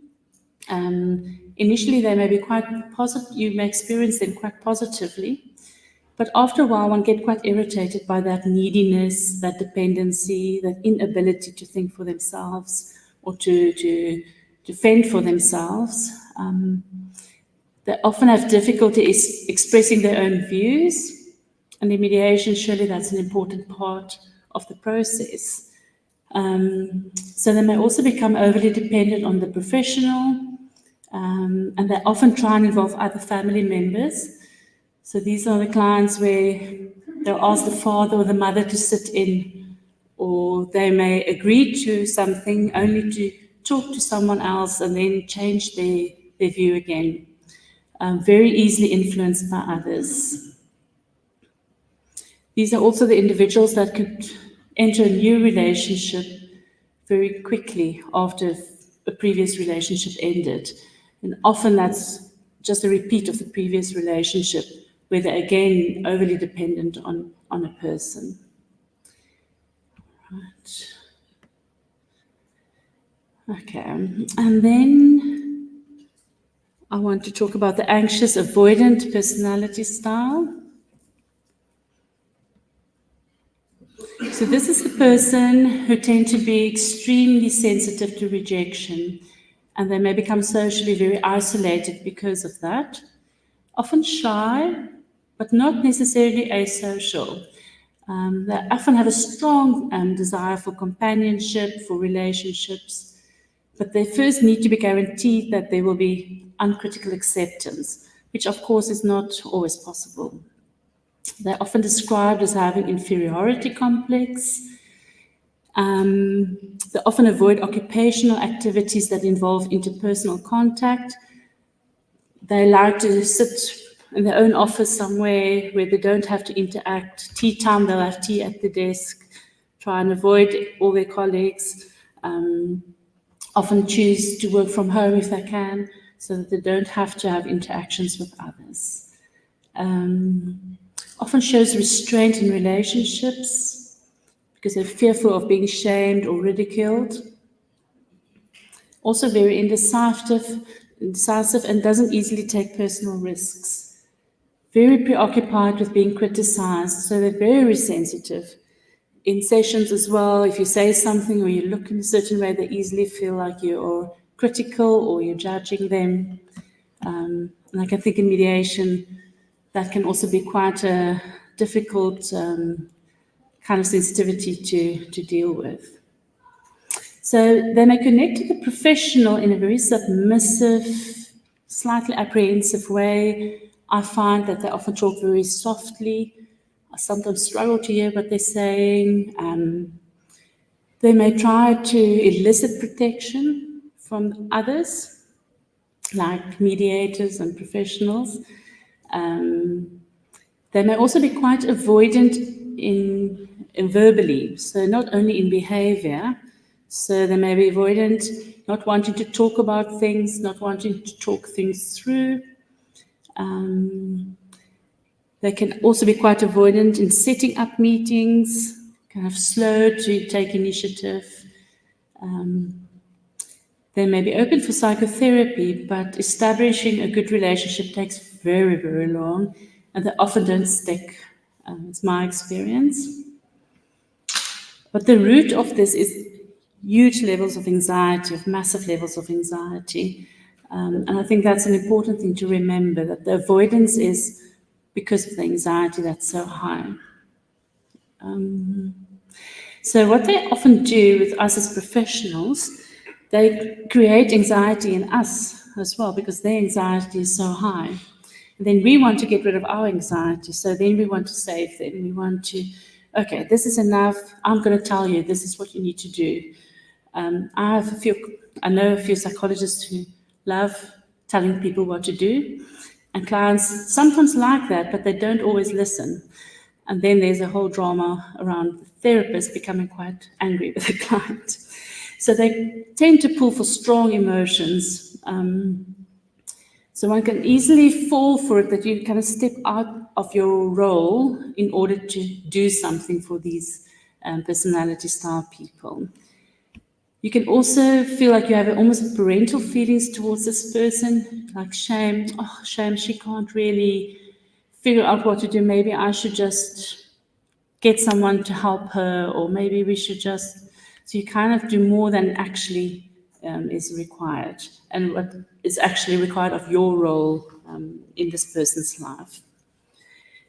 All right, and then the last personality type that I want to talk about is one that I'm seeing more people are writing about, this personality style also in the context of mediation, and that's the obsessive-compulsive personality style.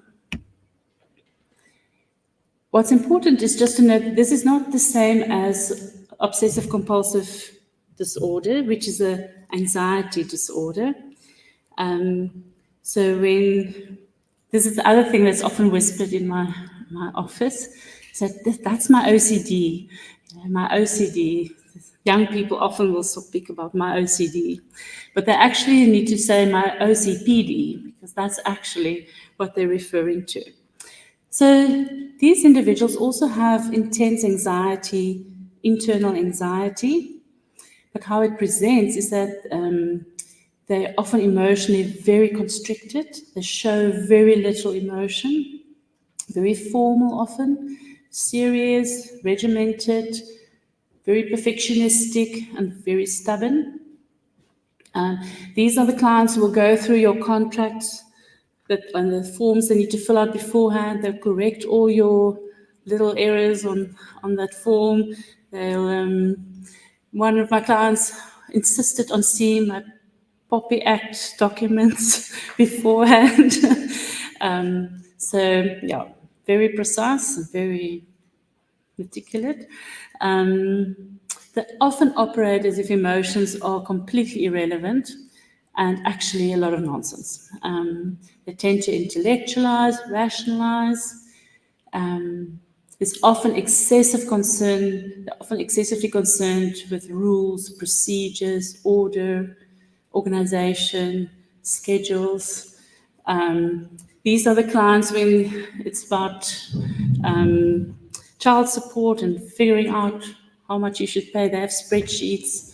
How many Viennas does a child eat in 1 week? How much does that cost? You know, calculating. Yeah, so they tend to also be very devoted to work and productivity, and have very little, they don't really value leisure and relationships. They see themselves as very logical, rational, and pride themselves in the fact that they're not easily influenced by emotions, and that's a superior way of doing things. So they're often very preoccupied with details, and that can interfere with task completion. So they often stall processes. So if you send a draft document, they'll go over it and over it and over it, and you feel like you sent 1 million drafts and it's never good enough, it's never correct, it's never right. So that can create a lot of frustration. So control is central to their personalities, and they hate feeling out of control. And they hold other people to the same standards that they hold themselves. So that makes life difficult. They also tend to follow rules very literally, get lost in detail, and have great difficulty reaching decisions. They have trouble relaxing. If you make a joke, they're the ones who don't really laugh. They may have a lot of difficulty in interpersonal relationships at work, but also with their children, because they're so focused on doing things correctly. They're not very spontaneous, they're not very warm, they find it difficult to understand the emotional world of a child. And I find that often children will resist going to a parent with this kind of personality style because it's not a lot of fun. And often these parents are not so available because they work and they're very focused on work. But interestingly enough, they're often in quite stable relationships, but I think they choose also partners who try and please them and try and be better for them. I find that a couple of my clients, female clients, are married to men or that have this kind of personality style. They constantly ask, how can I be better? How can I make life easier for him? He's working so hard for us. He likes things in a certain way. He likes to order the house. I can't get it organized. So I think they're often in relationships with people who tend to internalize the problems in their relationship. They're very inflexible about their values. They tend to hoard a bit. Very difficult to get rid of things. And then they find it very difficult to spend money on themselves and others. So I would imagine that in mediation, a lot of the fights will be, or the conflict will be about money. So they try to be cooperative, but they may sometimes very subtly become oppositional and may actually sabotage processes with professionals. And you may easily find that you're in a bit of a power struggle with these individuals who have these traits. Again, tend to have limited insight, and they may leave you feeling very impatient and exasperated. They often have lengthy arguments and discussions without a decision in sight. So I think that's kind of what I wanted to just mention for today. I think this last cartoon kind of captures a bit that obsessive compulsive personality, just wanting to rewrite, can't submit anything. So in conclusion, personality functioning is really a complex field, but I think it's more helpful to focus on individual personality styles rather than diagnostic categories. And then the other point is just when under stress, relatively healthy personality will also move towards the difficult personality side of the continuum. And I think it's important for us to be aware of our clients, but also our own V-spots, and to understand the vulnerability behind this difficult behavior that we sometimes see in our rooms. Thank you. I can hand over now to my colleague, Dr. Ilze van der Merwe.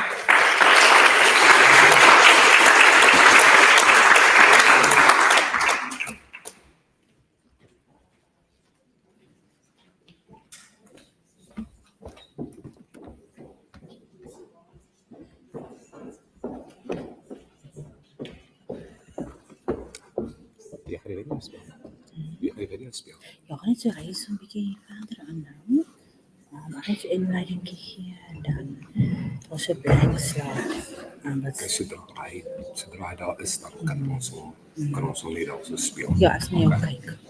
Ja, dat is definitely wat ons doen.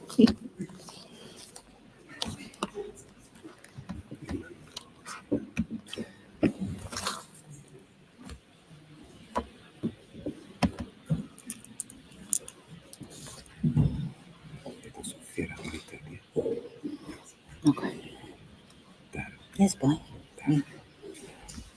Okay, vrouw nou.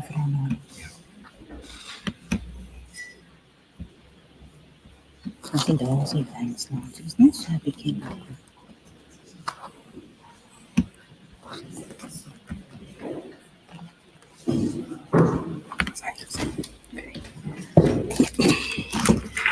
Right, everyone, we're nearly at the end. Thank you for hanging in there.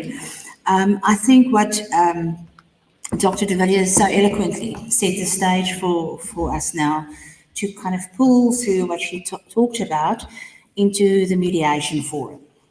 And I think it is quite important to now ask this question, that we've got all this interesting, informative knowledge, and what now? How are we going to make use of it? How are we going to navigate in mediation when we come across some of these personality styles.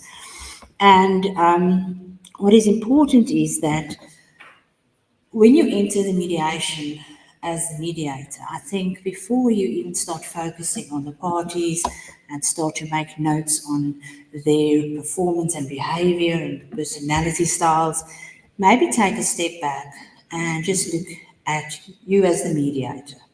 Because I think if we don't bring this into the picture, that's when we trip over many of the stereotypes and the biases that we find. So I think what's important is to start with some self-reflection and to just look and ask yourself a few important questions. And what am I working with when I enter mediation? Am I working with facts? Am I working with my knowledge? Or am I working with my opinions? And no matter how convinced you are, no matter how passionate you feel about your opinion, it might not be a fact. And I think Jung really summed it up quite nicely, that it is what we don't understand that we need to be very cautious of, even if we're very, very sure of our own experiences even, and our own opinions, because your experience is also a perception. It's not necessarily a good research project on what's out there. So I think that's an important place to maybe start. So what happens when you hold certain biases? And I want you to watch a video clip, I don't think it's too long, about forming biases and stereotypes about people. There are two people in front of you, maybe more, and what is it that you pick up immediately? What are you storing in your memory bank, and what file are you putting out? So I just want you to watch this for a second or two, and then we'll go on.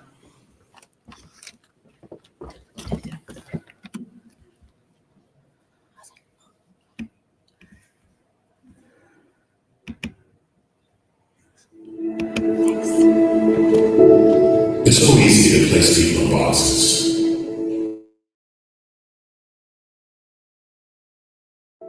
It's so easy to place people in boxes. Drawing lines, creating sides. There's us, and there's them. Those we feel comfortable around, and those we don't. There are those of us with many chapters, and those just starting their own stories. There's the well-to-do, and those doing what they can. There are those we share something with, and those we don't seem to share anything with. Welcome, and thank you for coming today, guys. Today I'm going to be conducting an experiment where I'll ask you a series of questions. Now, these questions will be very personal questions, and for us to get a true result, I need you to be completely honest with how you respond. The first question I have is, who in here was the class clown?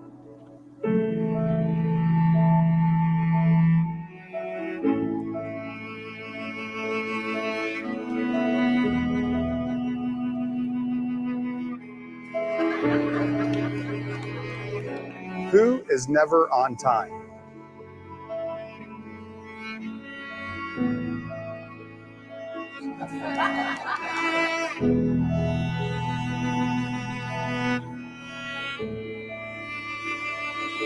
And then there's us. We who have tattoos.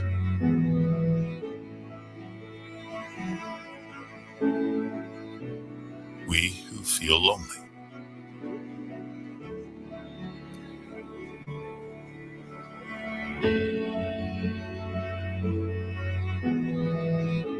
We who have been bullied.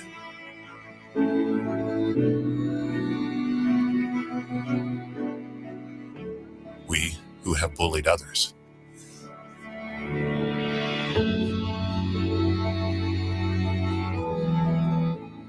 We who are madly in love.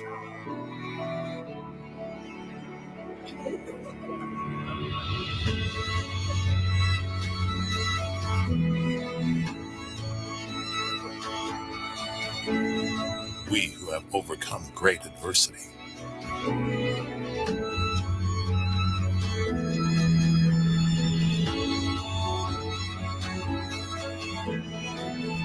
And there's the lucky ones, whose team won the championship this year.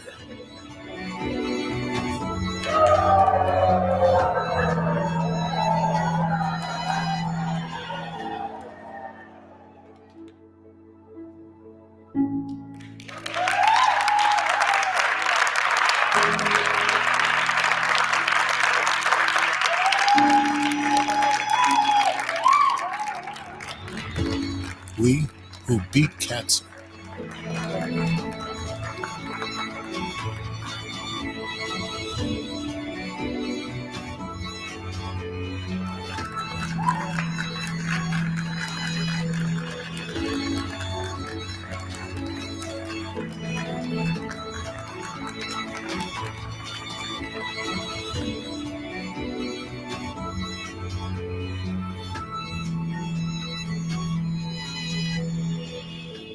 And then there's all of us who are created in the image of God.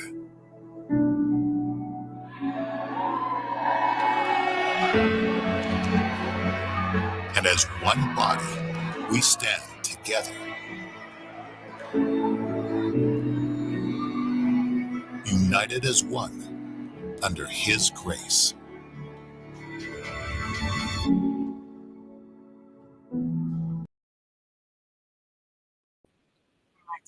The idea wasn't necessarily the religious side of it, but it was just really to show you something really important. It was an experiment that they did in a church group, but the whole idea was to show to people how much connection they really have, to really take away a lot of their biases and fears and their stereotypes. I think what is important is that you need to hold these things in awareness when you enter the mediation forum. And it can shift the immediate mediation process in quite a different and profound direction. And what happens when you want to keep hold of your own ideas about people and diagnosing them and sticking to that idea, or buying the idea that other parties giving you in a diagnosis maybe? What happens then when we cling to these things? We become lazy. We become lazy to explore, to be curious. We don't have that mindset. And you're going to miss a lot of information and ideas and tips coming from these people in your mediation room that can help you to unlock when you get stuck, when you're in a gridlock. So I think that is where the positive side comes in, when you can start looking at people differently and taking them out of those boxes and looking at their behavior and their styles and how can I use it to our advantage. Okay, I think I want to go back now. Oh, here it is. Okay, got it. Sorry, guys. Okay. So, Dr. de Villiers talked about the continuum that she was expressing just now and telling you about how it's not a clear-cut process, and that we want to move away from this dichotomy of a us and a them, and a normal and a disorder, and increasing the stigmas. We want to go to a continuum of beliefs that relates more to positive attitudes towards people and the so-called mental disorders. And that is important for us to, again, keep this in awareness. So what happens is that if you keep this in awareness, the parties will come into your office and sit in front of you, and they will come with anxiety. They have different reasons for the anxiety. They're confronting the other person. Maybe they've already separated, and this is the first time they meet in a room with the other party in a very long while. and they feel vulnerable and they feel injured of what happened, what preceded the breakup, what preceded the decision to divorce. So here you've got two people that are confronted with this anxiety. And what is important is that it presses down on certain personality styles. It triggers. We talked about the V spot, and it triggers you on certain levels to become defensive. It's kind of natural, actually, if you think about it. You know, your central nervous system is activated, and very often we react. So you need to also understand what they bring into the session. So their defenses will be heightened. They might withdraw, like we talked about in the depressive style, personality style. They might internalize the stress. They might fear separation and loss, and now they become defensive. If they withdraw, they become quiet, they don't respond, they don't make eye contact, and that triggers the other party maybe, because now the other party doesn't feel validated and that their concerns don't mean anything to this person. And the whole thing spirals out of control. So these are the important aspects that you can see sometimes how the personality styles can play out. They become dysregulated. When they push towards the dependent personality, will become dysregulated when they push towards independence, and they act out. So suddenly, I need to fend for myself. I need to make decisions. I need to now take up the responsibility, where I was way more dependent in the past on my partner or my spouse, and sometimes they can sabotage the process. They can prolong it, they become kind of, you can't really get hold of them, they're avoidant, they don't really want to commit, they don't want to lose this lifeline that they've had. The clinginess can come into the picture, the fear of that separation. And they might even become passive-aggressive. And if you focus only on the passive-aggressive, and then you're going to decide, oh, we're busy with a personality disorder here, and you're going to respond to the passive-aggressive. You're not going to respond to the fear of being independent and losing someone. And you are going to talk to the wrong person. You're going to talk to the passive-aggressive person and not the fearful, anxious person. So in mediation, when you're working with these parties that come with their own fears and anxiety, it's important to find common ground. Now, these ideas that I'm giving through to you today might seem like old hat, and it's like, oh, it's so obvious. But often it's the obvious things that can shift the process. One little remark that you could make in a mediation process, a comment, can really shift the process. If you feel this person is always resisting and they don't want to work with us and nothing is good enough that you're putting on the table, and you can see how their anxiety is rising, making a comment like, sure, this must be quite an anxious process. This must be quite fearful for you guys. I can just imagine going into this space that you don't have a roadmap for. Something as simple as that can shift the whole process. Because suddenly the people feel validated. Suddenly they don't feel pathologized. They kind of feel normal, that it's okay to have fears and anxiety. So relating to each other is important. And you as mediator can also relate. Don't take the sage position where everything you do in your life is perfect and you don't have these things that they have. So sometimes when you relate to them and say, sure, you know, I would be quite anxious. This is a whole lot of new things to get hold of and new things to manage. Very often they feel understood. They don't feel an us and a them standing in front of them. So the commonalities open a gate to better understanding, and then they feel validated. Another way to establish common ground is, as mediator, to have an attitude of curiosity. I'm just wondering how this could work. I wonder whether we could do it this way. I wonder how this would be for you if this and this happens. I wonder what this brings up in you if we might change it a bit.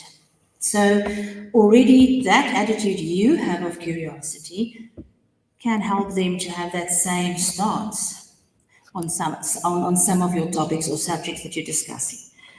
Connection points. I think the common one that we always hear, and I do think it works quite well, is that if you ask your parties, there's a lot of things that we are arguing about and we're not agreeing, but I think there are two really important things that you agree on and that you have in common and you can connect, is that you both love your children a great deal and that you both want the best for them. And suddenly you can shift the focus a little bit towards not the other person, but at least what we're here for. We're here to discuss, if it is for the children in a contact, schedule or a plan, that is what we have in common. This is where we can connect. And also to translate things that come up in mediation. So someone might say something and then you think, oh, there goes the whole process. And he or she makes a statement and comes from a place of hurt, and now there the statement hangs. And you can just see how this is going to be a very short mediation process. And you can translate it. You can take that and say, are you maybe trying to say this and this? Could it be that you're kind of actually meaning this? And translate it a bit, make it a bit more digestible. And if you can do that, you can maybe save that moment and go on to the next few steps and the next few discussions. So the reframing and the translating can really go far for you in mediation. Then there are some basics you can apply as well. And this is kind of relating to the reframing. You can ignore the terrible delivery they make and you can focus on the content. Not everyone can package messages very well. When I have couples in therapy, and especially if we've built a good rapport already, the one partner would say, we had an argument this week. And then he came up and he said this. And then I'll look at the person and I'll say, really? I mean, really? Yeah, I did say this with me. But the packaging sucked totally. But the message was good and the content was okay. So if you can separate these two issues and you can go and focus on the content, that also helps them. That diffuses because they get stuck in the terrible delivery. That triggers them. Then the defenses come out. So there's something that you can be aware of. And as we talked about already, labels are just barriers to effective communication. So de-label these diagnoses that float back and forth. Don't make assumptions too fast. They are actually judgments. Ask genuine questions. Ask inquisitive, curious questions. What is going on? How does this sit there? How come this is not working? What would work better? Instead of just making an assumption and then building on that assumption. You might not hear the other person properly, or you think you're hearing the one person, but you're ignoring the other person in what they need and say. Sticking to emotions versus sticking to facts. I think it's a fine balance. I really won't suggest don't even at all look at emotions. I think that will definitely not work either. I think it's a balance. Sometimes you do just need to acknowledge that this is a scary process, or that we're still mourning the loss of a relationship, or the loss of our dreams and our hopes and our expectations. And then you can take it back to the facts. The facts can really anchor the process. But if you ignore the emotions, they will also not feel validated. And either or both of them will feel that you're just not getting them. You're not clicking. I'm not clicking with this mediator. I don't think she gets me. So that's that balance. That's quite important. So there are some basic things one can do when they shut down, and how can you pull them back into the process, for example. And these are just a few examples here. Open-ended questions, as you know, they really do work. I don't think they are overrated. I think they can actually make a difference. Often when parents sit in my office and they don't know why their child doesn't want to communicate with them, then I ask them, what do they do on their way from school? No, we just ask how their day was. But then you realize all they're asking are yes and no questions. Do you have homework? Did you remember your jersey? Did you do this? Are you going to do that? And that's not communication. So the open-ended questions does ask of you to be a little bit more aware, a little bit on your feet, and to just think a minute before you ask something, what kind of answer can come back to me? A yes or a no, or a maybe, or I don't know, or something a bit more substantial. Be patient. We all work at a different pace. And when you have anxiety and when you have someone that withdraws, they might not be quite ready to respond in that moment with a good answer. They might look confused. Be patient and give them the space to talk. The other person might be impatient and prod them along and push them along to talk. And then that's what you need to manage. To say, let's just all breathe and give each other some space. I think you're getting to that answer now. Let's hear this person. That is really important because as you've seen the personality styles, if you have a submissive person that will rather stand back and not say something, you do want to bring that person to help them use their voice and to verbalize what they also need and what they think. And that will require some patience in creating that space. Listen, be attentive, all right? Listen to understand and not to reply. Very often, one would see that in a mediation or even in a couples session or in any other social gathering, people will listen to a person and then quickly respond to something that they can link on, they can hook on, they understand. And they respond to the wrong thing. They hook onto the wrong thing. And if they just listened a bit closer, they would have found a word even, or a response that could have told them way more than what's going on here. And they could have asked something on that question, on that word or response. And again, you don't have to have training of any sort to do that. You really just have to be interested and attentive. So if you have someone, and I think we all do have a lot of these people in mediation, when someone, for example, is excessively complaining, and I'm just so tired of this, I'm so tired of this person, and nothing works here, and this is not going to work for me, and so we go, and so we go. Don't get pulled in to the other people, of the other party, or both parties' sense of despondency. Don't get pulled into the fact that there's only problems and there's no solutions, right? As mediator, you can't be pulled into their drama or their dilemma. If you have a bit of a solution-focused approach, that might also help to get them unstuck and get them out of a spiral of everything is lost. Nothing's going to come out of this. This is a futile process. And to kind of bring them back to see, but maybe there are ways we can get out of this. So for you, it's important as mediator not to allow them to trigger you on certain issues, pull you into the process and make you as despondent as they are. And avoid the whole discussion of who did what and why and how. And one can get pulled into it. You know, you can ask that question like, oh, how did that happen? You know, and then that's it. You go down the spiral with it. And so it's important to ask them the right questions to keep the balance, but not to get sucked into the process.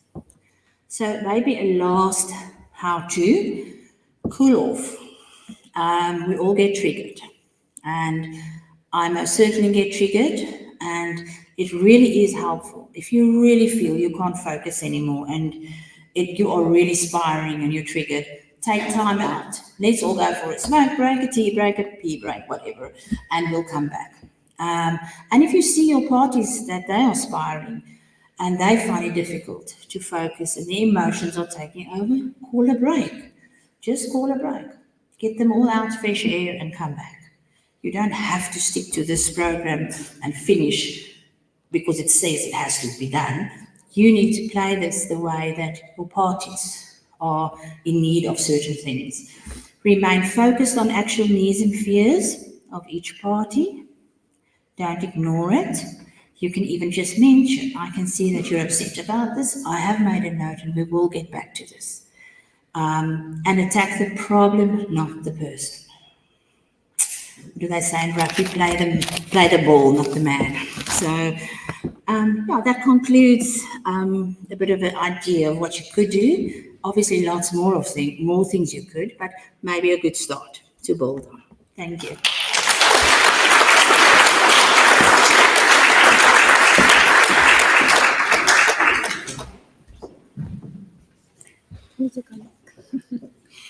Okay, thank you very much, Ilze and Dr. de Villiers. Any questions for either Dr. van der Merwe or Dr. de Villiers? Dr. de Villiers, do you want to come back here?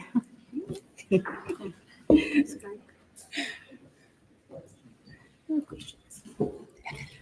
Okay, it seems like you've been safe, but just stay here. I would like to thank you. Thank you for all the effort that you've put into this, and it's really, especially for me being a lawyer, I've really learned a lot. Thank you very much. I just want to give you something.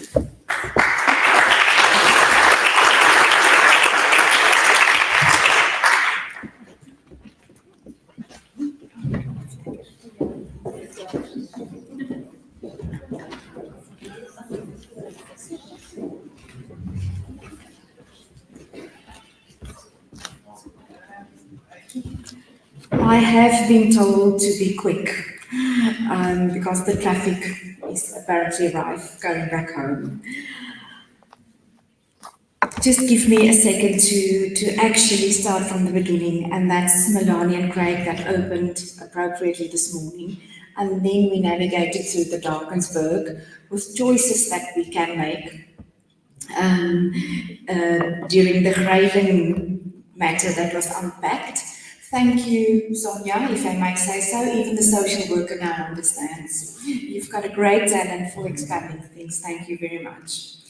And then we moved on to Professor Abduroaf, who gave us some insights into the Muslim marriages and divorces. What I took from there is that husbands are supposed to look after wives.